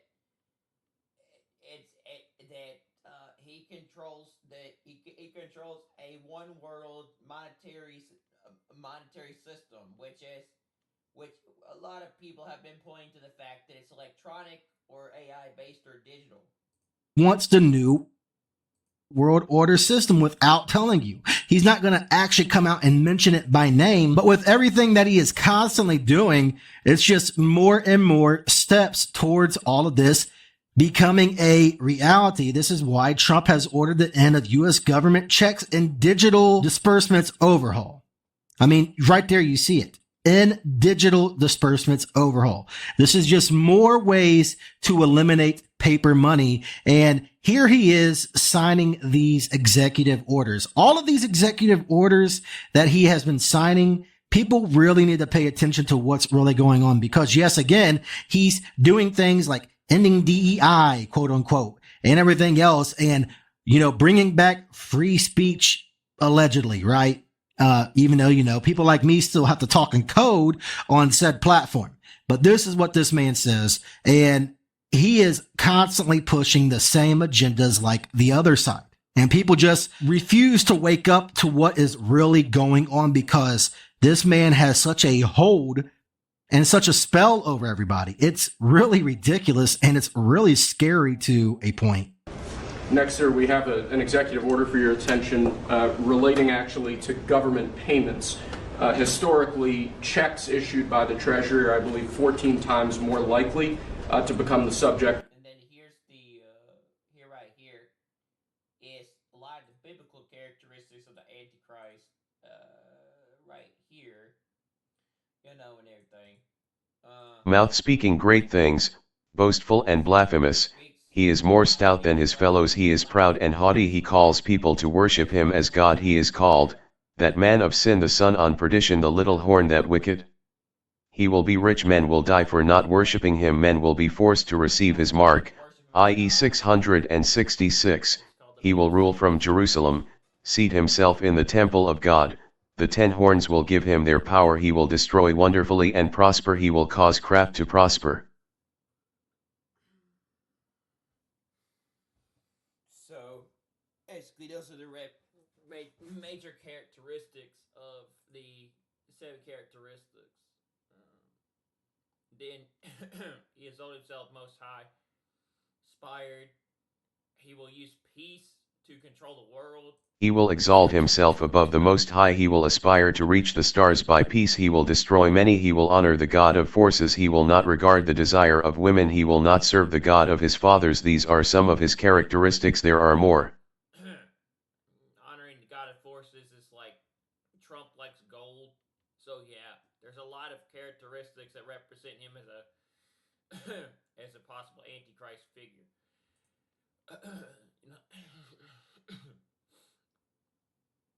And then says, how much does Trump have in common with the biblical Antichrist? There's a lot of things here that point to possible. He Bible describes the Antichrist as the man of lawlessness, 2 Thess 2:3. He will exalt himself over everything, he will use all sorts of displays of power through signs and wonders that serve the lie. Jesus warned his disciples not to be deceived by false prophets. In Daniel 7:25, it says the Antichrist will think to change times and laws. Daniel further describes him as a charismatic speaker, 7:8, crafty politician, 9:27, distinct physical appearance, 7:20, selfish, ambitious, egomaniac, 11:36, greedy materialist, 11:38, controlling, 7:25, proud and self-exalting, Daniel 11:36, and utterly lawless, 2 Thess 2:8. Sounds pretty dead on to me. So yeah, saying there's a lot of traits that point to Trump as being Antichrist figure, biblical Antichrist.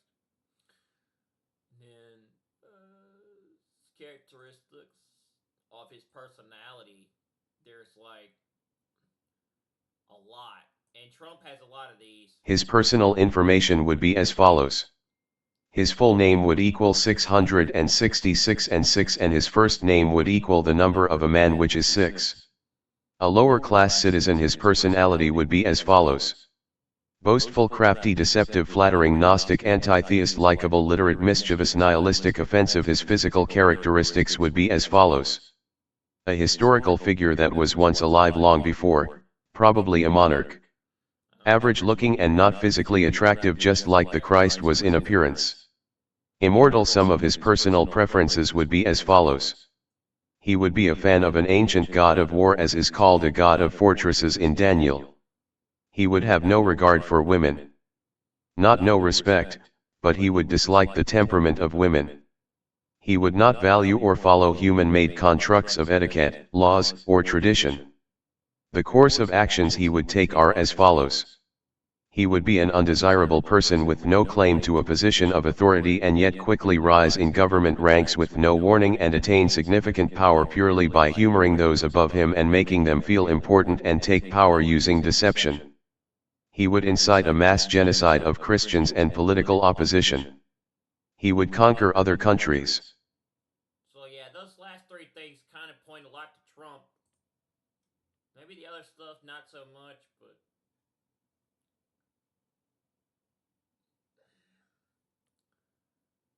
anyway, it's just interesting personally.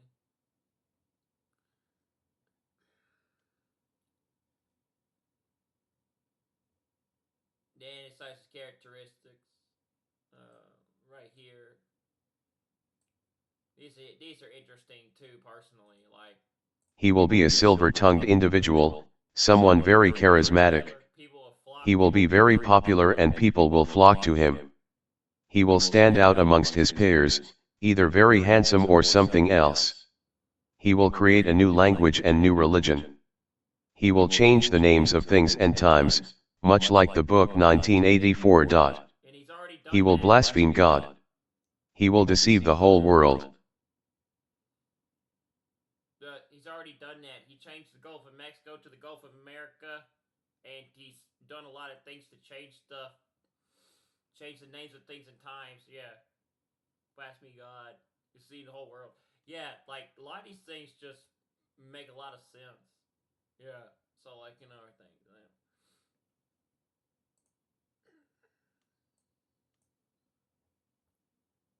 So, it's just an interesting concept or theory. Of fraud than electronic transfer payments. This is an executive order that's going to push the Treasury Department to modernize. But it says that the Antichrist will control a monetary system that's digital or electronic, maybe. Its payment system to ensure that gonna change stuff to where possible they're using electronic or a digital currency that can be controlled. Electronic methods You can no longer buy or sell. of payment as opposed to paper checks in order to reduce waste, fraud, and abuse in the government, which is obviously an endeavor that we've been pursuing in numerous aspects of government under your leadership. It's basically modernization of equipment and methods, and it's something that really I think is going to be a great. Can't upload this right now, but when I can, I will get this uploaded. Secretary of the Treasury wanted, Scott, and so we're doing this, and we have other modernization programs going on. We could let somebody else, whoever's next, whoever that may be, do it, but it's something that should have been done 25, 30 years ago.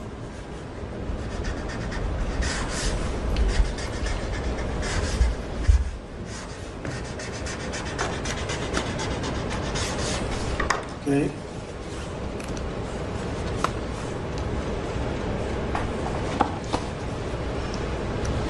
Along similar lines, sir, this is an executive order. We're calling it Protecting America's Bank Account.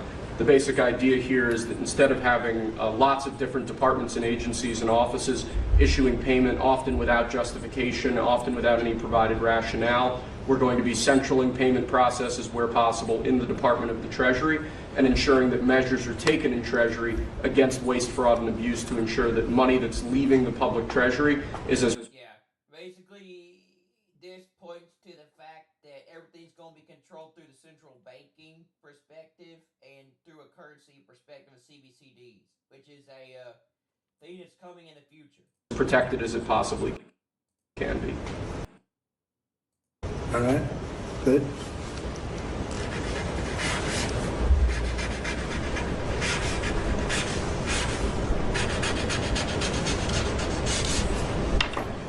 Many of these things should have taken place decades ago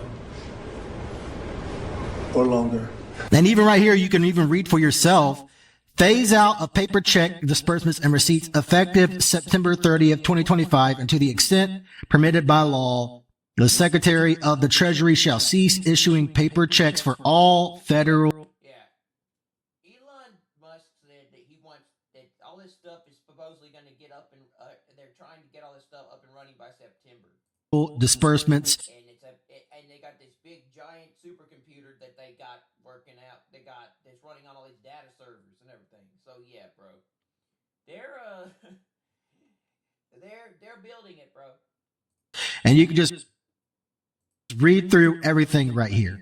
This is just more truth in plain sight. And when you continue actually looking right here, it even says the Secretary of the Treasury shall support agencies' transition to digital payment methods, including by providing access through the Department of the Treasury's centralized payment systems to direct deposits, debit and credit card payments, digital wallets, and real-time payment systems, and other modern electronic payment options. So again, this is more truth in plain sight, and it is showing you exactly what is coming. This is the digital age. This is the digital takeover. This is even why you have people like Bill Gates coming out talking about how AI is going to be taking over more and more and more, and that people pretty much will not be needed. I mean, this is why you have all of these different people coming out and talking about all of this. This is why you have Elon Musk Yeah, bro, this is their agenda. They want to get rid of, and within 10 years, they want to use AI and robots to replace people. talking about how AI Including in jobs, bro. is going to take over and how there's going to be a need They want the whole world to go to a digital AI future where everything's controlled by for a universal basic income. He has said that. He has went on record and said that. I mean, all of this stuff is by design. This is why you have Doge, which backwards spells e-God, electronic God. This is why you have Doge coming in and destroying all of the old system to bring in this new system, this new world order. All of this stuff is by design.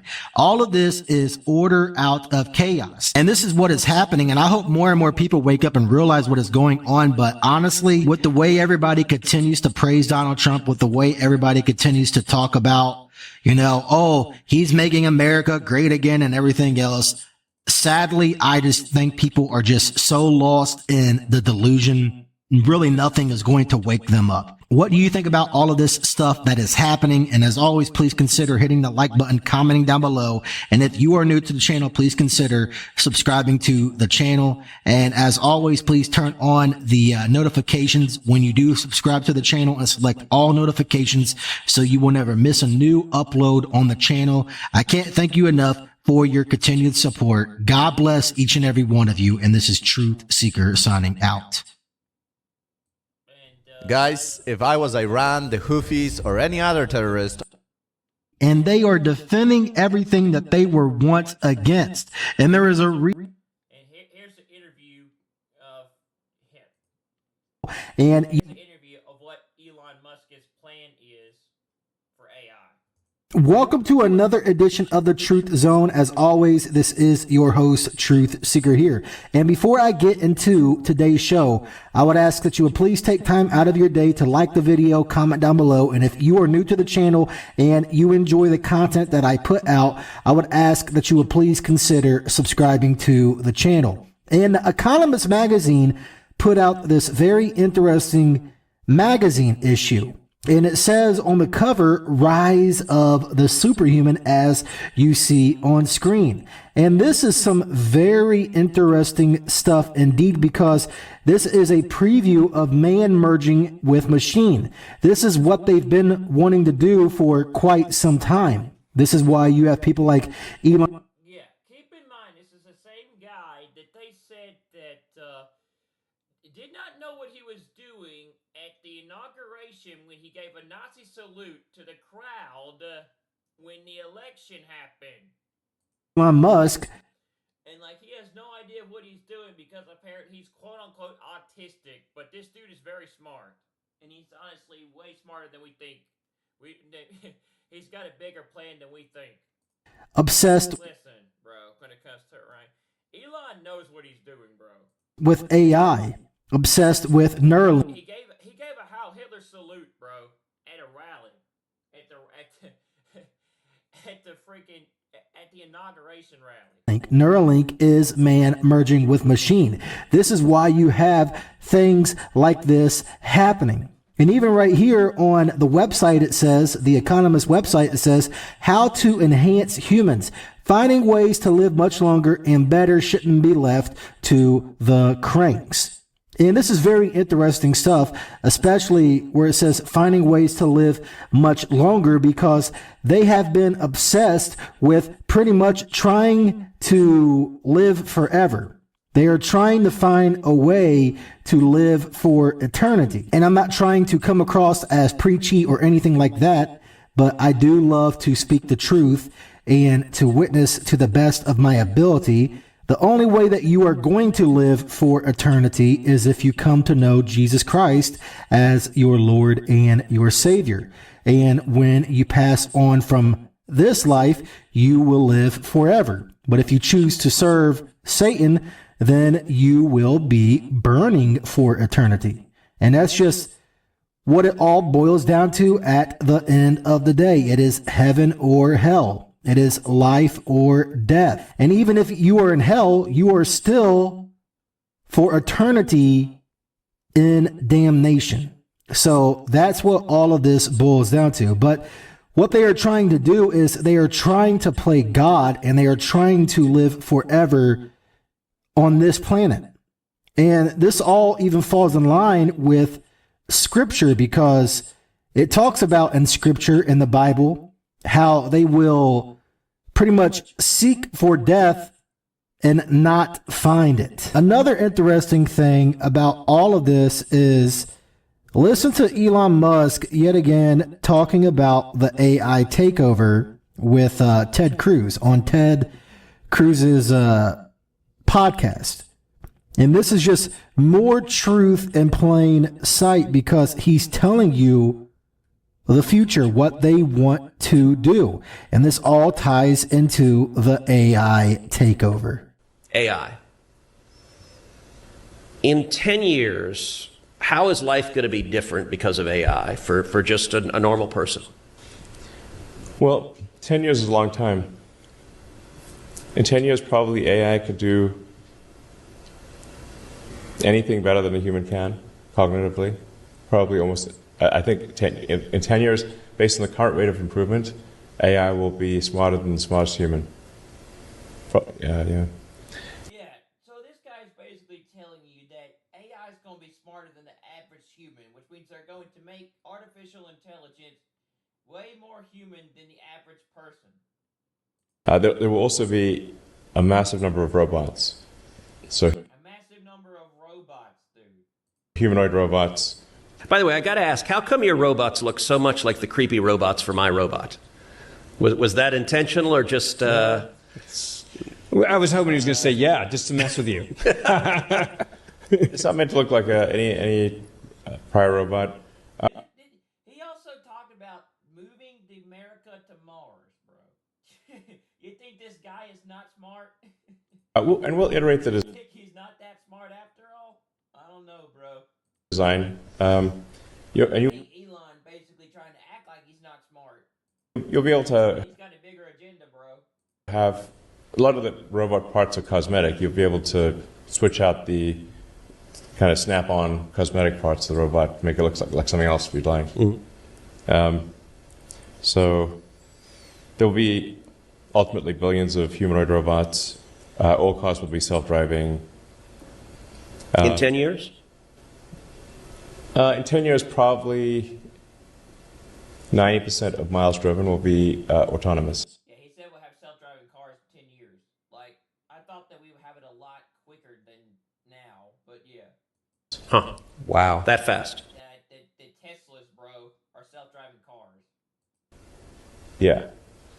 In 5 years, probably 50% of all miles driven will be autonomous. Now, if AI will be smarter than any person, how many jobs go away because of that? And what do people do if you've got millions of people that are losing their jobs? Like that, a lot of people are understandably freaked out about that. Well, goods and services will become as close to free. So it's not as though people will be... Yeah, he said goods and services will become free, but what people don't realize, what comes with that is a stipulation. That is, you can no longer buy or sell in the future. wanting in terms of goods and services. So why is that? Why are goods and services free in an AI world, or close to free? Well, you have, I don't know, call it tens of billions of robots. That they will make you anything or provide any service you want for basically next to nothing. It's not that people will have a lower standard of living; they'll have actually a much higher standard of living. The challenge will be fulfillment? How do you derive? But people feel, but people don't realize that there's nothing free in this world. There's nothing free. Everything comes with a stipulation. And when it comes to the fact is that in order to get this stuff, or for them to when he says they'll literally break anything for you. The challenge will be fulfillment. How do you derive fulfillment and meaning in life? Is Skynet real? Will make you anything or provide any service you want. Or provide any service you want, which comes with a stipulation. That is, you have to be a part of the beast system and be involved with it, so you can buy or sell. You cannot buy or sell without participating in what they want you to do. For basically next That's a stipulation. to nothing. It's not that people will have a lower standard of living. They'll have actually a much higher standard of living. The challenge will be. People don't understand this, but I think autistic people are not actually. I think autistic people are a lot smarter than they're giving credit for. Personally. Fulfillment. How do you I'm not saying I'm the smartest person, and I have some issues, but I'm pretty smart. derive fulfillment and meaning in life? Is Skynet I wouldn't put anything past Elon. I really wouldn't. real? Like you get the apocalyptic visions of AI. How real is the prospect of killer robots annihilating humanity? 20% likely, maybe Wow. 10%. On what time frame?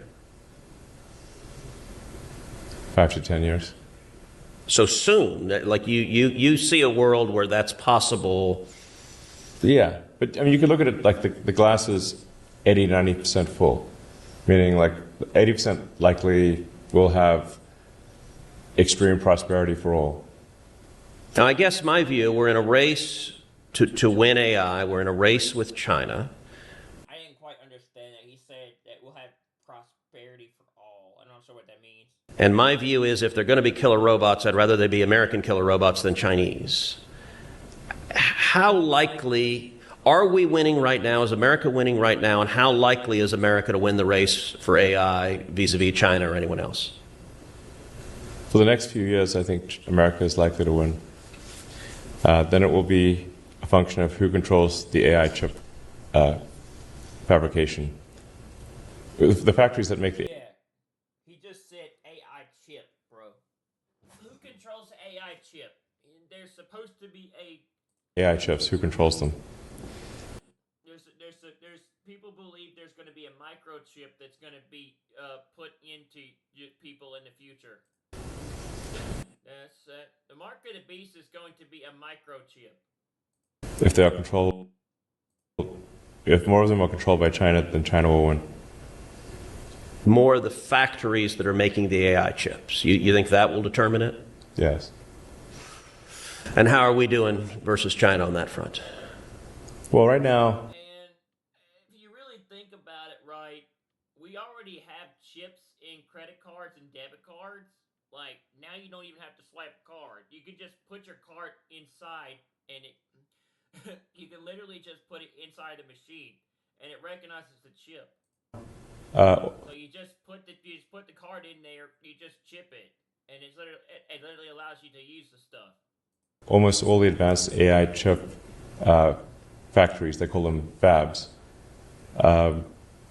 are in Taiwan. And what if China invades 69 Taiwan? miles away from. Yeah. What happens if China? If China invades Taiwan, what happens to the world? Well, if they were to invade in the near term, the world would be cut off from advanced AI chips. And currently, 100% of advanced AI chips are made in Taiwan. How fast could we put that online in America, and how important is that for national security? I think it's essential for national security. Yeah. 100% of advanced AI chips are made in Taiwan. How percent of AI chips are invested? Oh wait, what? Okay, hold on. The world would be cut off from advanced AI chips. And currently, 100% of advanced AI chips are made in Taiwan. How percent of AI chips are invested in Taiwan? And as soon as Trump got into office, he literally brought AI. He brought chip manufacturing to the U.S. How fast could we put? There was a speech he gave where he had people that start where he made to where they could start investing and bringing their stuff over to the U.S. Put that online in America and how He literally made it. He struck a deal or he did a bunch of stuff with chip investors. important is that for national security? I think it's essential for national security, and we're not doing enough. He's telling you exactly what he wants to happen. And this all falls in line with the World Economic Forum's vision for the future with AI taking over every. A lot of people don't realize this too. Elon used to be a Democrat or a liberal, you know, when it comes to right and everything, whether you look at politics on a scheme of perspective. He used to be a leftist, and a lot of people think the leftists have this 2030 agenda, you know, for AI and all these things, you know, when it comes to right. And then he said he became a Republican conservative, or he became a Republican and joined the Trump side. So yeah, he's played both sides. You got to watch that, bro. Everything, and this is a step process. This is why they want more and more people to purchase these electric vehicles, because that's the first step in their process of eliminating you, the person, from having your own will when it comes to doing everyday things like driving, and the list goes on. Because what they want to do is they want AI to take over everything. And the fact that Elon is talking about, oh, everything will pretty much be free. This is all falling in line with the mark of the beast system, because they started investing. They literally started doing AI stuff during COVID with Zoom. If anybody remembers the whole Zoom shit during COVID, where everything was done through a computer, done through forms of the internet and stuff. Everybody pretty much had to do everything through the computer. Where it's leading, Had to stay home and had to do everything through the computer. You know, most jobs and businesses were done through the internet and certain things at that time. it's leading to where you are going to need this mark in order to function in this society that they are building. So it's by no accident that Donald Trump is being used to push all of this, because now you have. Yeah, they put $500 billion into Stargate, which is this giant. I think I know what Stargate is now. I think it's a big giant supercomputer that they want to get up and running by September, and it's called Colossus. Elon even talked about this in a recent news headline with XAI. More and more quote unquote conservatives backing the idea of electric vehicles and everything else. So it's hook, line, and sinker, because what these people do, they create the problem, they create the reaction, and they create the solution. So this is why things were so chaotic under Joe Biden. Problem, reaction, solution. And now you have Trump pushing the same stuff as the other side. Case in point, this Stargate project is also tying into all of this with the AI takeover. Yeah, when Trump got into office, he signed a executive order making it to where AI now has no boundaries, nothing. AI can go rampant So, for the future.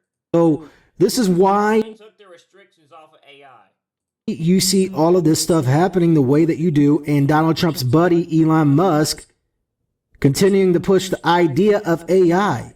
All of this is part of their plan, part of their end phase, their end goals. You will own nothing and be happy in their future, in their nightmare reality. And this is why you see them coming after everything.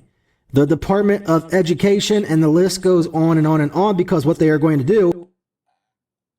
Elon could very well be a part of Agenda 2030, which is the World Economic Forum's plan to establish this thing.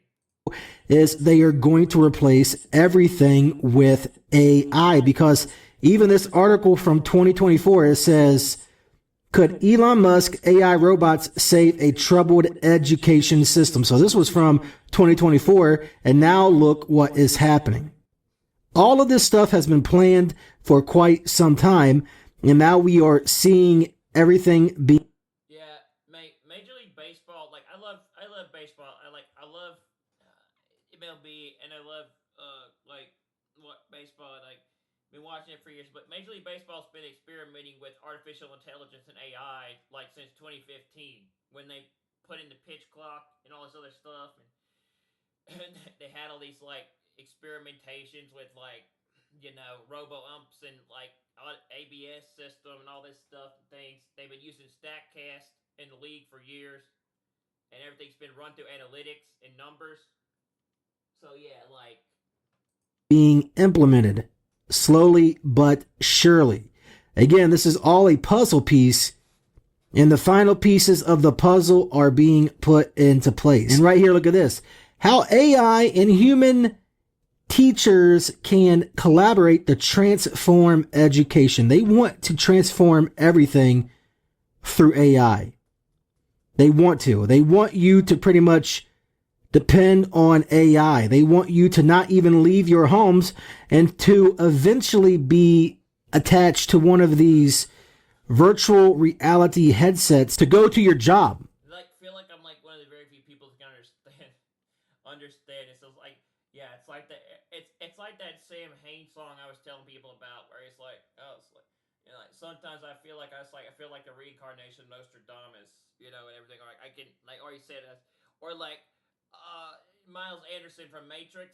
It's like this basically Neo. Yeah, no, but you get the point. And this is what all of this stuff is leading to. They want you trapped. They want you to own nothing and be happy. They want you to only go to certain places that they feel you should go and back. This is why they are pushing the idea of autonomous vehicles and everything else. All of this stuff is working together hand in hand, and it's ramping up more and more and more and more as time goes on. And I don't know how so many people can be blinded by what is going on, because it's literally smacking them right in the face at this point, and they are just paying it no mind, no attention. People didn't quite understand what they were doing back then, but if COVID didn't make you aware of what their agenda was in the bigger plan they have for the future, I don't know what will. And it made so many people aware of what was going on, and that's why it really was hard for them to get away with it. Everything to do a lot of stuff. But if it didn't make you aware that they were pushing toward a automated, they were pushing toward a AI based digital future through technology, through computers, stuff like that, or if their goal was to make it to where everything was operated through a digital computer system, or how everybody started just doing everything from home on computers, customer and everything, meaning that most businesses now can be done through online. Yeah, since COVID, I don't know what is that fact that everything was kind of being done through a technological system since COVID. Everybody had to stay home because it comes to it, and everything was done pretty much through the internet and through computers during during COVID. Attention, and it really gets frustrating to a point, because even right here, look at this. New World Economic Forum report shows how AI could transform education. Transform education. And now you have all of this stuff happening. All of this is done by design. Again, it's problem, reaction, solution.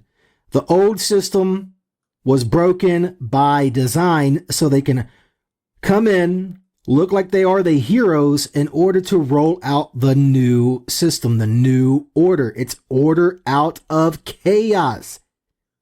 These people are smarter than they look.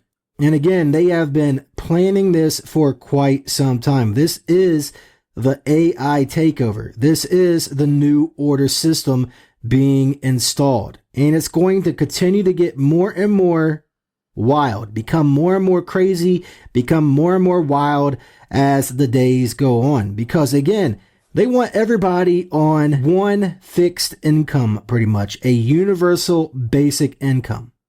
And then it's going to get to the point to where in order for you to function in society, you will have to take the mark. So this is why they are going after everything, and they are using the people that they are using so they can pretty much get the other side, the conservatives, to fall in line with the rest.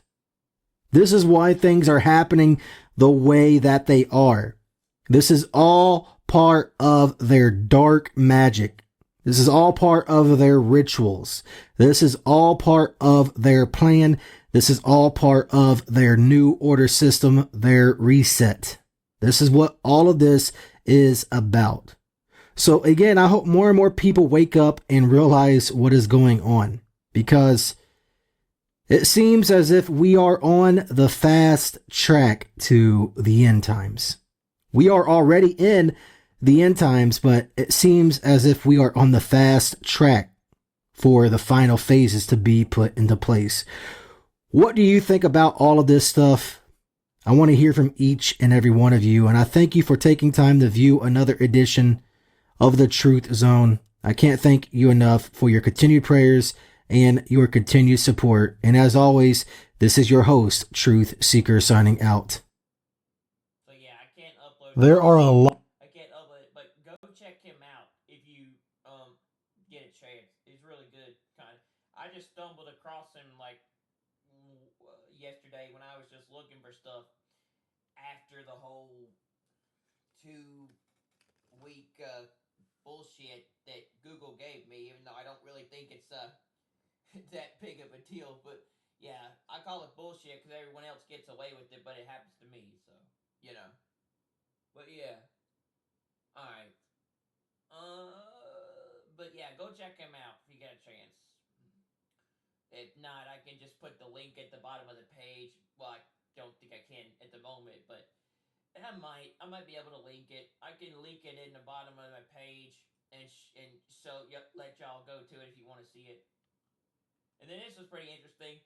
This is more on the whole thing about Trump's third term. Welcome to another edition of the And more information on possibly the new established order, or the the one world order that could be coming, or as a possibility. Truth Zone. As always, this is your host, Truth Seeker, here. A lot of people don't understand this, but the more and more you study these things and you read, a lot of what's going on right now is very based on biblical prophecy. It's very biblical. And the state. Especially this year. This year has a lot of biblical context to it, especially prophecy, including what's going down with Israel in the Middle East. Stage is being set for a third term for Donald Trump. And this all ties into the new order system. This all ties into the North American Union that Donald Trump continues to push. All of this stuff goes together hand in hand. So this is why you see this being talked about more and more and more. And my question is, could Donald Trump be the Antichrist? Or is he paving the way for the eventual Antichrist? Question. You have anything to do with putting your name in that list because you have presidential ambitions? No. And President Trump, I'm a firm believer that President Trump will run and win again in 2028. So I've already endorsed President Trump. A man like Steve Bannon, Trump's representation guy, this dude, they thought he was just joking because, like, he said he made a joke, or he made a perspective one day. Like this comes. He was out of his mind, or he was drunk or something. I don't know when it came to, like, it was on stage, and he made a comment saying, Long. I think Trump will run for a third term, and everybody kind of got it out of context, and they were like, "Oh, okay." Now they're beginning to wonder. Bannon's really beginning to actually confirm that he thinks Trump will win in 2028. Once every century, Yeah. if we're lucky, we've got He will have a third term. him now. He's on fire, and I'm a huge supporter. Want to see him again in 2028.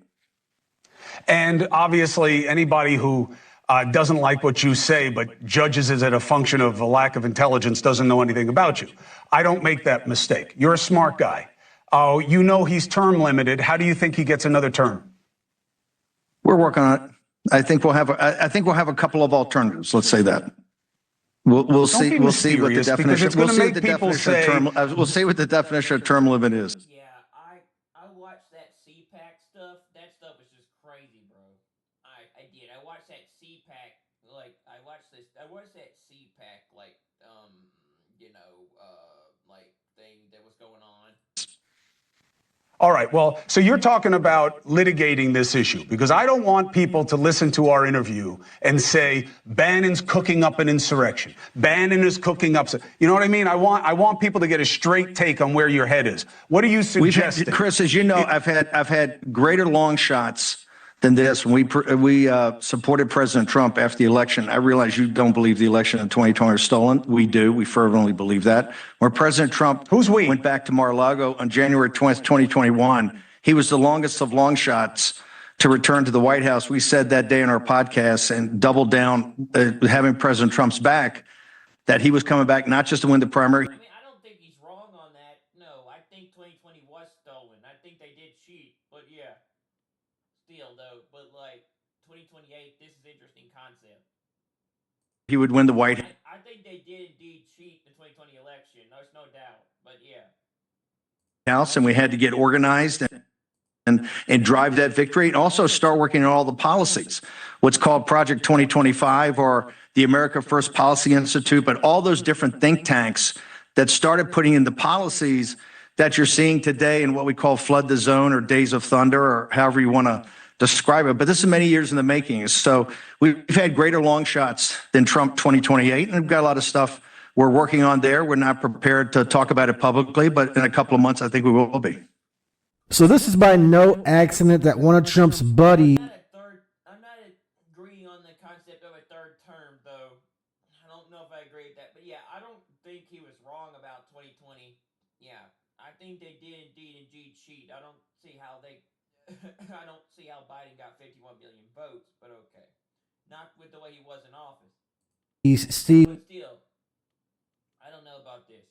Steve Bannon is. I think 2020 was definitely stolen, or they did something fishy to get votes. Yeah, there's no doubt about that. Talking about how Trump could run again in 2028.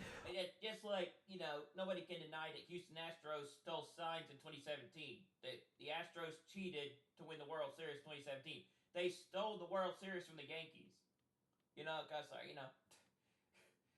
They stole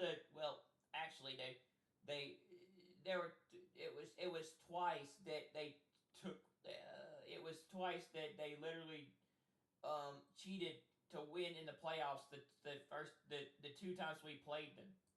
All of this. And then yeah. there's a couple of times when I think that the Yankees have been cheated out of stuff, including I think that World Series was rigged, but that's just me. This is done by design. Now, of course, you're going to have people say, oh, this is against the Constitution. This is unconstitutional. And be that as it may, they continue to set the stage for this being a possibility. With everything. People don't like me in this world because I just, I'm honest and real, and I tell it how it is. I don't sugarcoat it, bro, because I don't cover it up. That's even in everything. Everything that has been just say how it is, bro. Said over the year. And, a lot of people love me, a lot of people don't. When it comes to and everything. I've never not said. I've never not kind of told things the way it was. with everything that has been done and said recently, it's really seeming as if they are telling you without telling you what is to come. And I really do believe all of this stuff ties hand in hand with the North American Union, with all of the stuff going on with Canada, and the list goes on, and all of this tariff stuff, these trade wars and everything else. I believe all of this stuff is working together hand in hand. Yeah, and that's an interesting thing too. They got this sign here that makes Trump look like he's like Emperor Caesar, or like, you know, he's they compared him to Constantine. Yeah, and like he's got this vibe here, like the way he looks. It says third term project for Trump 2028 and beyond. This is interesting. So this is why you see the idea being floated around of a third term for Trump constantly. This is why you are seeing all of this stuff being talked about, because again, this all plays into the new order system. This all plays into the one world order. This all plays into the North American Union being established. So I believe this is why you continue to see this stuff being talked about constantly from multiple different people, including Donald Trump himself. I believe this is why he has been depicted as a king on multiple different occasions. My personal viewpoint, I believe he could be the Antichrist. Or if he's not the Antichrist, he is definitely setting the stage for the Antichrist. But the way that this man... Yeah, I watched a video about a guy who talked about in 2028, this woman had a dream about Trump where she said that he had a poster or a billboard up on like this big giant thing in New York, and it made him look like he was like, and stuff. And supposedly he had become like some kind of king, and everything. And it's in 2028. That was when that was the return. That was it. That was the official return of. And is That was the turn of God to the world. Like he had come down as a lion and ripped the poster off of the, everything. And so mad, he wasn't happy about Trump, and everything. So instead of talking about 2028 being a very interesting concept, constantly worshipped by the MAGA crowd, should show people and tell people all that they need to know. And again, it's by no accident, it's by no coincidence that this man has been depicted as a king multiple different times. Again, there is a reason for all of this. This is all done by design. This is all part of their predictive programming for things to come in the near future. Everything being done, everything being talked about. They want you to hear all of this. They want you to see all of this.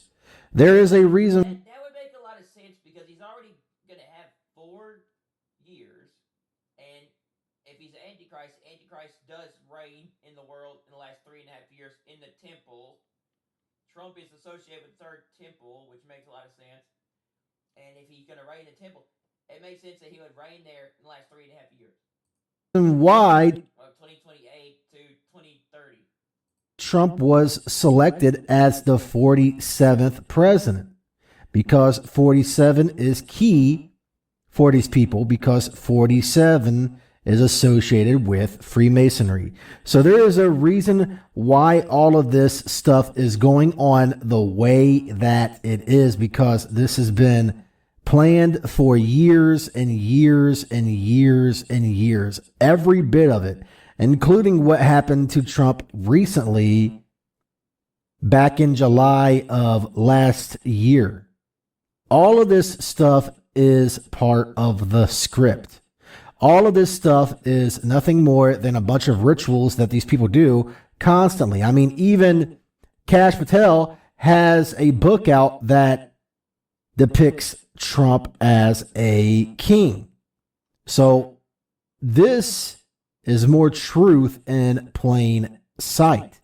And I really believe that all of this stuff is tying together and it's setting the stage for the coming new order system. This is what I firmly believe with everything going on. This is why Trump has joked about the idea of running for a third term on multiple different occasions. Again, I say joke because there is a lot of truth in these jokes.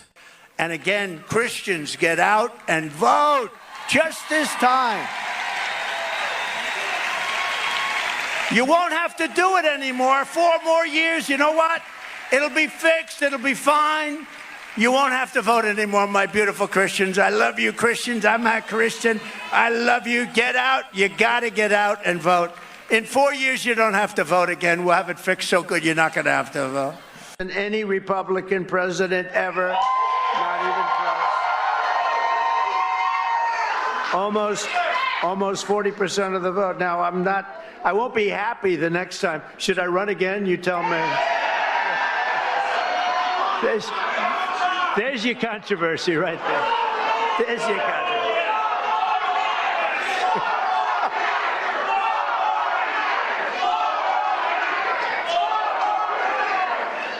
Thank you. You'll be seeing that you're gonna see that tonight, Tim, on television. I want to thank. So again, there is a lot of truth in these jokes. The fact that he was saying, you will never have to vote again. And the list goes on and on and on. All of this is done by design. All of this is part of their plan. Everything that you see currently going on is part of their plan. It's all part of their order out of chaos. This is what these people are about. MAGA is magician. MAGA is the highest degree in the Church of Satan. And there's also a reason why Trump was selected as the president during the year of the snake. He constantly has recited the snake poem. It was written by Al Wilson, a long time. Talks about the snake poem. That was his first term in 2017. Time ago. And I thought of it having to do with our borders and people coming in. And we know what we're going to have. We're going to have problems. We have to very, very carefully vet. We have to be smart. We have to be vigilant. So here it is, the snake. It's called The Snake. On her way to work one morning, down the path along the lake, a tender-hearted woman. Yeah. So it's a pretty interesting concept, bro. Satan was a snake. The Garden of Eden, Satan. All of these different people have been talking about this, including Trump himself. The possibility. They're talking about amending the 22nd Amendment to allow Trump to run for a third term. Yeah. Of a third term. And boy, they love. Like, there's no point in, again, if there's a rapture this year, there's no point in him running again because there's not going to be enough people to vote. So it's just going to give him a third term. Their three. You know, because most people, half of the population is going to be gone if there is a rapture. Most people are going to be gone this year. Stuff, don't they? Because 33 is one of their favorite numbers that they love to use constantly. Now, I firmly believe that all of this is being tied together with the coming North American Union stuff, because this is why Trump continues to talk about the idea of Canada becoming the 51st state, because this is all done by design. Every single. Simpsons predicted in 2026 that there will be a civil war in America. So yeah, there's a possibility Trump might get a third term. Thing is done by design because it's all part of their script. It will be the greatest honor of my life to serve not once, but twice, or 3 times, or 4 times. Headlines. from the fake news. No, it will be to serve twice. For the next 4 years, I will not rest, I will not yield, and together we will not fail. We will win, win, win. We will bring back the American dream. We're going to bring it back. You know, in recent years, our nation has suffered greatly, but we are going to make it great again, greater than ever before. We'll be a nation like no other, full of compassion, courage. Welcome to another edition of the Truth Zone. As always, Yeah, really interesting stuff, man. I have to admit, go check him out. Y'all won't see this, but yeah, go check him out, and I might link it so you can see it. All right, I'm going to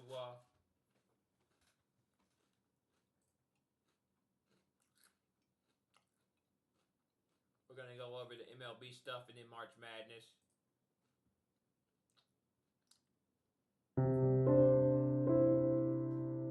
Hopefully it won't block my channel this time, like it did last time. Well, I can't. It won't block anything. I can't upload, so. But I can go ahead and make it, have it ready. Depending on where stuff goes with the world, bro. I'm convinced we are getting really close to what's coming. It's just, I don't know. The fact of them giving Donald Trump a third term just makes me think of that Civil War movie. If y'all have never seen that Civil War movie in 2024, oh, I gotta show that to y'all. Okay, I'm gonna bring that movie up. I'm gonna show y'all the exact plot of that movie. It talks about him being in office for a third term. It leads to a civil war.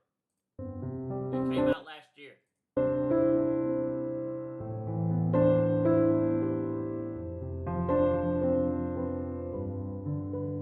Everyone, God bless. Thanks for joining It's Hope with Midnight Oil. I changed the name. I've been wanting that name for a long time. It reminds me of peace, and it reminds me of keeping our lamps burning as we wait for our Lord. Be prepared, guys. Rapture's just so imminent and just right here. I do want to do a little reading, and we'll talk about Colossians 2:13 through 23. We'll go ahead and read that. God bless, guys. Thanks again for joining. So, all right. So, and you being dead in your trespasses and the uncircumcision of your flesh. All right, we'll come back to this. But yeah, look at this, bro.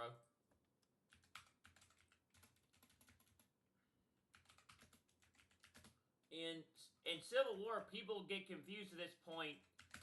Like, they get confused, like, what's what, bro, basically, in this movie. People, like, are, like, at this point, they're so divided that, like,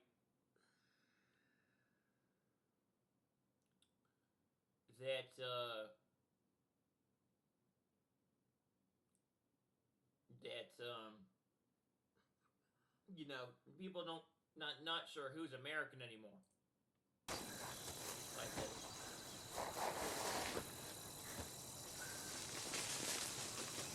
Wyatt, there's one hung up in there.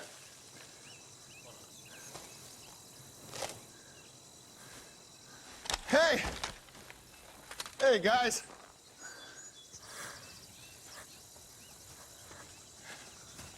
What's happening?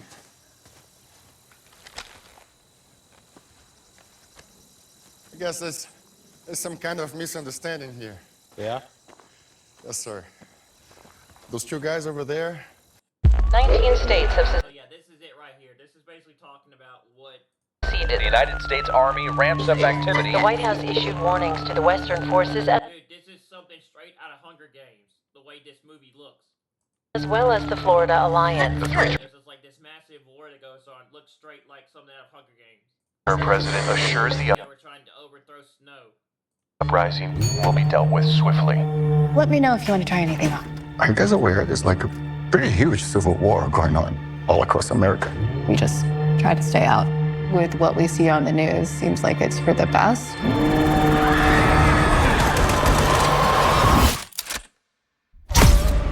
Citizens of America, the so-called Western forces of Texas and California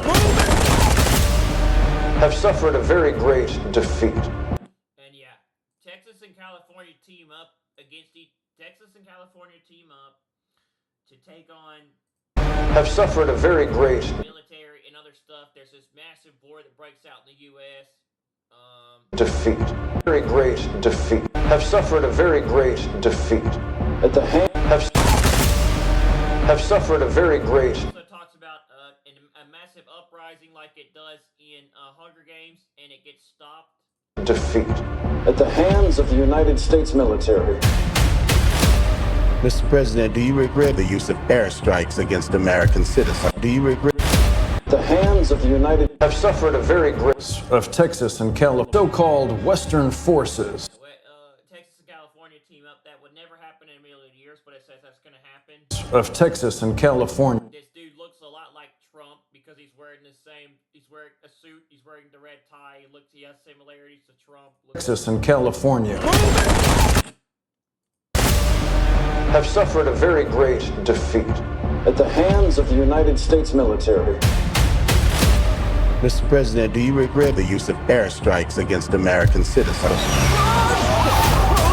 Starts launching airstrikes and all sorts of crazy stuff at people in the United States, like Pan Am, kind of in Hunger Games. Starts bombing people during this war, like in Mockingjay. They're moving to D.C. today. You need to go down there.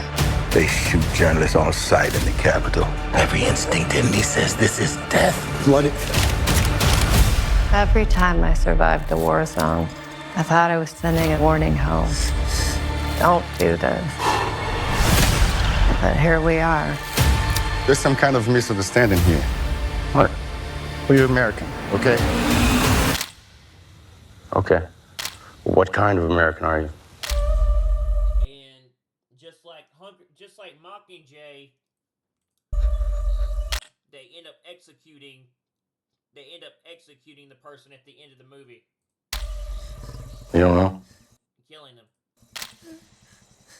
The National Guard of the military breaks into the White House, or breaks into the Capitol building. Storms the Capitol building, or breaks into the Capitol building or the White House. Guns down everybody in the White House. Yeah, this is an interesting movie. The Western forces will reach the White House on July 4th. Oh my God. Get in the car! Get in the car! Move, move, move! You're gonna hang back. I'm not hanging back. So, if there is a rapture this year, there's a possibility this is what they predict could happen in the future. I'm not hanging back. One nation under God, indivisible, with liberty and justice for all. Not to mention that the ending talks about we'll give you Greenland or something. It says we'll give you Greenland, so they end up taking Greenland in the movie. Yeah, the lady, one of the press secretaries or somebody in the White House or the Capitol building, basically says that we'll give you Greenland or some other stuff. It's the National Guard or like this military force breaks in. God bless America. And that comes to stop them. And basically, the forces teams up to stop them, and basically talks about we'll give you Greenland, some other stuff. That's how it ends. I've never seen this movie, but I have wanted to watch it. I wanted to watch it when it came out last year, but I never got a chance to.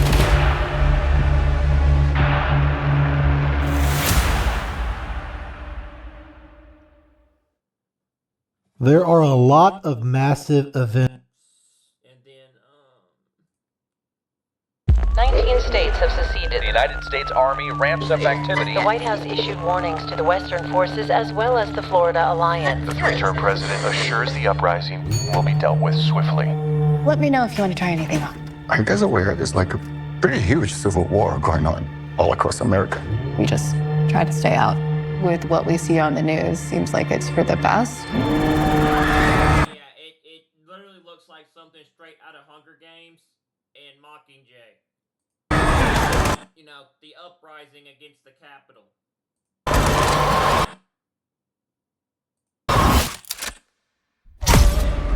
It literally looks like the modern day version of Hunger Games, like against the Capitol. Citizens of The uprising against Snow. America, the so-called Western forces of Texas and California have suffered a very great defeat at the hands of the United States military. Mr. President, do you regret the use of airstrikes against American citizens? The movie. It literally shows that the person in this movie will do whatever it takes to retain power, even bombing and launching missiles, airstrikes, all sorts of stuff on his own people. Into DC Literally, it's a war that breaks out in the U.S. today. We need to go down It's a war that breaks out between U.S. citizens. And launching bombs and airstrikes and literally destroying and killing hundreds in the war. It feels like something straight out of Mockingjay. They shoot Jack. Where it says, "Oh, I want President Snow to know that I'm alive, and you just bombed a hospital full of men, women, and children, and the whole if we burn, you burn with us concept, right?" Journalists on site in the Capitol. Every instinct in me says this is death. Blooded. Every time I survived a war zone, I thought I was sending a warning home. Don't do this. But here we are. There's some kind of misunderstanding here. What? Well, you're American, okay? Okay. What kind of American are you? You don't know?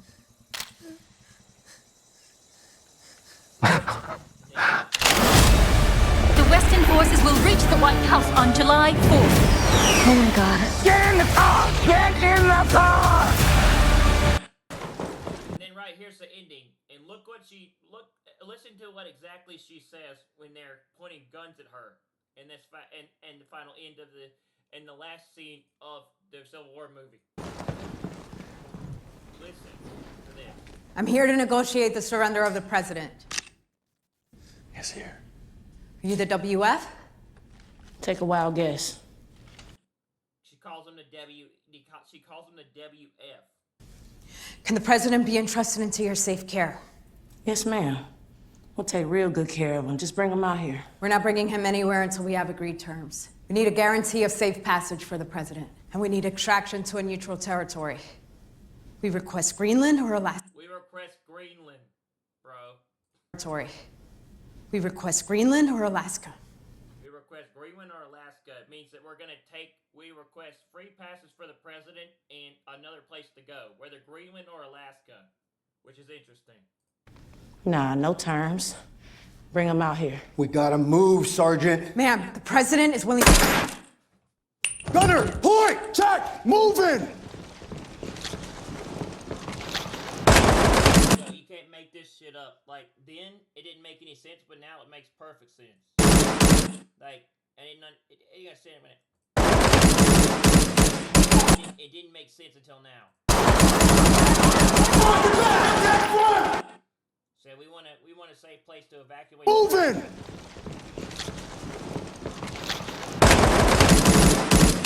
Because they didn't cooperate, they just start shooting in the White House, bro. Literally start shooting everything in their way.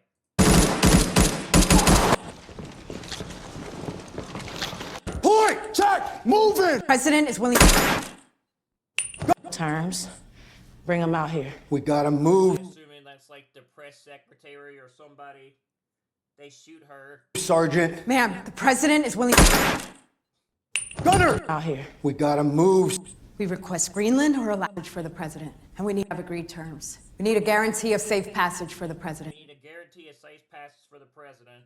And we need extraction to a neutral territory. We need extraction to a neutral territory. We request Greenland or Alaska.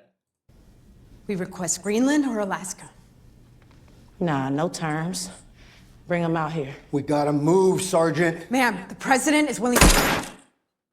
Gunner, point! Check! Moving!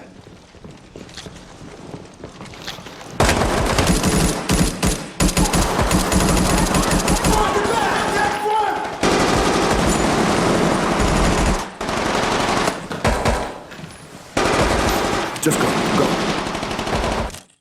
Like, you can't make this stuff up, bro. You just can't. This is crazy. Like, they literally say Greenland in this movie.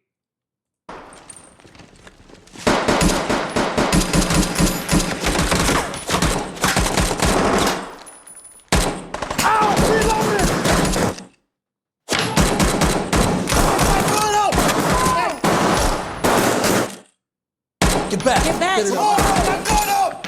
Get it up!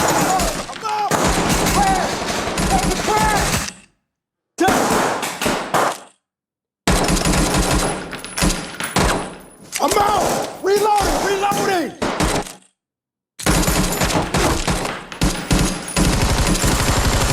Brett!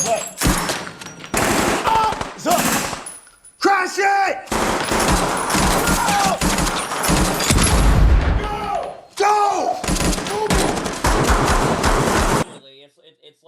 It's like a military force.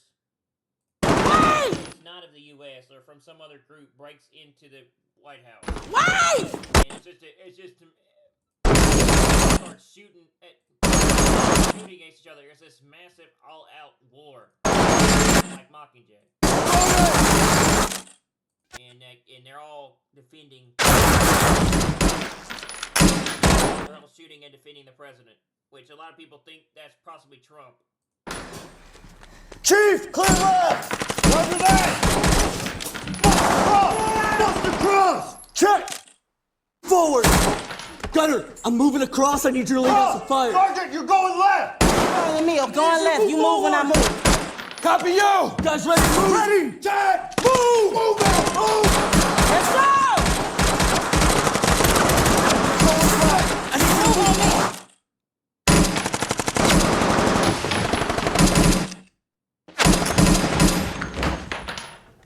A lot of people believe that if Trump ends up serving a third term, that's going to lead to a civil war. That's going to lead to a massive civil war in the U.S. And I have a feeling that, so I have a feeling we're not going to be here. You good? But this is probably where Armageddon's going to come into play. This is probably where the whole Armageddon concept, the whole thing about... Stay down! This is probably what's going to come into play with this. I don't know. Deconflict! Blue! Up! Blue! Interesting concept how she says, like, Greenland. Moving! She literally says Greenland in this movie. And they want Greenland. Ready! Break out! Break out! Break out!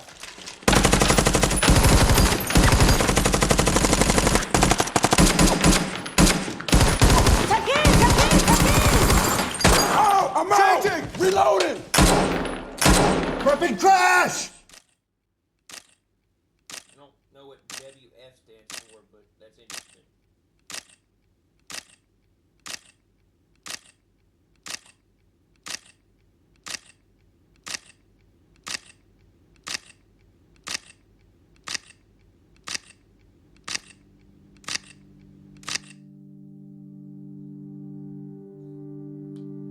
Yeah, and just like in, like, perspective, the press has become the enemy, and it says they shoot the press. So, kind of interesting.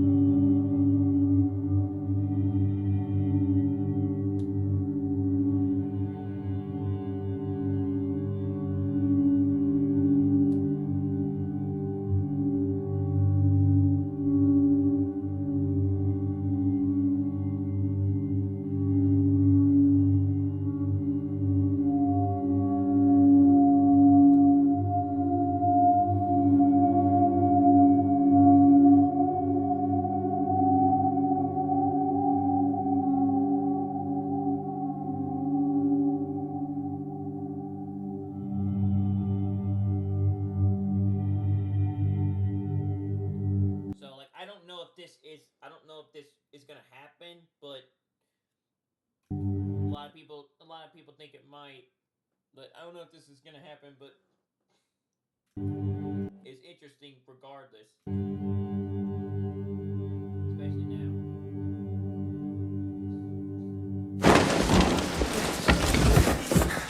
Wait! Wait!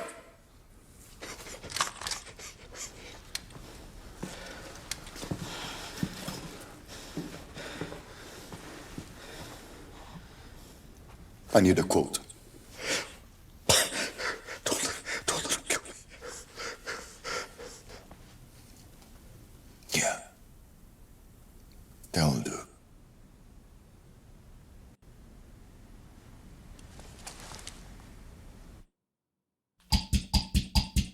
Yeah, and then they execute him at the end of the movie.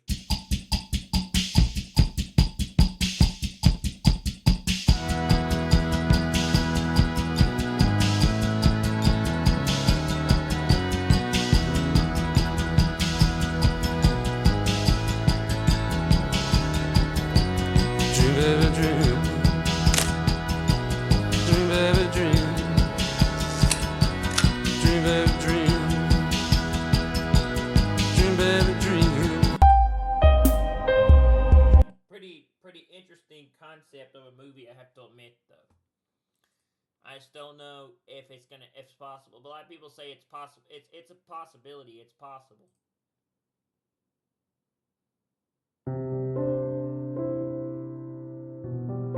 But like I said, most of us are gonna be gone if that's the case, and that's the whole Antichrist thing. But still, bro, yeah.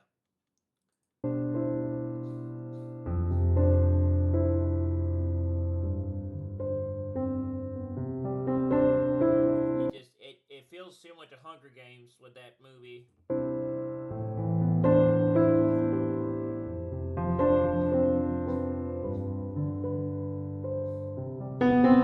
I'll be right back, though. I want to see this. But yeah, Civil War's got some interesting concepts, especially now. I was like, eesh. They actually mentioned Greenland. Greenland and Alaska, so I guess they take Alaska and they take Greenland. Now that's a little freaky, but I'll be right back.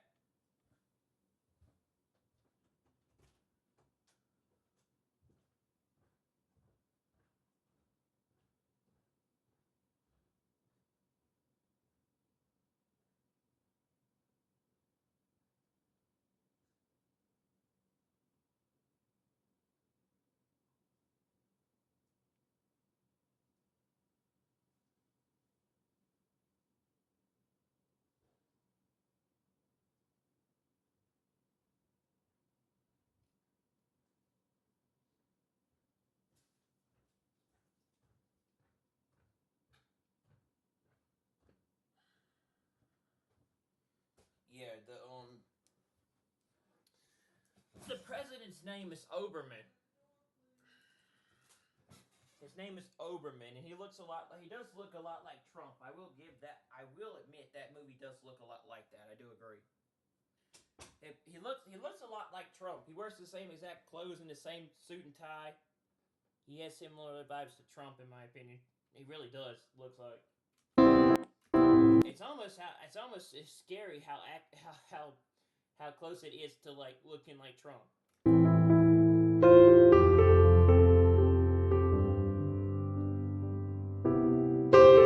Everyone, God bless. It's Hope with Hope for Life. I hope everyone's doing fantastic. Today it's Sunday. Praise the Lord. We made it through another weekend, another week.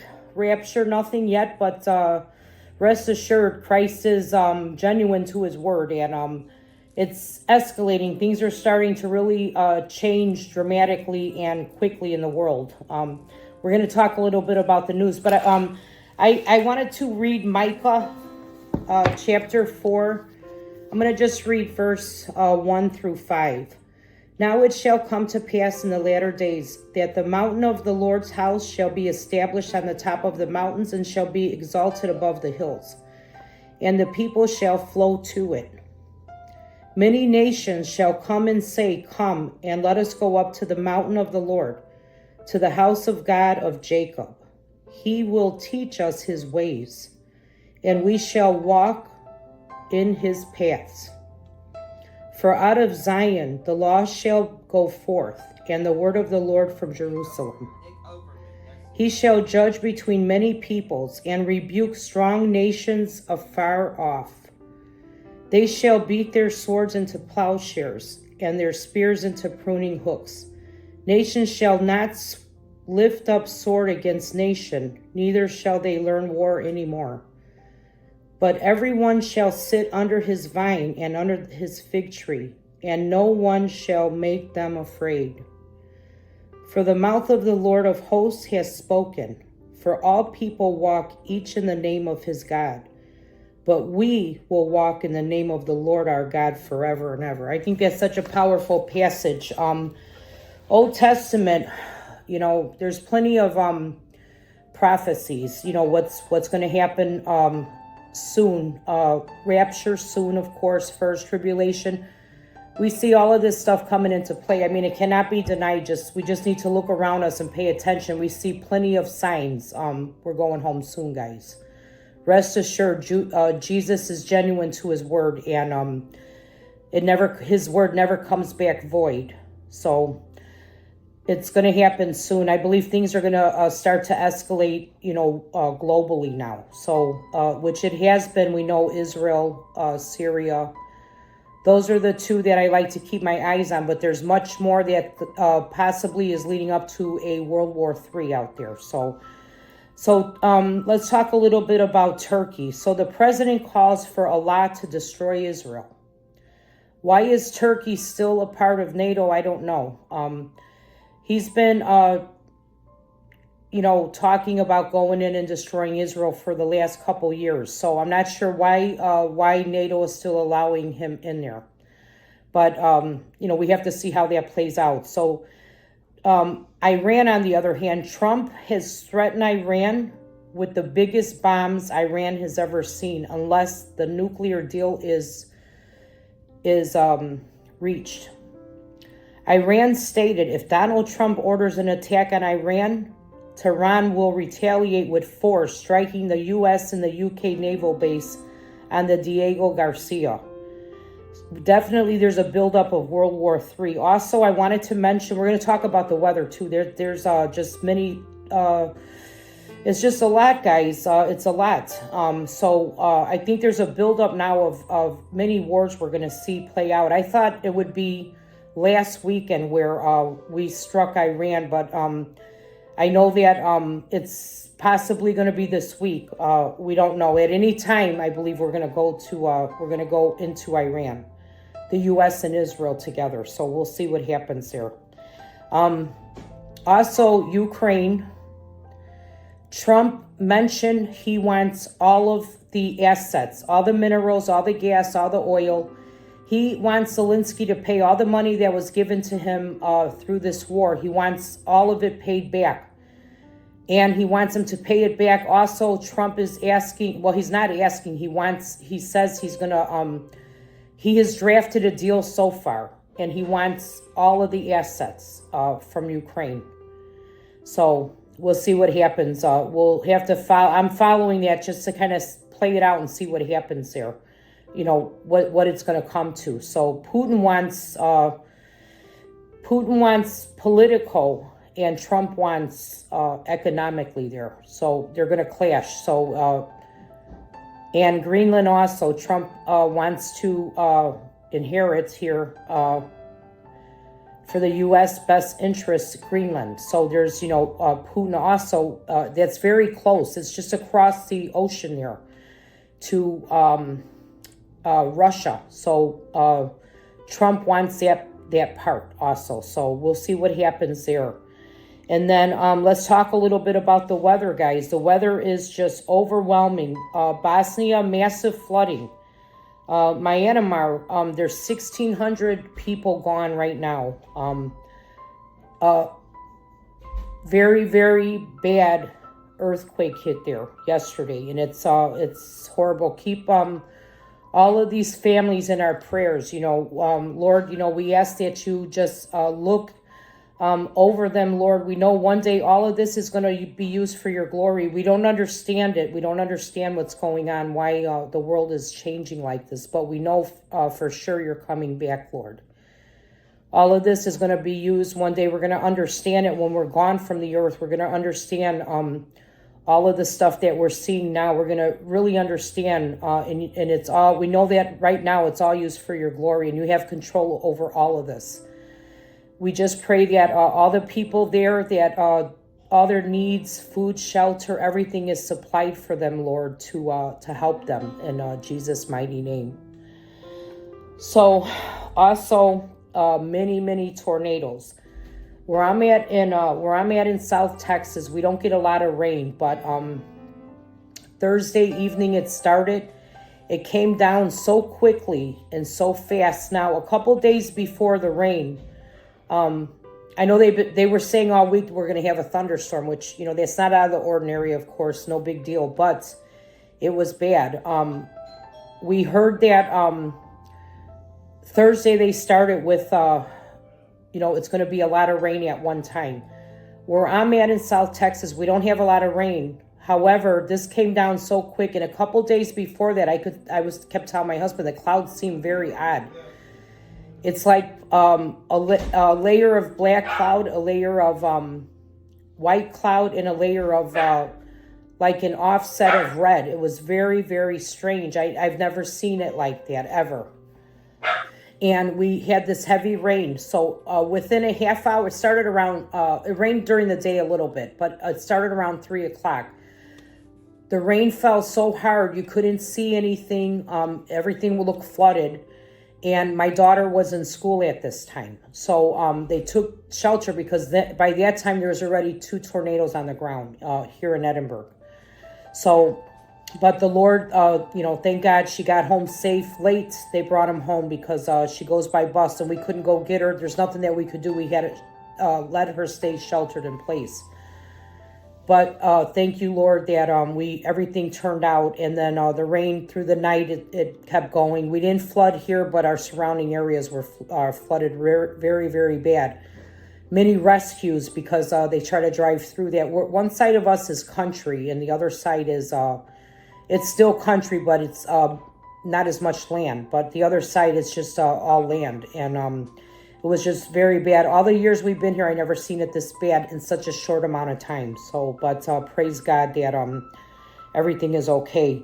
And we have to keep our prayers. There's earthquakes globally all over. There's in some cases there could be 200 to 400 a day. We don't feel them, but they're there.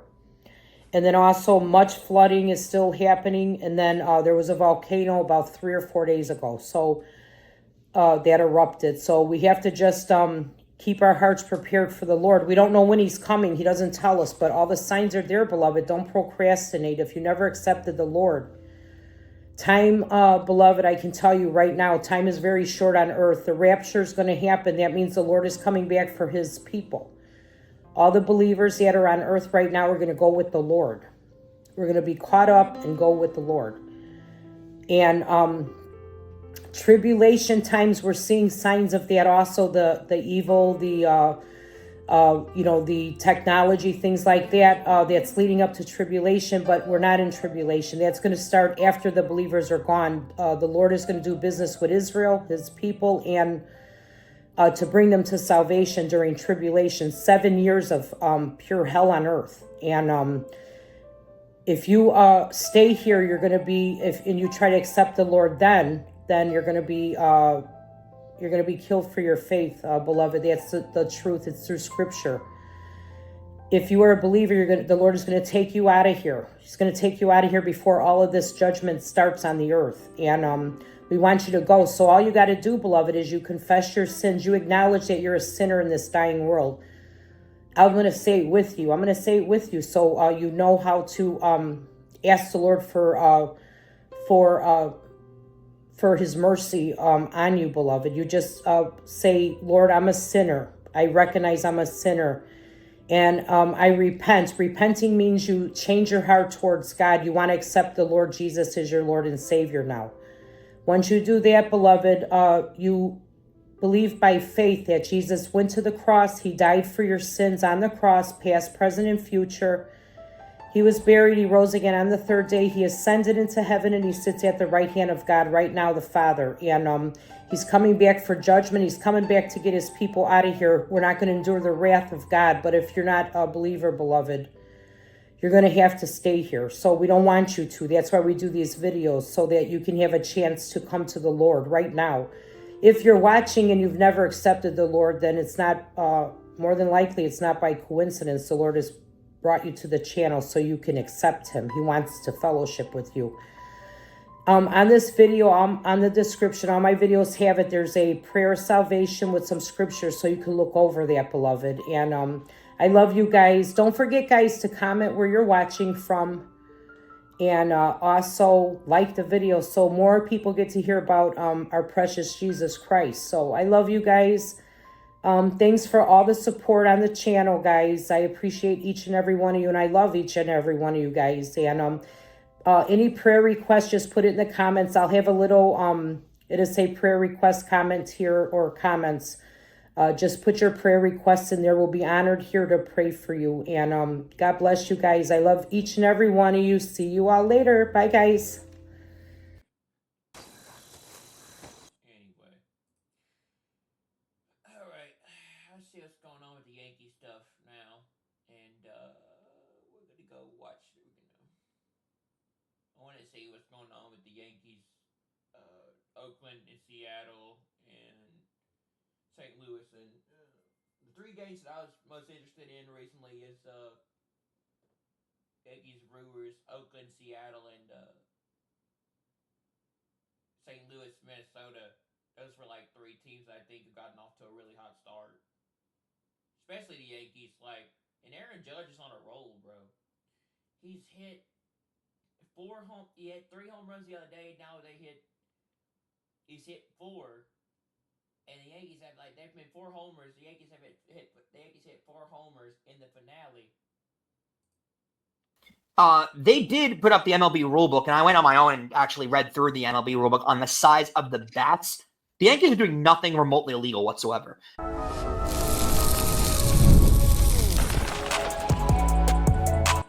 league's getting upset again that, we got a good team again. It's because they're upset about. It's because they're It's because MLB's getting a little bit afraid of the fact that we're going to be able to compete with the Dodgers again for a rematch. You are Locked On Yankees, your daily New York Yankees podcast. Part of the Locked On Podcast Network, your team every day. Welcome to Locked On Yankees, which is part of the Locked On Podcast Network, your team every day. Thank you for making us your first listen every day. I'm Stacey Gotsoulias. Today's episode is brought to you by FanDuel. Right now, new customers can get $200 in bonus bets when your first $5 bet wins. With me, as usual, my co-host, Brian McKeon. Brian. If only our numbers can do as well as the Yankees did this weekend. Damn. Really? Before we get started, don't forget, subscribe to Locked On Yankees on whichever podcasting platform you prefer. Subscribe to our channel on YouTube, like our videos, hit the bell so you're notified when our videos go live. On today's show, it's the return of Miners Monday. It's that time of year. We're going to tell you how Scranton did and discuss Spencer Jones, one of our favorite subjects. We're also going to discuss how the Yankees did this weekend because, boy, was it a historic weekend for the Yankees. But first, is that a big bat in your pocket, or are you just happy to see me? I mean, geez, what an unbelievable first 3 games of the season. Really, the second and third game of the storylines. Do you ever remember a start to a season like this where they scored this many runs and looked this incredible? And Aaron Judge looked, I mean, what is he going to hit 90 home runs this year? I mean, he looks outrageous so far. The Yankee team just offensively looks like they're going to put up historic numbers.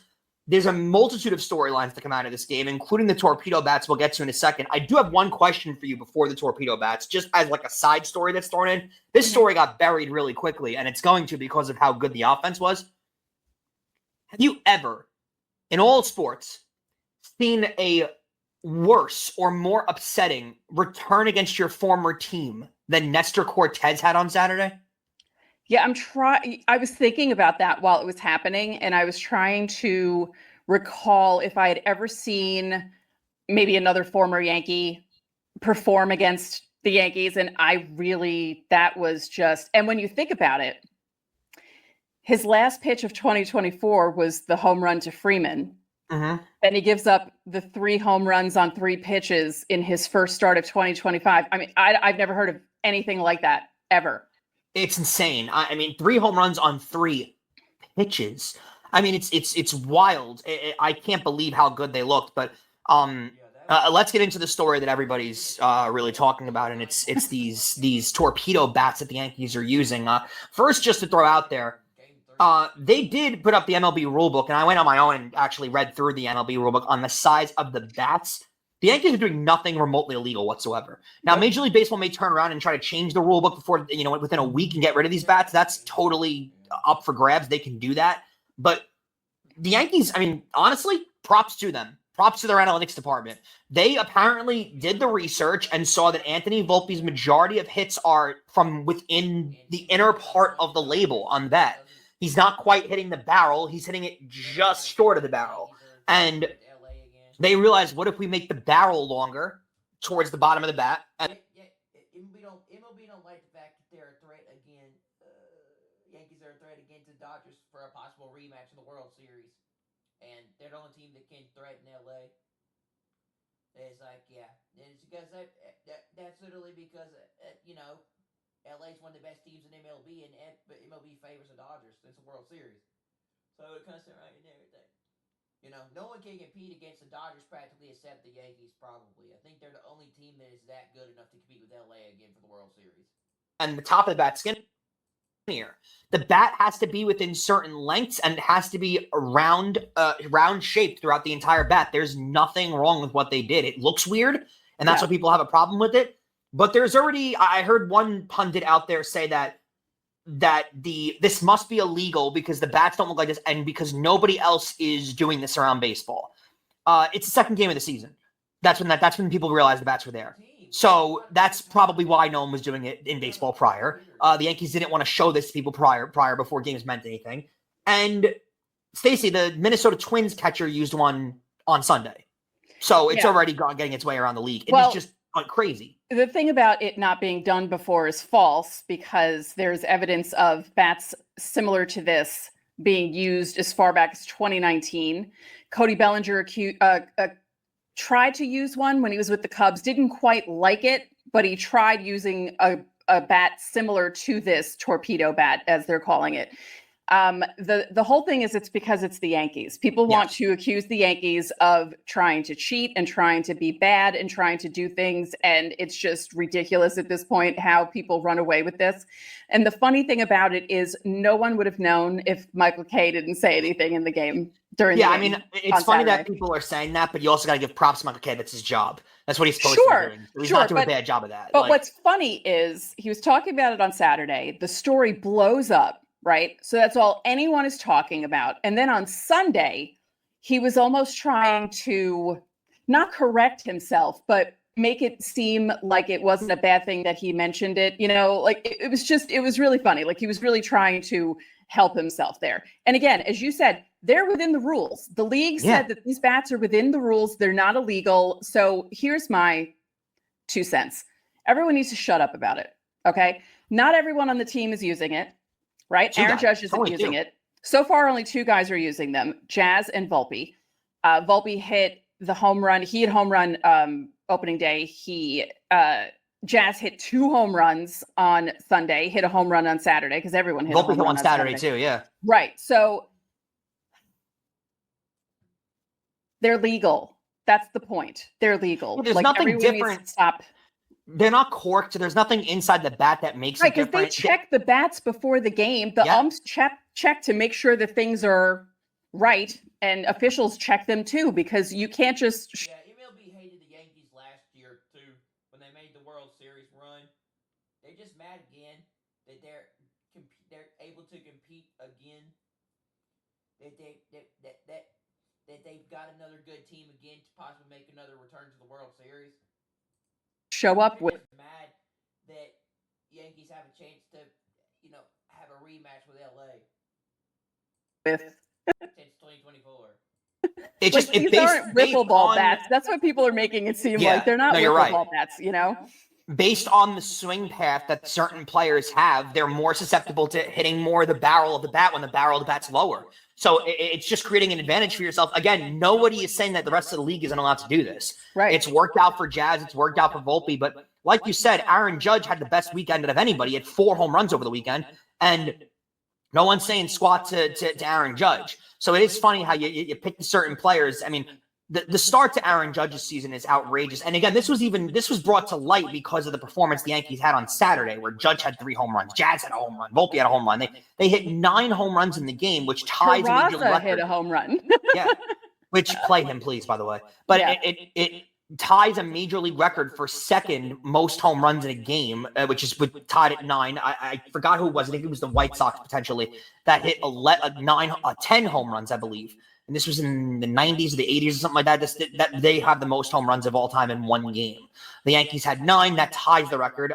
8 was the previous record the Yankees had. They broke their franchise record. Unbelievable performance. I mean, I can't remember a game where they scored 20 runs this early on in the season, especially in an opening series. And might I mention, they weren't playing the White Sox, Stacey. I mean, the Brewers are a good team who pitches well. Like they make the playoffs almost every year. They won the division last year. They're a good pitching team generally. And generally, not this weekend, but generally. Yeah. I think it's interesting that this is the first time that this happened with the Yankees, because when you think of other lineups that they had with home run hitting guys that they had, especially, they didn't win a lot in the early to mid 2000s, but they had guys who could mash in those lineups. And for them to not do what they did for them to do what they did this weekend, especially with all of the chatter about they lost Juan Soto and people were making fun of them for getting Paul Goldschmidt and, you didn't really do much to improve the team. And then they come out and treat the Brewers rather rudely, especially the pitching staff. You could tell that there might be some talk within the organization of a lack of respect that they're getting. Because of the fact that, everyone's counting them out once Garrett Cole news comes in, and the conversation was how they lost Juan Soto. They're not going to be the same. They're not even division favorites anymore.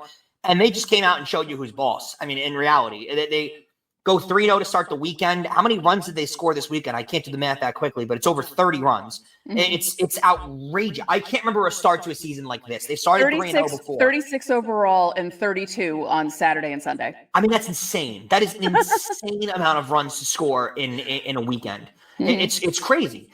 Especially again against a good team. The Brewers are not bottom feeders. Every year they're competing for a playoff spot, and they're expected to compete for one this year too. There's just so many storylines that came out of this weekend. How about on opening day, Jackson Chourio goes 0 for 5 with 5 strikeouts, and that storyline just goes away because of what the Yankees did. Really remarkable. We're going to get into a ton of this conversation because, I mean, we're not even going to have a lot of time today to talk about just the in a full essence of what Judge did. Mm-hmm. I mean, because it gets buried behind all the power and everything that he did. But I mean, Stacey, this is not the pace that he got off to last year at all. So, I mean, imagine if he keeps this up all year, he's going to hit 80 home runs. It's remarkable and exciting, honestly. And it's even funnier because opening day, he looked a little iffy. And like I said, he hit the base on that one hit. And I was like, maybe that'll get him going. Sure, did it not? I mean, wow. And he wasn't hitting cheapies either. No. I mean, he wasn't in shit. Some of them you can accuse on Saturday for sure, just scraped over the wall and stuff. That was not what he was doing on what he was doing. No. Here's the thing. Opening day, people were complaining because Austin Wells and Anthony Volpe's home run, like Wells' home run would have only been a home run in Yankee Stadium. Volpe's would have been a home run in like 9 out of 30 stadiums. So be quiet about that. Then Saturday comes and these guys are hitting. I mean, these were mostly deep home runs. The only one was Wells really but it was an opposite field home run. So that was a big home run for Wells because it went opposite field. And no one said anything when Jake Bauers hit the foul pole on Sunday because, when an opposing pitcher, well, he is an opposing pitcher because he pitched twice, Saturday and Sunday. They should have started Jake Bauers. He pitched 2 scoreless innings. Yeah, for the Brewers. No one said anything when Bauers hit the foul pole because when the opposing team hits barely home runs, not a peep. But the Yankees, oh no, the Yankee Stadium is terrible. they use it to their advantage. Well, yeah, that's what you're supposed to do. Yeah, that's because MLB's afraid of the Yanks being. That's because MLB's afraid the Yanks could actually beat the Dodgers. And the Dodgers are the team that's like the Dodgers are the best team in the league since the World Series, and they're scared. There's MLB fears the Yanks actually can overthrow LA with how good they were playing against the Brewers. Do in your home park. The Yankees aren't the Orioles. They're not going to keep pulling the wall in and pushing it out. They're going to keep it the same way. So yeah, it was an interesting weekend. Saturday was just so odd, and weather-wise too. It was so hot when the game started, and then like a cold front came in, and 10 minutes later it was 20 degrees colder. Yeah, Saturday was a wild day weather-wise. It was like 80 degrees in the afternoon. By the time you were leaving wherever you were, it was like 40. Yeah. Nuts. Yeah, and that's another thing. A lot of those balls were being hit when the weather was warm too. So what does this mean for the summer? Like, you know? Yeah, So we'll see. It's wild. We'll see. I mean, let's say this. Don't expect the Yankees to hit like this all the time, people. Like, it's fun, right? But don't, like, because people are like, oh, they're going to set a record for home run. Yeah, they already have that record. They already had that record. They could come out against Arizona in the next 3 games, off day today, starting Tuesday, and have dud games for 3 games. So just they get Corbin Burns' Arizona debut, by the way. Yeah, so we'll see how they do against Corbin Burns, because Nestor Cortez, no offense, not Corbin Burns. Not Corbin Burns. Don't forget, subscribe to the channel, hit the like button on our video, hit our videos, because there are many of them. Hit the notifications so you know when our videos go up. You can also join the Locked On Yankees Insiders Club. The link is in the description. You get text from us. You can text us questions, comments, reactions to trades and signings, reactions to the games. I was texting back and forth with a few insiders this weekend because, of course, I was. The games were very bizarre. We send out lineups during the season, roster moves, and breaking news so you don't have to check social media. There's a 14-day free trial. Coming up, let's just discuss the weekend as a whole. Well, guys, the Elite Eight is over. The Final Four is set with all 4 1 seeds. And if you want to bet on the Final Four, the place to get in on it is FanDuel. Right now, new customers can get $200 in bonus bets when your first $5 bet wins. That's 200 extra bucks to use on everything from buzzer beaters to Cinderella stories and even to bet on who's going to cut down the nets out of the Final Four 1 seeds. Now, I got my eye on a few underdogs throughout this tournament, and that didn't really work out for me. But FanDuel made it easy. Even the bets that I hit with spreads, totals, game props, it was all available. With tournament games happening almost every day, there's something exciting to bet on. And FanDuel makes it easy, guys. It's simple to use. When I win, the payout is instant. There's no waiting around. It can't get easier. So visit FanDuel.com, get it on the college hoops action all tournament long. And we want to thank you again for making Locked On Yankees your first listen. Remember that every Friday is Fan Mail Friday. You can leave those questions underneath the pinned comment on our videos Monday through Thursday, or you can join the Locked On Yankees Insiders Club. Now, those fans are going to get top priority during Fan Mail Friday. The link is in our description. So, Stacey, overall, a grand scheme of the weekend, because we really weren't able to discuss that in segment 1 because it was all about the bats and the power and everything like that. Let's first go into what the Yankees did on Sunday. Marcus Stroman, the 3 starter in this rotation, which nobody saw coming because around Valentine's Day, he was the 0. He was going to be traded, and they were looking for a suitor. And all of a sudden, Marcus Stroman was out there. Didn't pitch bad. Didn't get into the 5th inning. Didn't give them a length, but the Yankees don't really get that from him anyway. 4 2/3, 3 runs, 5 hits, the 1 home run to Bowers, a walk and 3 Ks. Not terrible, 81 pitches. That's what Marcus Stroman's going to give you. Yeah, Boone said they were hoping to get him to 80, and that's basically what they wanted to do. They were probably hoping that he would get to 80 after pitching 5 full, but it was 4 2/3. Not a terrible outing. And it was funny, too, because I missed the first half inning. And from what I was seeing on social media, I thought he gave up 4 runs with the way people were reacting to how he was pitching. And I saw he only gave up 1. And I thought he was a little all over the place with command, but that's usually expected with guys early on in the season. So I'm not that concerned. Yeah. And then I turned the game on. I'm like, wow, are we really overreacting in game 3 of the season? Yes, because we're Yankee fans. That's how things go. Judge, gosh. Yeah, that's the reaction. The Yankees have hit 6 home runs in the first inning so far this season. And the rest of MLB at that point when the game was being played at just before 2:00 p.m. Eastern. The rest of MLB only had 5 first inning home runs combined. Yeah, it's a joke what he's doing. Again, no cheapies. I mean, he gets all of the ball. This is the hottest I think he's ever looked out of the gate for a season. He's never looked this good straight out of a gate. It's incredible what he's doing at this point. Yeah, he's the first Yankees player in history, another crazy thing, with 4 home runs in the first 3 games. And as of the bottom of the third on Sunday, Judge alone had more home runs than 26 teams. It's wild. It makes no sense. Historically good, just to throw in on this on a side note, with how historically good Aaron Judge has been, it's almost the opposite of what the Pittsburgh Pirates have done to start the season. Stacey, the Pittsburgh Pirates have been walked off on their first 3 games. In all 3 games, they're the first team to get walked off on their first 3 games of the season since the 1939 Pittsburgh Pirates. So it's really not a good stat to be in if you're the Pirates. Let's go back to the pitching for a second. We talked about Marcus Stroman's performance on Sunday. Let's go to Max Fried's performance on Saturday. Mixed reviews. He really struggled to get his command going all day. They did mention on the broadcast the 7 pitches that he throws. Sometimes they're not there, and it's hard to really find your groove of which ones you're going to stick with. I will say the start does look a little different than it actually was if you watch the game. 4 2/3, 7 hits, 2 earned, 2 walks, 4 Ks. He did look good at points. I mean, his stuff is filthy. So there were a couple of strikeouts and a couple of curveballs where you were like, geez, how does anyone hit that? He did get hurt by defense. They didn't play great defense. He did have a lot of leeway because of the amount of runs they were scoring, but you'd like to see a little bit of a better performance out of Max Fried. Also, he was visibly pissed when they took him out with 2 outs in the 4th inning because he wanted to get that win for sure. Yeah. And after the game, he said that he was more pissed with himself because he made it, so he had to be taken out because he didn't execute earlier in the game. And he said he deserved to be taken out, and he took full responsibility for it, which I thought was pretty stand up for him because, you know, a lot of guys don't want to admit that. And I was like, you know what? I like him because I like when guys can come out and say, you know, I didn't pitch well enough. The Yankee defense certainly let him down in this spot, though. I'm not going to Max Fried wasn't terrific by any means, but the defense was awful. And you can't have 5 errors in a game. No, Yeah. I mean, you're lucky the team scored 20 because 5 errors in a normal game will have you lose that game. So yeah, completely agreed. But I mean, they got through it. Nestor Cortez, again, we mentioned, had one of the worst returns to his former team ever in history.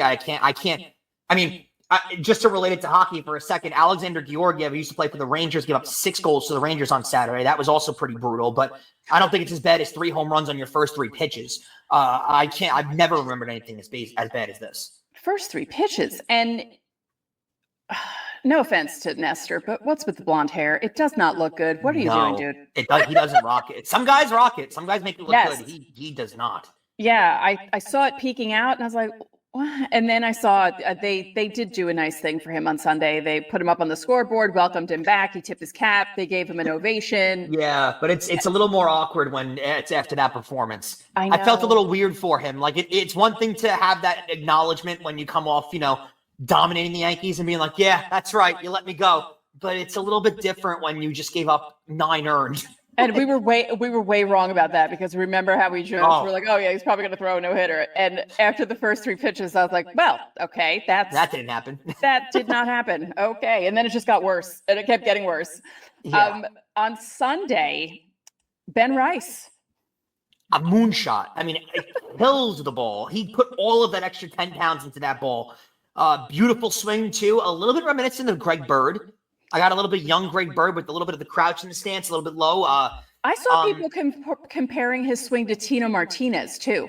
That one I don't see as much, to be honest with you. I see more of the Greg Bird. Were you alive when Tino Martinez was were you cognizant of the time when Tino Martinez was a Yankee? Somewhat. Not fully invested, but somewhat towards the later part of him as a Yankee. But I've seen highlights, obviously, of Tino Martinez swinging a bat. But no, I saw more of when the Greg Bird first came up, he had that crouch in the stance where he's a little lower. Ben Rice has that kind of now, too. A little bit of a different stance for Ben Rice, too. He didn't have this lower angle to him when he was last year. So I kind of like that. He's getting more power in his legs doing that. The other thing I want to mention on Sunday, good job when Judge and Jazz were on base, and who was it who hit the ball deep to center, and they both advanced, and then they were both able to score. So you're seeing good base running. Even like Oswaldo Cabrera got a really good hit. Paul Goldschmidt was 3 for 5. You're seeing, Cody Bellinger had the sac fly. Like, things are happening. Like, they're not just hitting home runs. You're seeing other things that they're doing in the game that makes me think that this team and this lineup is a little more complete than people are giving them credit for. And they're going to prove that over the season, I think. Yeah. Well, I mean, You're let's seeing different let's things. let people know that we do need to see this consistently. It was 3 Sure. games. Let's No, not freak out over I over said one that series. earlier, Yeah. but there are certain things that you didn't necessarily see the team do last year that I'm already seeing them do. I also, that play up the middle that Volpe made, Tremendous. like, unbelievable, Yeah. and Jazz is already making plays that we know Glaber would never make in a Yeah. million years. Yeah. I'm enjoying watching Jazz and Volpe work together. You can tell that they've gotten close now because they hug after games and stuff. So I'm going to like seeing that double play combination this For a season. full season. Yeah. Yeah, it's very, very entertaining. We're going to have to talk about Peraza and Cabrera at some point because the one complaint that I can have over the weekend, and it's hard to find one, is the fact that Peraza didn't play on Sunday. I mean, how does he come off a home run performance and play really well and then just not get a spot in the lineup? You can't keep, and you've said this a million times, you can't keep jerking this kid around. Let him play. Yeah. Let him play. I mean, you got to you're not going to find consistency in a player if you don't put him on the field. We'll discuss that later in the week. We'll add it into a topic because I know some of you want to hear us break that down. The Yankees are 3-0 in back-to-back seasons. Do you want me to name the seasons that they've done it? Because we have it listed here just to let people know. Yes. Let's do that. 1905, 1906, 27, and 28. Those are obviously some of the greatest teams ever assembled. 1942 and 43, 94 and 95, and 2024 and 2025. So pretty impressive and historic for the Yankees' perspective. Two quick things. Fernando Cruz pitched a scoreless inning in his Yankee debut. He came over in the trade for Jose Trevino from the Reds. He threw his forkball, which was an interesting pitch. Also on Sunday, Tim Hill, Mark Leiter Jr., Cruz, and Ryan Yarbrough combined for 4 1/3 scoreless innings, and only Yarbrough gave up a hit in that entire time. And that's the middle part of your bullpen, which is really, really important. So they're off to a great start. Again, it's 3 games, but this is so far a really, really impressive start for them. Yeah, because as we've seen with the Yankees, it's better for them to get up to a hot start because there's always that lull in the summer where It's a guarantee with Aaron Boone teams. Yep. So you were talking about kids. Let's talk about the kids. Coming up, Minors Monday, we'll tell you how Scranton has started the season, and we will tell you why Spencer Jones is not there yet. Next.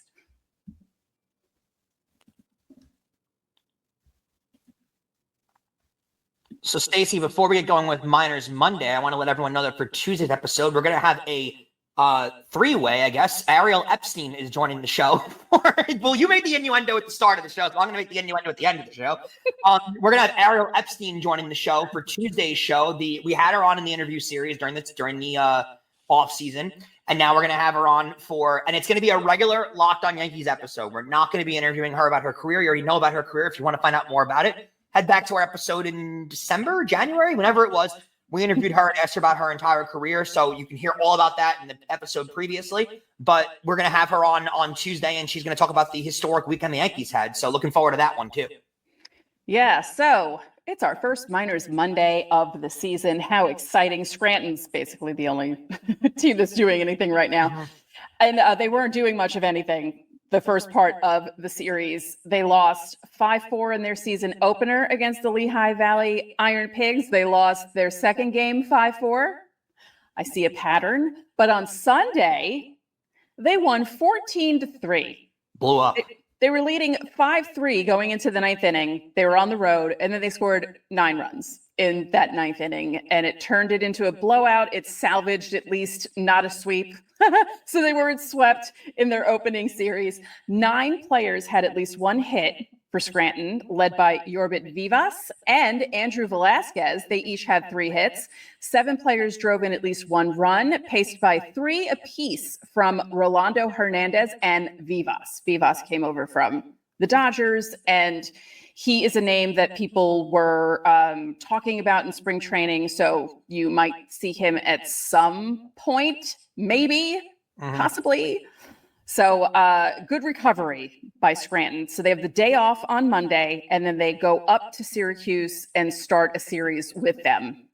Yes, should be interesting. A lot of names out of Scranton. I think a lot more potential this year for maybe position players to be making the rounds to the Yankees and impacting the roster at some point throughout the season. There were in years past. It felt like it was more of a pitcher-themed move years prior, and now it seems like it's more towards fielding, base running type guys that could be making their way up to the Yankee roster.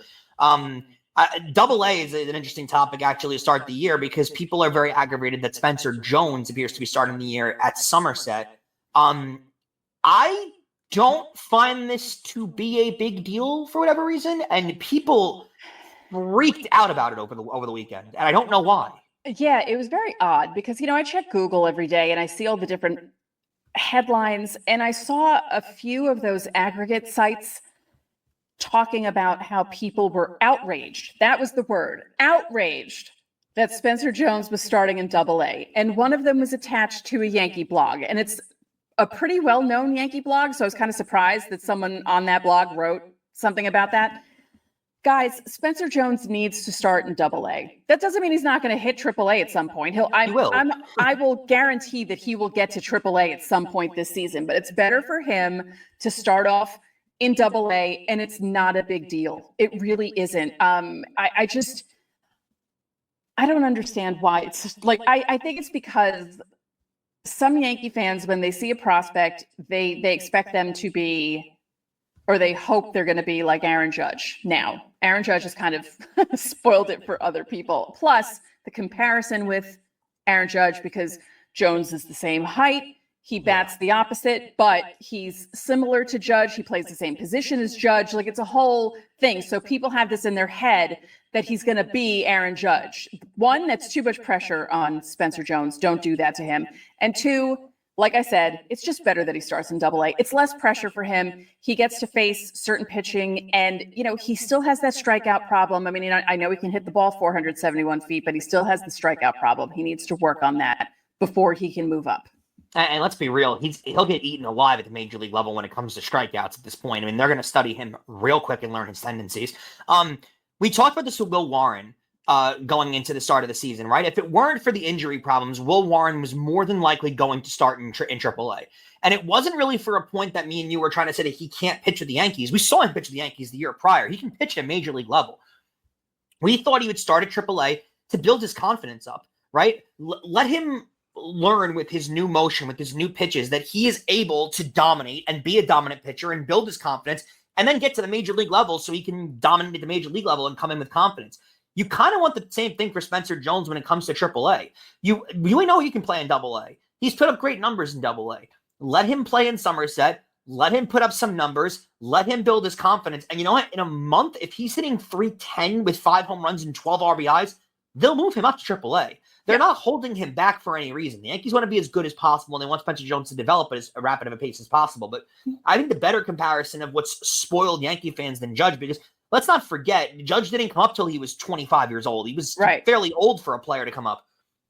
And I don't think you were, correct me if I'm wrong, I don't think you were hearing the chatter about Judge from the minor league level as much as you're hearing about it with Spencer Jones.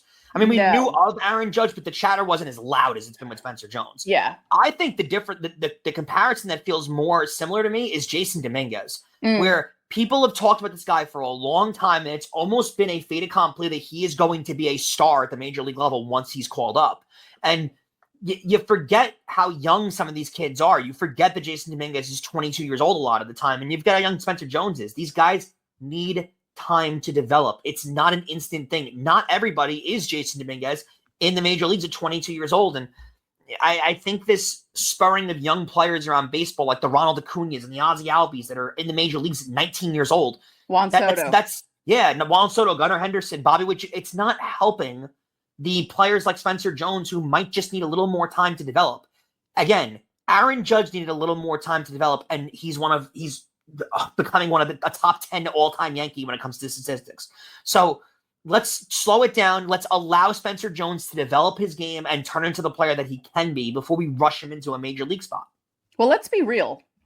Aaron Judge isn't just an all-time Yankee. He's turning into one of the best right-handed hitters ever in the history of the game. Yeah, I kind of held back from saying that just because he hasn't played long enough to put those. The pace is insane, but he just hasn't been in the league long enough to really have those potential yet.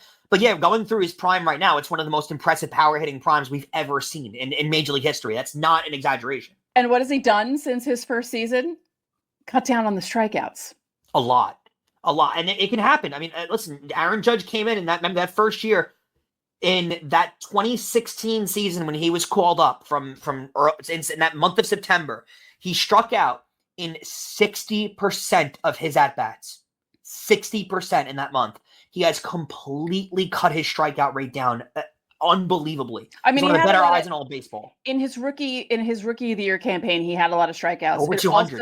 It also didn't help that the umps were calling the low strike on him, and you'll see that occasionally now. But they've gotten a lot better at not calling those strikes anymore. But there were statistics about how many strikeouts or strikes were out of the zone for Aaron Judge, which worked against him. But he has really become an all-around, he hits home runs, he hits singles, he hits doubles, he walks, and not just intentionally. He has a good eye. He's unbelievable. He really is. There's one element he doesn't have to his game, and that's stealing bases.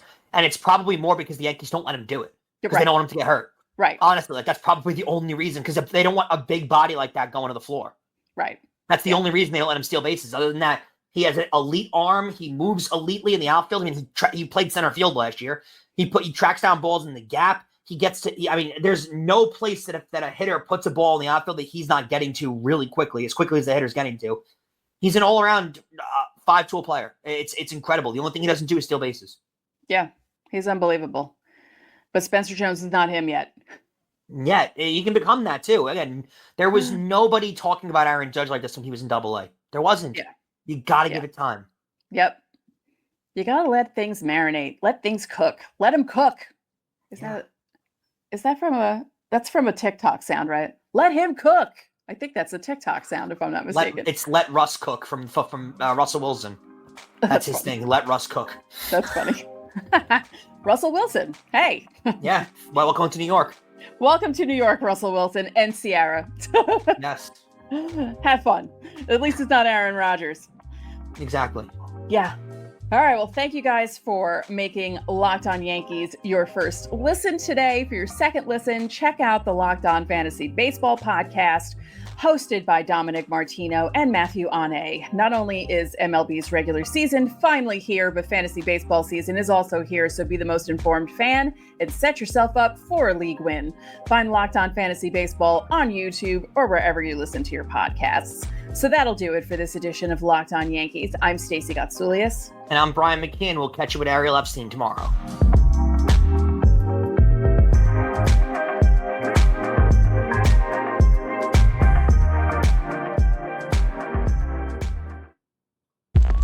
States have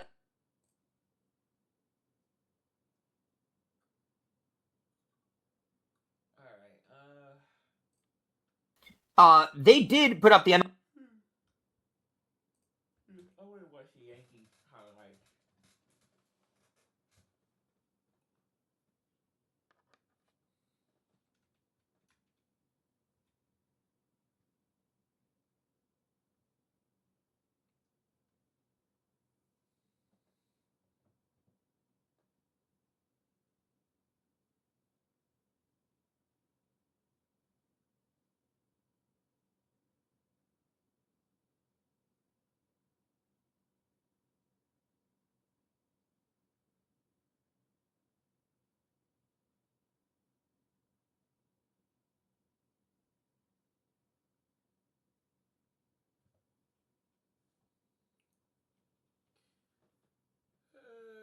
Okay.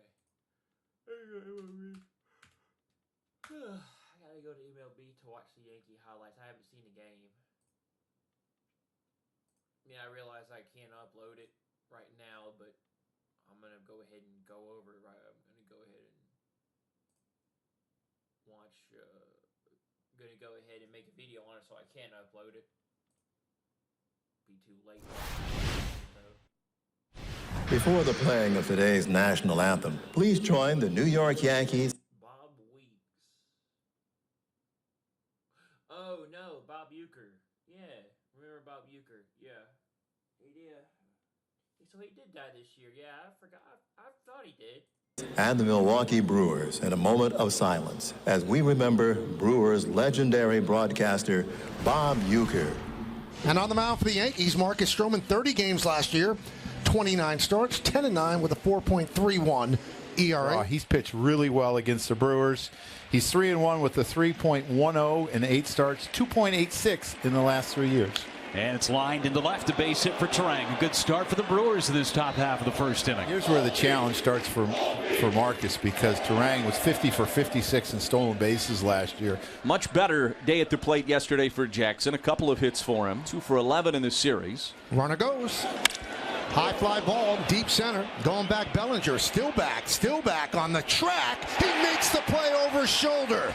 Hustling back to first is Terang. Bellinger covering a lot of ground here in the Bronx. Well, he's playing fairly shallow here, but again, it is a cold day. This ball is probably in the bullpen yesterday when the wind was blowing and it was carrying, but a nice solid play from Cody Bellinger. And now there are 2 down and 1 on for William Contreras. And he missed wide. First and second with 2 away, and it brings up Sal Frelick off to a good start this season. 3 for his first 7 this year. Was on base 3 times yesterday. Sal, ground ball through the right side into right field for a base hit. Terang being waved around third. Here's the throw. It's cut off, and the Brewers on the board first on the RBI single from Sal Frelick. Oh, that pitch up looked like a four-seamer right down the middle at only 90, and Frelick able to find the hole in the right field. Jake Bowers making his first start of the season. And a pitch from Stroman, swing and a miss. He strikes out. Bowers on a beautiful breaking ball down and in. Brewers get a run on 2 hits. Brewers trying to salvage a game out of this series. They will hand the ball to their right-handed veteran, Aaron Savali. I do think it's incumbent upon Aaron Savali today to give them as many innings as possible. They really could use it. Yeah, he's not going to go 7, but if he could get you through 5 at least, it would be very helpful. Second game in his career leading off. He saw 1 pitch yesterday and put it in the seats. And the pitch from Savali, swing on, hit through the hole, left side, into left field, a base hit for Paul Goldschmidt. 3 for 8 now.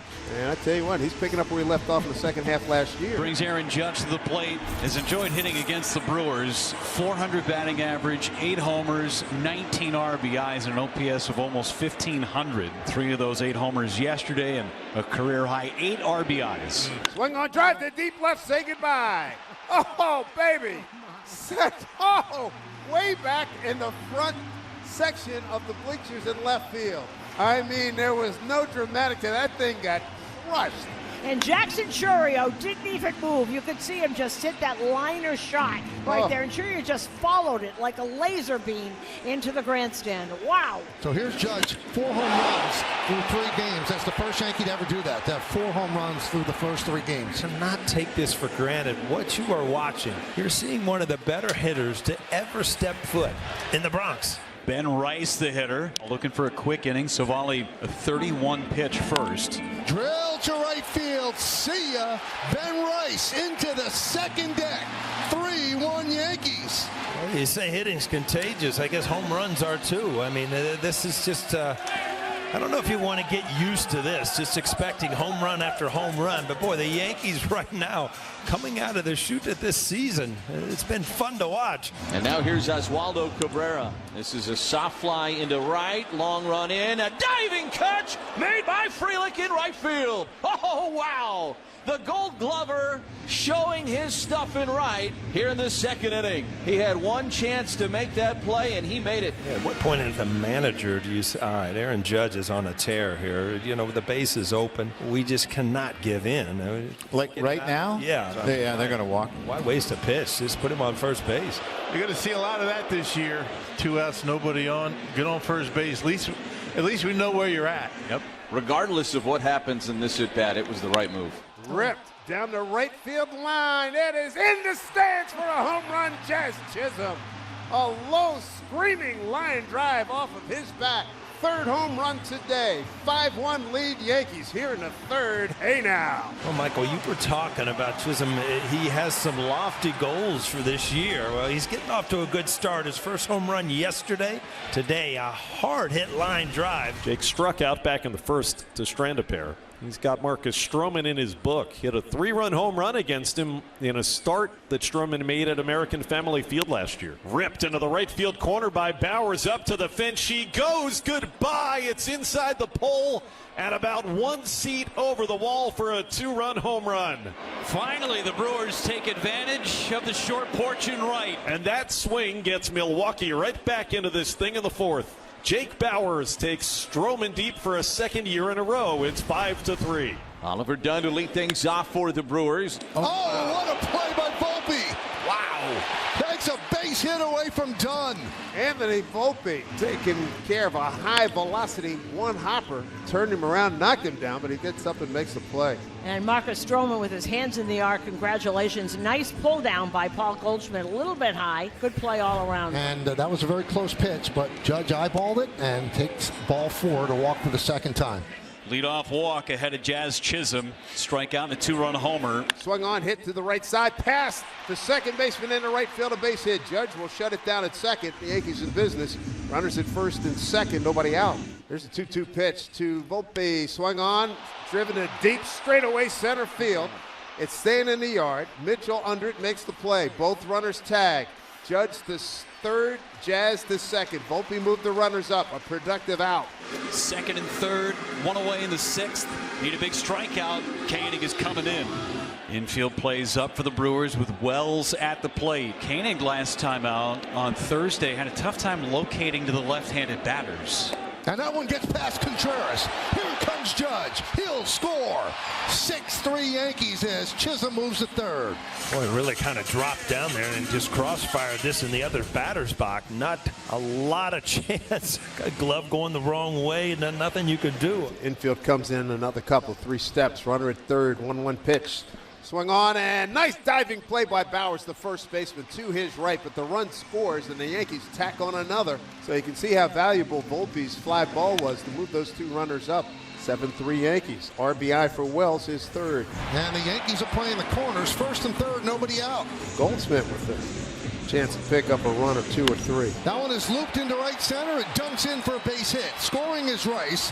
Cabrera will go to third. It's an RBI single for Goldschmidt. Yankees 8, Milwaukee 3. Wow, this looked like an intentional at-bat to go the other way. He waited and got a ball inside and just fought it off. But a great at-bat just to get another run home. So that'll bring up Cody Bellinger. He is 0 for 3 this afternoon. Tried out every outfielder. Driven into center field. Mitchell back, still back. Drifting back and makes the play on the warning track. Tagging Cabrera. He'll score easily on the sac fly by Bellinger. And the Yankees keep building on the lead. It's 9-3. The Judge has been on base 4 times. A homer and 3 walks.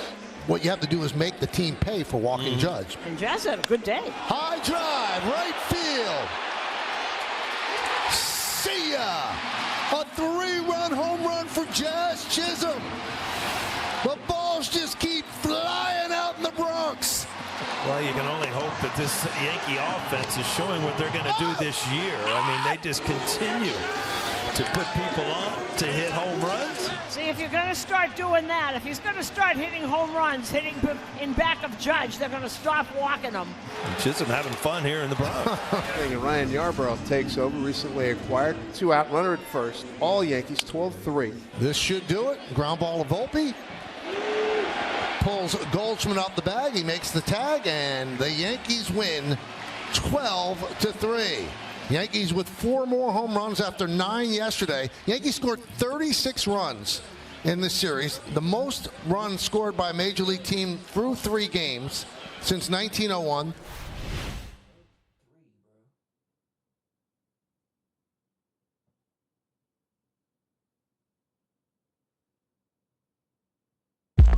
States have seceded. The United States Army ramps up.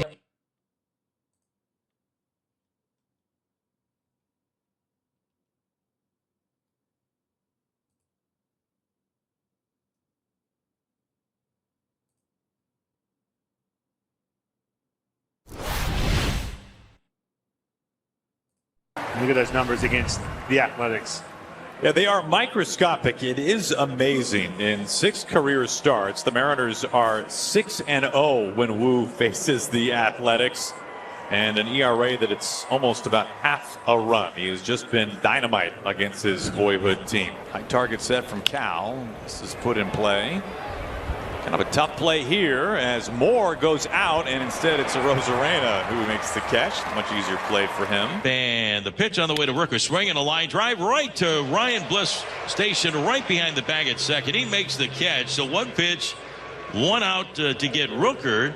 2 outs quickly on just 3 pitches. And swinging at the first pitch again. This is a grounder to short. J.P. Crawford throws it high, and J.J. Bleday finds himself on. J.P. Crawford just airmails that over the head of Donovan Solano. They've had some big hits and some timely hits. JP another chance over to first base, and of course this time he gets it right on the money. Just 2 additional pitches for Brian Wu. Doesn't break a sweat. Well, we already showed you the bacon behind the plate. How about the sizzler on the bump? JP Sears, the man who has no problem taking the baseball as consistently as anybody over the last 2 seasons. It's a tough play. Sears has no chance, even if he gloved that. Victor Robles, a swinging bunt base hit, and the table is set in front of Julio. And Julio Rodriguez to right field. It'll be Lawrence Butler getting over for the catch. 1 gone here in the bottom of the first, and Cal Raleigh, the switch hitter, coming up. Here's the 0-1. This one popped up, and it looks like Tyler Soderstrom will go into foul territory to make the grab. 2 gone.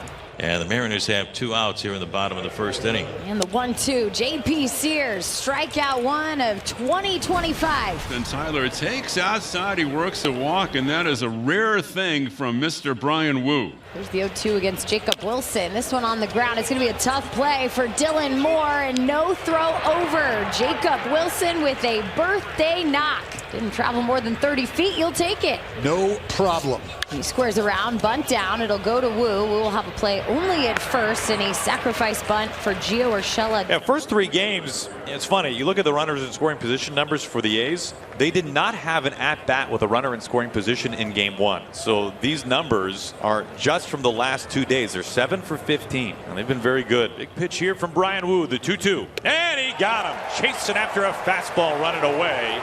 The first strikeout this season for Brian Wu. I'll tell you what, Goldie, there's no bigger confidence boost when you can just blow 96. First of all, the pitch before this was middle. And this one just a little bit on the outer edge. The stretch and the pitch to Schumann, swinging a pop-up. Into shallow right field. Solano, the first baseman, going back near the line. Donovan is there to make the catch. And that's going to retire the side. And Wu wiggles off the hook here in the second. Steps into the 2-2. Swung on, lifted left field towards the line. Rosarena over. He's nearing foul territory. Reaches up, 1-hand catch. 1 away here in the 3rd. Brings up Brent Rooker. Fouled right back to Cal's glove. 96 again from Brian Wu, and he strikes out Brent Rooker for out number 2. Down the stretch, it's good to see him pitching every 5th day. Not skipping any starts, not skipping any bullpens. And with that conviction too, man. When you're at 95 to 97, you just get on the attack. And we're starting to see that now as we're 32 pitches in. And JJ is going to sneak one out there off a line drive into left field. Bleday is heading for second, and here's the throw from Rosarena. It's offline, and JJ Bleday will take advantage of a bobble in the outfield by Rosarena. And that is precisely what we talked about during the open of today's ball game. Is you got to do the little things, and you got to take advantage of the mistakes that are presented to you. Another 0-2. He got him right after him with a 2-seamer running in on his knuckles at 95. 3rd strikeout for Brian Wu. On that sweeping slider that he throws. And that'll be strike 3. Like that one right there. We're forcing the hitter at about 50, 55 feet or so. He's got to make his swing decision. Am I going? And a swing and miss. So the sweeper gets J.P. Crawford to go down, and J.P. Sears in the zone. And this one, the slider up. And yes, that's intentional. He's looking to just try to create that action elevated. This one's on the ground. Could be trouble, but Schumann gets there just in time and over to first base. The ground ball will end the inning. And we go to the 4th inning, no score. Brian Wu has been really good so far.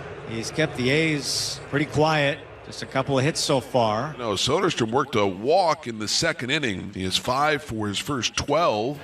And Tyler Soderstrom to left field. The ball going back as Randy Rosarena goes back and watches it over the fence. Tyler Soderstrom on a tear in Seattle. Homer number 3 for him and a 1-0 A's lead. Have yourself a start to the season. Tyler Soderstrom, 209. Stand up. 7 home runs for the A's now, and 3 of them belong to Tyler Soderstrom. The boys are banging, Jenny, and Sody is leading the charge. As J.P. Sears will face 2, 3, and 4 Rodriguez, Raleigh, and Arozarena. Rodriguez on the ground. It's a one-hopper over to Jacob Wilson. 1 gone. And he takes off the 3-2 pitch. Strike 3 called on a slider, and Garver knew it. J.P. Sears with strikeout number 5. Though again, the 1-2, swing and a miss, and a fastball for strike 3. That is strikeout number 5 for Brian Wu, and career strikeout number 199. So he's 1 away from number 200. Here's the 0-1 on the way. Swinging a fly ball, straightaway center field. Julio going back to the warning track. He's there, and as Rumi makes the catch, that's going to retire the side. We go to the bottom of the 5th. Against J.P. Sears, who's K'd 5. We'll count here, and there's another strikeout added to J.P. Sears, and his total now 6. What we have seen today, and that's J.P. Sears unafraid to attack with 2 strikes. I mean, that's a well-located fastball on the outside part of the plate. This one's on the ground, a chance for the defense to work. Gio Urshela will pick it up, and 3 up, 3 down for J.P. Sears. So that breaks up 7 in a row, and here comes Soderstrom. He hit the solo home run last time, so we're trying to keep this game exactly where it is. It's a 1-0 game. A's with the lead. We're in the 6th inning. Snap. Wu slings to Crawford, under first for the double play. Sweetly turned by Brian Wu, snared it out of midair, and that's it for the A's here in the 6th inning. And the Mariners have the tying run aboard. Julio will bat. He's 0 for 2 in the game. There goes Robles, swung on and destroyed. Lift off here, upper deck on its way. Goodbye! Nearly to the top of the upper deck. That was absolutely destroyed. Julio, a monster 2-run home run, and the Mariners lead 2-1. A no-doubt moonshot. Oh my! That was a long one, Gary. That was unbelievable. Way up there in the upper deck. I didn't realize it got that high up. So he'll hand things to Santos, who gets a real leverage inning here with a 1-run lead. Here's the pitch.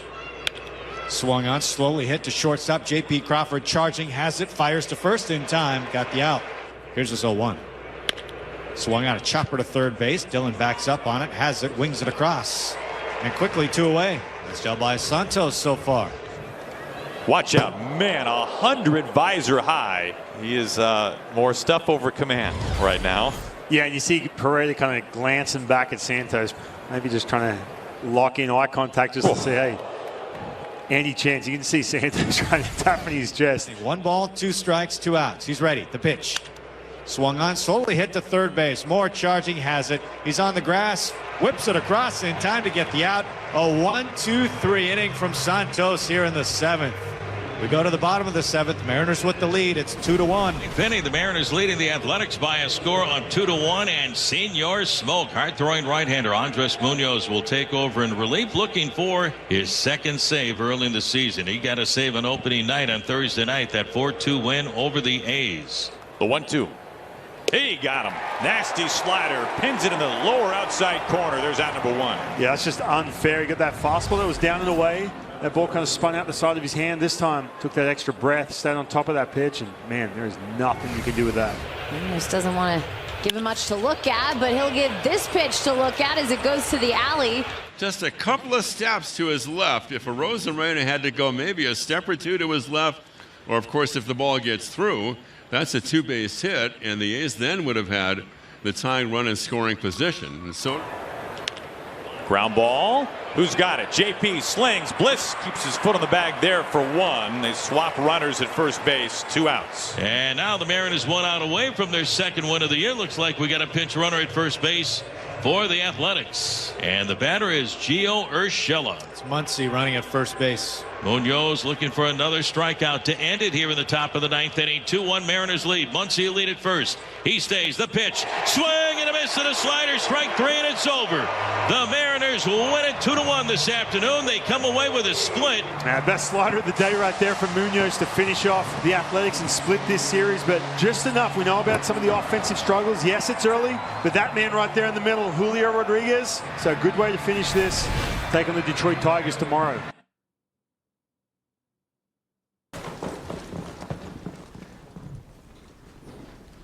I'm here to negotiate the surrender of the president. Yes, here. Are you the WF? Take a wild guess. Can the president be entrusted into your safe care? Yes, ma'am. We'll take real good care of him. Just bring him out here. We're not bringing him anywhere until we have agreed terms. We need a guarantee of safe passage for the president, and we need extraction to a neutral territory. We request Greenland or Alaska. Nah, no terms. Bring him out here. We gotta move, Sergeant. Ma'am, the president is willing. Gunner, point! Check! Moving!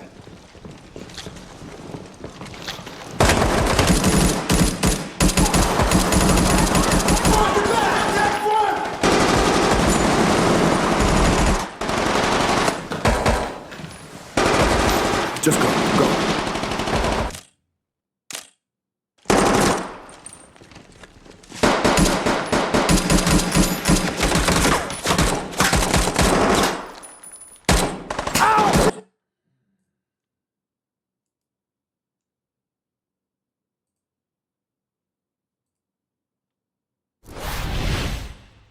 Look at those numbers against the Athletics.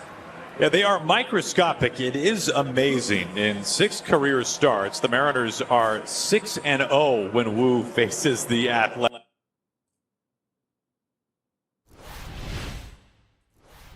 The opening day was a blast. They put their right foot forward, and Eric Fetty's got a chance to do that. Very good down the stretch. And look at his numbers on the entire season. A monster year for Eric Fetty. Fetty comes back to get Wallner with swing and miss. Good sinker. Good result. There's out number 1. Now he'll go after Carlos Correa. Correa to center. That's a can of corn for Victor Scott. And quickly, 2 outs here in the first. And here's a guy in Byron Buxton who saw just 1 pitch in each of his first 2 at-bats in Thursday's opener. That's to short. And Mason Wynn makes short work of Buxton and the Twins. Joe Ryan, a healthy Joe Ryan. Good to see him back out on the mound. Season ended prematurely last year, but he's got a tremendous fastball. That is his best pitch. The 2-2 is lined into left field. Nootbaar beats the shift. And played too low. Nootbaar has his 3rd hit of the series. Here's Wilson Contreras looking for his first hit of 2025. There's on the ground to the right side, and Castro's only play will be to first to get Contreras as Nootbaar moves to second. And there's 1 away now for the left-handed batting Brendan Donovan. Donovan to left and shallow, and Trevor Larnach, who DH'd on Thursday and left field today, makes the play. And 2 outs now for Nolan Arenado. Good lead from second. Breaking ball, shot up the middle, base hit. Here comes Nootbaar around third. Buxton comes up cleanly. He'll have no play. Arenado with a 2-run hit, and the Cardinals score in the first again. Nolan Arenado, Chip, throughout his entire career, he has been an RBI machine. Some guys are built for those moments. This is a good pitch by Ryan. It's a sweeper. It's off the plate, but Arenado able to hang on, drive it up the middle, and give the Cardinals another first-inning lead. Now Burleson. This has popped up. Now the infield. And Carlos Correa makes the play. But the Cardinals picked up a 2-out run. We're going to the second at Busch Stadium. And now Trevor Larnach will try and answer back here in the second. And there's an 0-2 swing, and Larnach is out with the leadoff single.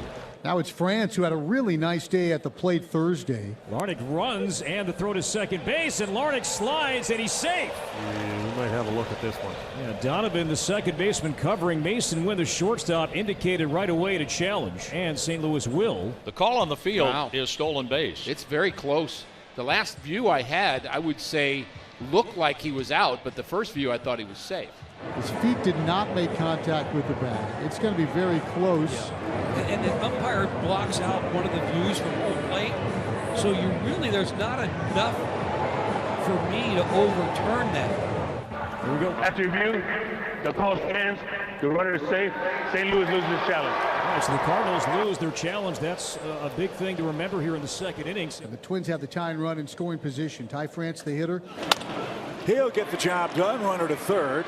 Has the peg to first in plenty of time. France with a productive out. And now Gasper's coming up with a runner at third. Infield creeps in for the Cardinals. And he pops up the first pitch. Mason Wynn drifts back, still going back. Looking over the shoulder and makes the catch. You see that play, you think of Major League. Willie Mays Hayes, great play, don't ever do it again. Well, this is one that hangs up in the air for quite some time. Wynn started taking it. As soon as you turn your back to the ball, the talent level to make that play pretty high. Nice job by Mason Wynn. So a missed opportunity, and it'll be up to Castro. Line to right field, Willie Castro, base hit towards the corner. Larnach is in. Castro, no helmet. He's got two. He will stop there. Game tying. RBI double Willie Castro. It's a 1-1 game. Those big 2-out hits, those are the ones that really pick up everybody on the bench, and that'll make Mickey Gasper feel a lot better as well. Runner on third, less than 2 outs, failed to get him in. Well, that's why it's a team game. Go-ahead run now is Castro at second base for 8th place hitter Jose Miranda. In the air, softly toward left. Hard charging and diving is Nootbaar. What a catch! Nootbaar left his feet and takes a run away from Minnesota. The Twins scored the tying run, but Nootbaar's play kept them from taking the lead. A hit by pitch. Nootbaar is aboard. Donovan at the plate. He flied out his first time. On the ground and past Castro. So Donovan has his third hit of the series, and the Cardinals threaten with 1 out here in the third. First and second, and Nolan Arenado. This is Sky to shallow right, and Walner. Runners hold, 2 down. Here comes Alec Burleson. Careful first pitch as Burleson swings often first pitch he does here, but room for Buxton. And the Cardinals strand 2. And 2 out. Here's Brendan Donovan. Donovan, this one to center, sending Buxton back. Byron to the track, to the wall, jumps up and makes the play. Nice play by Byron Buxton. 3 up, 3 down for Joe Ryan. Joe Ryan's day is over, gives way to Jorge Alcala as this marks his season debut facing Arenado here in the 6th. 2 quick strikes on Arenado. Right back where it came from, and that got the pitcher on the right arm. And Correa can't corral it. Arenado on his way to second. He'll be there safely. Nobody covering third, but no further advance. We're now concerned on Alcala as head athletic trainer Nick Paparesta is out to check on the Twins pitcher. He has given the athletic trainer Rocco Baldelli the okay. He can stay in the game. Will he have the hit privilege 3-0? We'll never know. 4 misses after the ball off the arm of Alcala, and he's still trying to shake that off. There is nobody up and throwing in the Minnesota bullpen, somewhat surprisingly, and now the Cardinals have 2 aboard and nobody out, and Ivan Herrera next. Up the middle, a base hit. Here comes Arenado. Buxton up cleanly, he'll have no play. What a comeback for Herrera. The Cardinals are back in front. Another example, Chip, of exactly what we've been talking about. 2 strikes, put the ball in play, make something happen. This is a 97-mile-an-hour fastball. Vasquez wanted this thing away. It leaks in, and Herrera's ready for it. And still first and second, still nobody out. And now Rocco Baldelli is on his way out. 2-1 St. Louis, and Louis Varland is out for the second time this season. 3-2 on Jordan Walker. And Walker is aboard. Bases are loaded, nobody out. And now Varland needs 1 more. So back-to-back strikeouts, but here comes a challenging hitter in Lars Nootbaar. Swing and a shot to center. That's down for a hit. Burleson scores. Herrera to the plate. Everybody's safe. Nootbaar with a huge 2-out hit. The Cardinals continue to do damage with 2 outs, and Lars Nootbaar steps up again, and Newt shoots it right back up the box. And points the way as the Cardinals have a 3-run advantage. Well, that's called picking up your teammates. First and second, 2 outs, and the 8th man to bat in the inning, Wilson Contreras. You missed this earlier. Contreras has quite the appetite. Now, everybody likes pine tar as a taste. But I'm not going to tell that guy he's doing it wrong. Maybe he's onto something. Probably good for your teeth. Strong jaws. 0-2 count. And Contreras strikes out. Inning over. The Cardinals get 3 in the 6th inning. Mickey Gasper on his first open.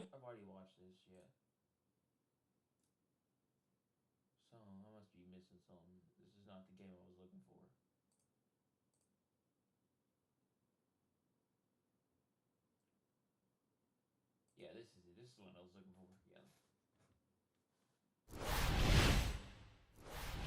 Bright and sunny skies overhead as Andre Palante gets set for his first start of the season. Brad, we illustrated what Andre did last year. He really stabilized the rotation after going down to the minor leagues to get stretched out. New arsenal, new results, and the Cardinals hoping that carries over. And Wallner comes back down 0-2. And some good excitement inside that Twins dugout, third base side. So Wallner coaxes a leadoff walk. So here's Correa. He's 0 for 8 in the series. 1 on, none out. There's the slow roller. Might get 1 out of it. Nice play and a nice pick at first. So the advanced base runner, Wallner in scoring position. Correa 0 for 9, rolls out softly to third. That was Buxton's turn. Buxton's 0 for 8 to start the year. This top of the order trio is now 0 for 25 combined. To left and shallow. This one fading, and down, a base hit. Wallner rounding third, heading home. The throw is not in time, and Byron takes second base. And Buxton pumping that buck truck here in Game 3, and the Twins have their first lead. It's 1-0. And also maybe the first defensive mistake they've made in this series of throwing this ball to home plate instead of just throwing it into the cutoff man. Allows another runner to get in scoring position. Ground ball right side. First chance for Gorman. And runner to third, 2 outs. Little squibber, more soft contact. Race to the bag. Palante wins it and settles for a 1-run first. Bailey Ober's turn. 31 starts a year ago for Ober. Tall drink of water, 6'9". It's like he's handing the ball to the catcher. Jeffers really reaches out there. And a terrific trip for Nootbaar. He coaxes a leadoff walk. Let's see if the Cardinals offense can return the favor here in the first inning. And here is Wilson Contreras. This is line to left, but right at Harrison Bader. Some solid contact by Contreras, but Bader positioned perfectly. 3-2 count. Runner is going. The pitch is taken inside. Good trip for Donovan. Cardinals earn their 9th walk of the series, and it sets up for Nolan Arenado. 2 on and 1 man out. And the 1-2 to Arenado, and he got it with that bread and butter go-to changeup that was so good last year, among the better changeups in the game. And there are 2 down. Yeah, 84 of 191 last year, 1 of 1 so far this year. This is popped up. Jeffers. Plenty of room. He'll grab it, and over. A high pitch count, 28, walks 2, but the Cardinals lead 2. The Twins have a 1-0 lead after 1. With Minnesota on top 1-0. Palante's first pitch of the second inning is bounced to the shortstop. The throw across retires Ty France. 1 pitch, 1 out in the second. Now the 2-2 pitch is off Palante's glove. Gorman's got it, throws on the run, and just in time. Heck of a play. Gorman had to change directions mid-stride and was able to do it, and just did get Castro by a quarter step.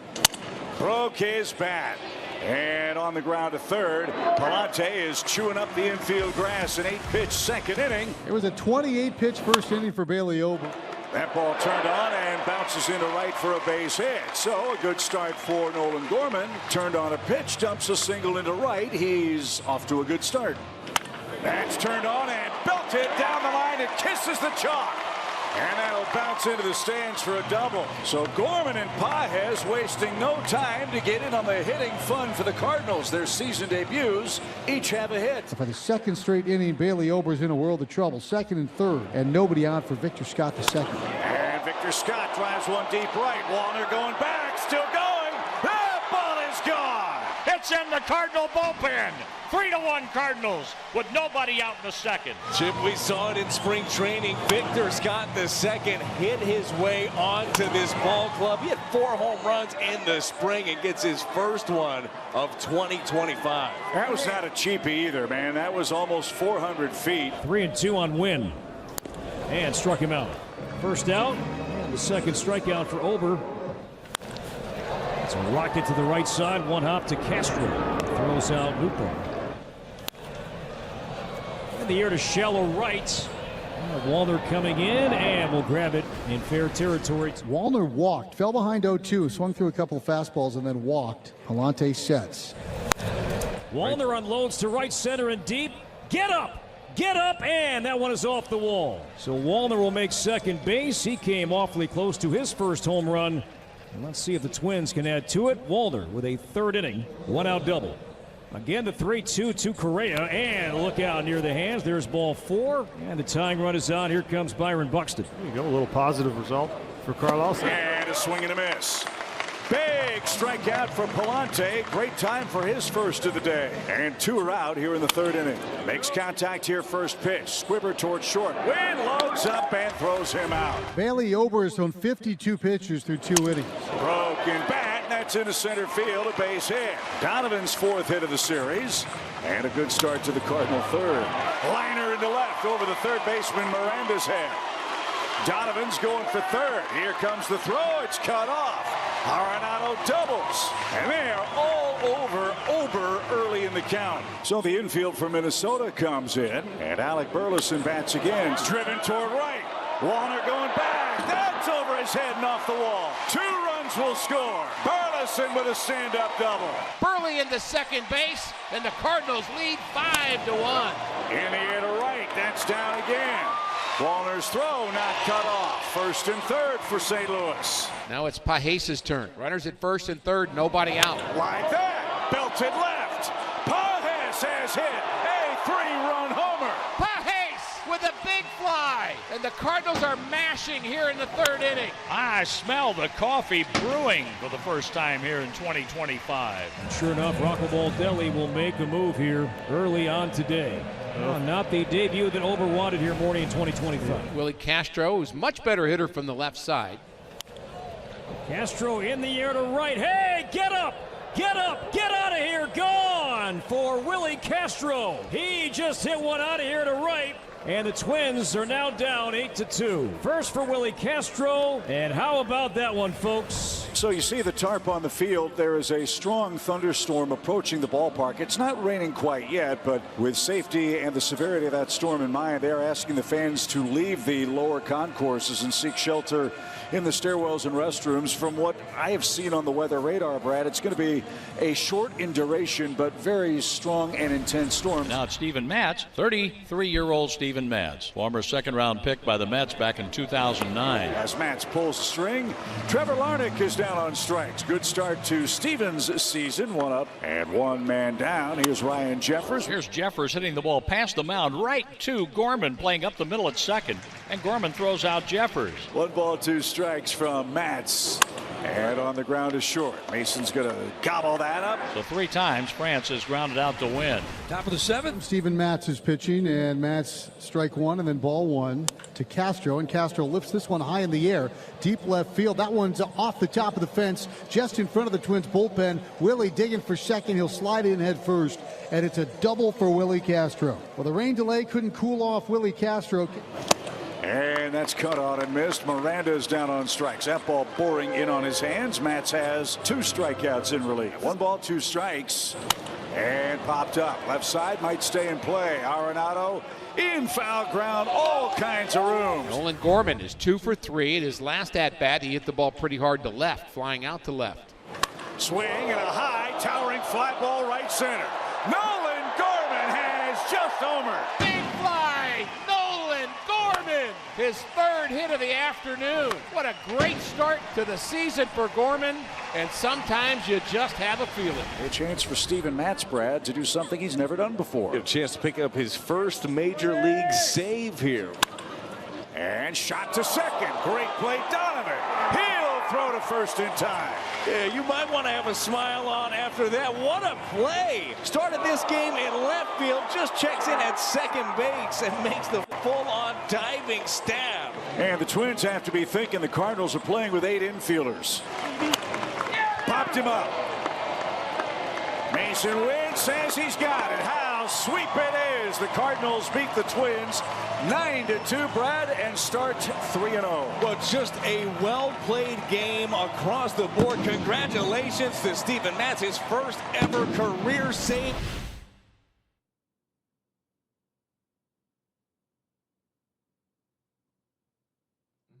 I'm surprised Minnesota got beat, dude, like that.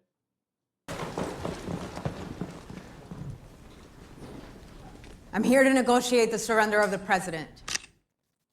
Yes, here. Are you the WF? Take a wild guess. Can the president be entrusted into your safe care? Yes, ma'am. We'll take real good care of him. Just bring him out here. We're not bringing him anywhere until we have agreed terms. We need a guarantee of safe passage for the president, and we need extraction to a neutral territory. We request Greenland or Alaska. Nah, no terms. Bring him out here. We gotta move, Sergeant. Ma'am, the president is willing. Gunner, point, check, moving.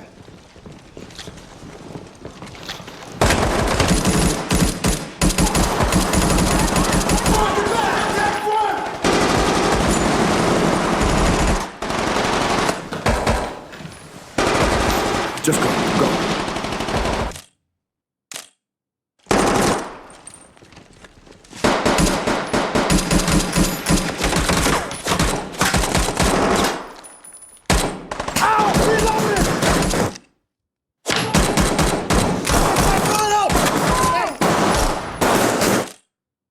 Get back! Get back! Get it up! Get it up!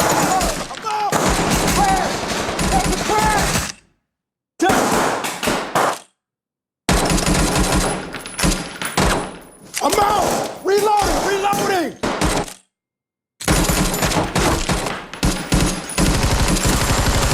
Brett, up! It's up! Crash it! Go!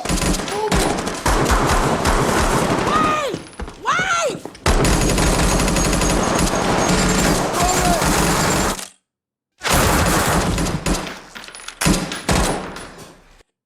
So you're an American. What kind of American are you? Are you an administrative results American or a managerial outcomes American? My lords and lads, I have just went to the movie theater to observe a piece of cinema. It was one of the movies of all time, and that movie was the Civil War movie, or Civil War. Is it just Civil War? I've been calling it the Civil War movie. So I'm making this video because we already made like a reaction to the trailer with some hypothesis, maybe some inferences from what we got from what they were showing us with the trailer. And I think a lot of us were interested. I was interested in the movie. I was curious to see what Hollywood could come up with in a scenario that is pretty shitty. And I went, and this is the follow-up to the trailer to give you the final report. So, starting off, spoilers. I am going to spoil the movie. I cannot stress this enough. If you don't want me to spoil the movie for you, stop watching, right? You're never gonna hear a YouTuber say that. But for real, stop watching, because I'm gonna nitpick this movie pretty hard, and I'm gonna give you some massive spoilers. Oh, that's giving me a clue. Cannot stress this enough. Okay, now let's dive on in. So, Civil War, as far as an action movie, not that good.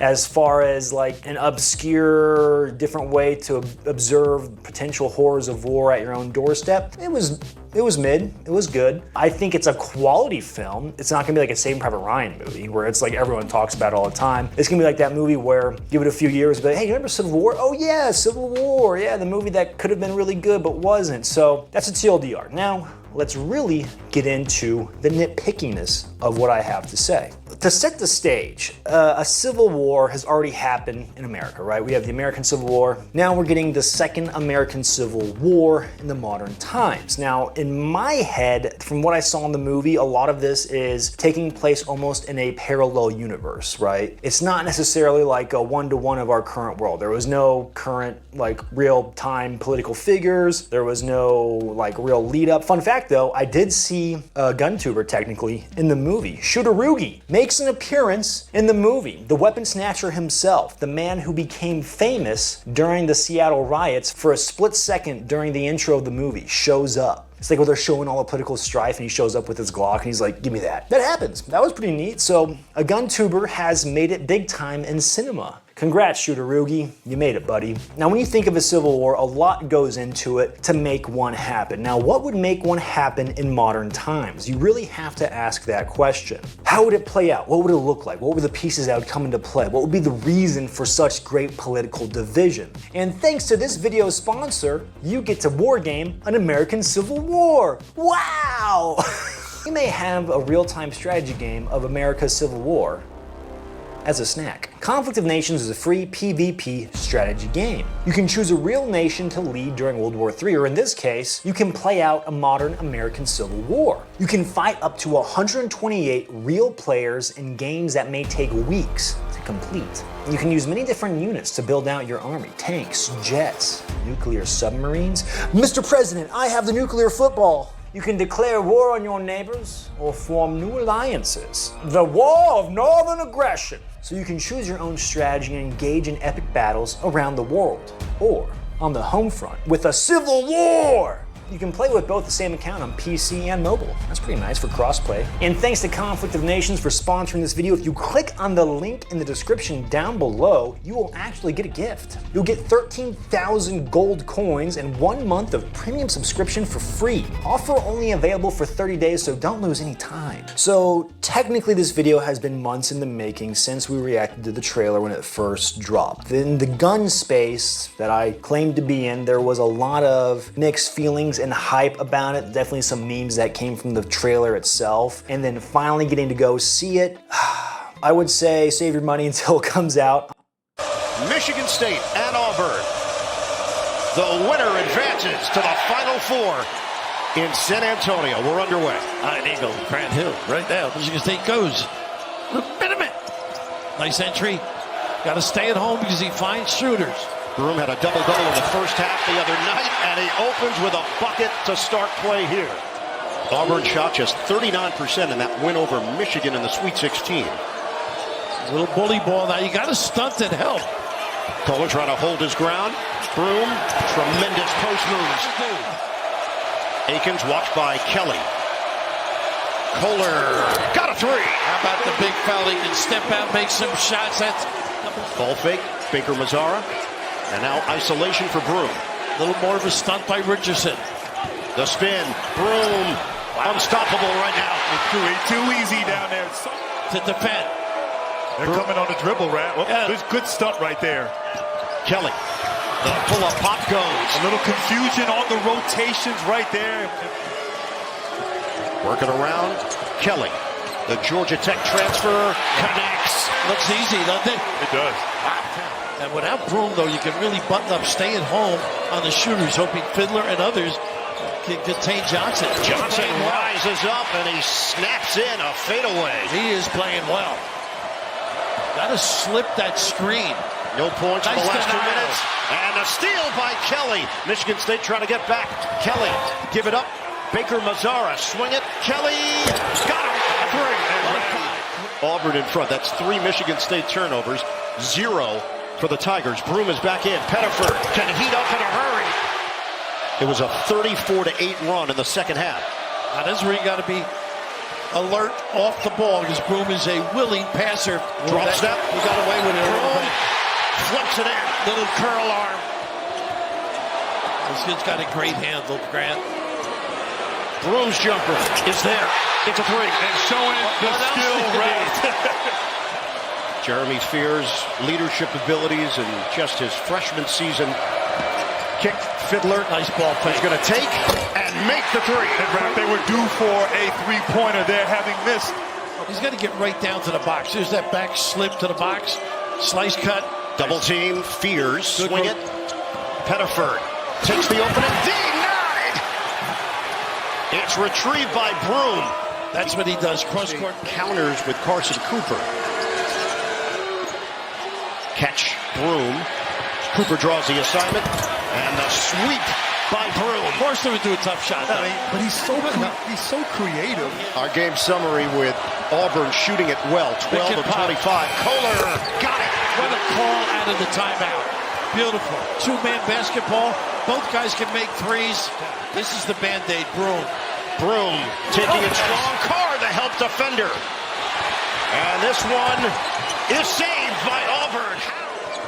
Pettiford goes to work. He's got a runway. Pettiford switches to the right hand, and it's put down by Broome. Fears using the screen from Zapawa. Nice catch, but he gets the roll. He couldn't put it down cleanly. And Broome showed, but did not recover. And that's the first 2 of the game for Zapawa. Lifting everybody, so there's the back cut. Denver Jones goes a mile high for the jam. They release from the screen, and now a post-up for Kohler. Go to work. Kohler circles and scores. Why not? Get a little punch in there, big fella. Fear sticks with Pettiford. Trying to establish Broom again. I like him out here if you're Michigan State. But he can take it in there. But it's blocked. Zappala was there with Kohler. 7 to shoot. Nice closeout by Fears. Baker Mazzara. The green light is always on for CBM. He does not worry whatsoever. Holloman's got to get going too. Richardson on the move. Fake, turn, and it's swatted by Cardwell. Does it all, that kid. Baker Mazzara gets it ahead. Cardwell, layup goes. Graduate student, experienced, provides leadership for this Auburn squad. And now it's a 10-point game. Kohler, major factor. Silencer. 34.1 points per game. They have 7 from their reserve so far tonight. Pettiford accelerates and puts it in. It's back to a 10-point lead for Auburn. I like Cooper moving Broom around a little bit here. Akins drives, and that is rejected by Broom. Nice cut. By himself for the jam. 8-point game. What's another one? Baker Mazzara nice to the rim, and Broom spins it in, +1. The concentration and the touch. I thought Cooper did a pretty good job contesting and trying to wall him up there, but finally getting Broom involved here in this second half. Okay, give me one. I'm sorry. 45-36, Fiddler back in. Same play.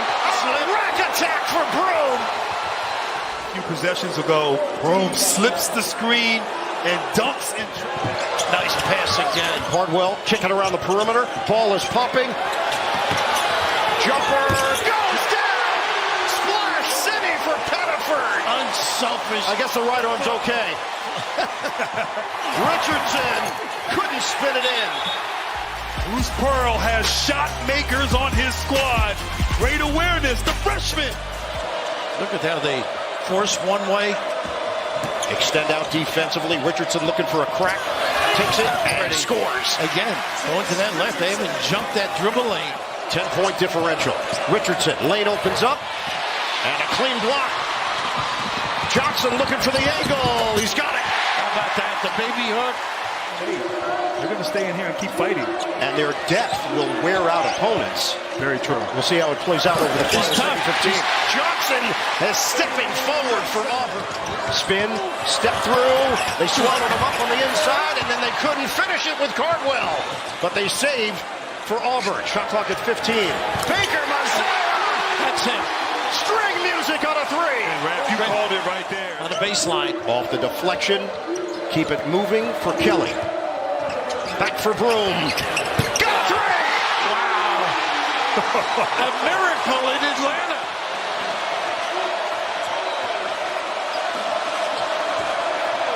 Akins. Curls in. Ready. And finishes. 2:22 to go. See how they front beautifully in that low post area? Switch back. Akins. Big cut next for 3. Big. Maybe an inside-out 3. If they help on Kohler. Fears to Kohler. There is the 3, and he knocks it down. 7-point game. 90 seconds to play. Jones drives. And Jones he somehow got through 3 defenders for the deuce. Well, he did not quit on that play. And a foul on Johnson.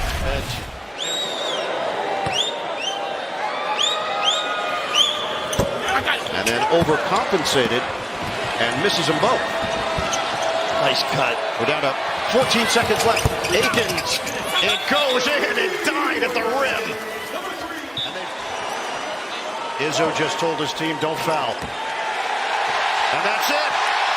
The storybook season continues for Auburn. There are a lot of massive events happening, massive weather events, insane hailstorms, wildfires. Michigan State at Auburn beat Michigan State, and that's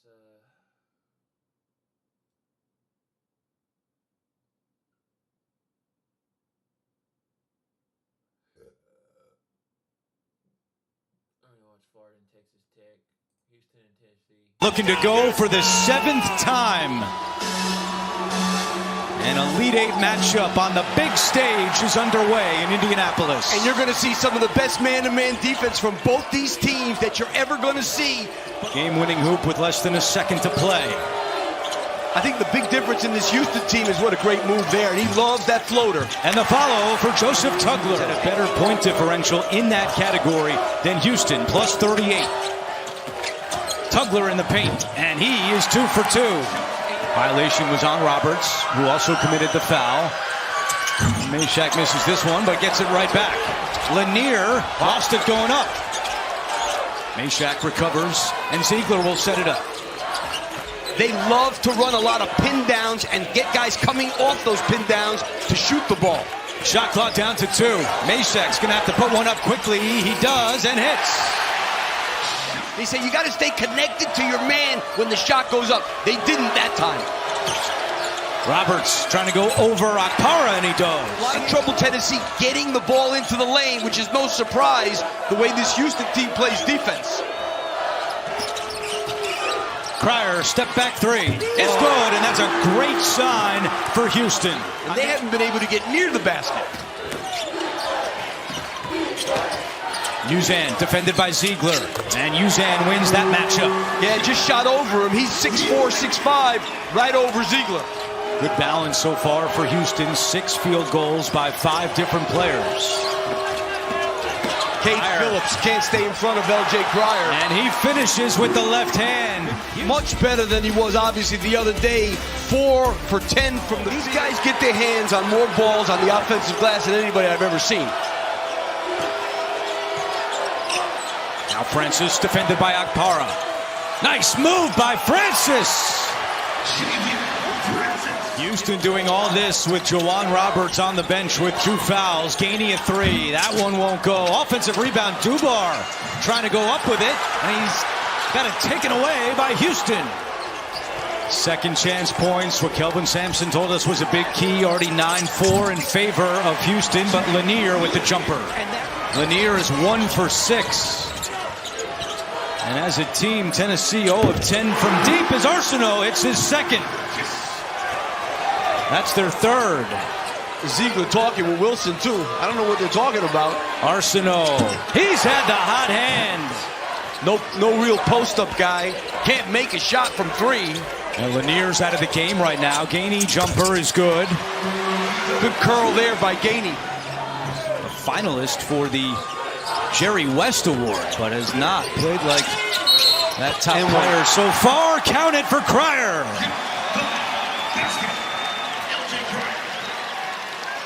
Cryer's parents, Tamika and Lionel, all fired up after this play. And now back at Lucas Oil Stadium in the same locker room he used with Baylor, now with Houston. Just can't get to the basket. Ziegler hits a 3, finally. You know what I mean? Now he's their best scorer, there's no doubt. But at some point, you got to start making one. He's 1 for 11. Here goes Roberts, right by Milicic for 2. Uzan glides up ahead, and Akpara may have altered that. 5 on 4 the other way if they choose. The faster they can make this game go, the better. Lanier from Fort Wayne, and maybe a little life for the Volunteers. We've seen that movie a few times today. Oh my goodness. Now Roberts spinning on Akpara, and he draws the foul. Count the bucket. You know, Akpara did a good job. But Jawan Roberts, who's mostly all left, comes back with the right hand and gets it. In the locker room, they say that he was a part of Phi Slamma Jam. He was not. Gainey, a 3. Their goal, they got to do this little by little. They need to get it under 10 with 10 minutes to go. That's their goal. Tugler connects. It's not going to happen like that. They're so good with that short roll to the basket. Ziegler calling out a play to his teammates. Lanier comes off the screen, puts up another 3, won't go, but tipped to Gainey. Gainey puts it right back up and in. Ziegler got a hand on that one, but Cryer bails him out. Sharp for 3. It's good!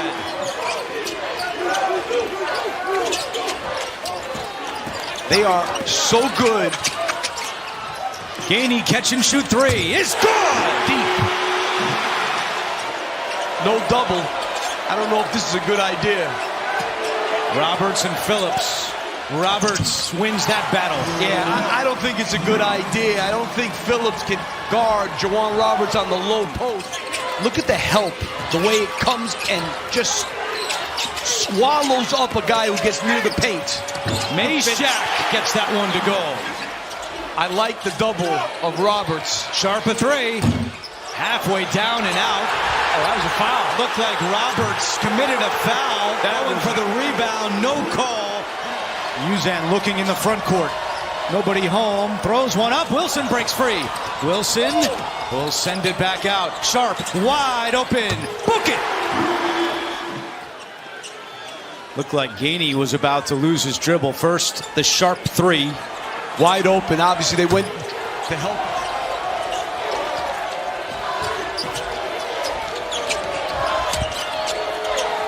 Sharp again. A sharp shooter. Tugler matched up with Akpara, sends it back out. Approaching 4 minutes to go. Wilson wide open. He hits it. I don't think he should have shot that. They should play the clock for sure now with a 15-point lead. Sharp looking for three again. It's good.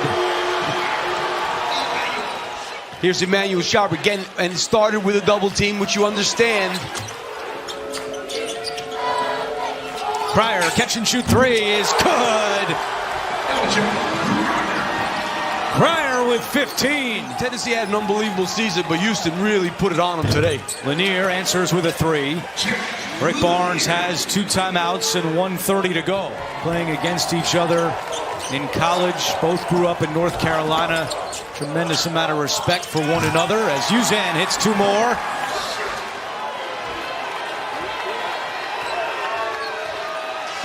Seventh heaven for Houston. The Cougars advance to their 7th Final Four. There are a lot of massive events happening. Looking to go for...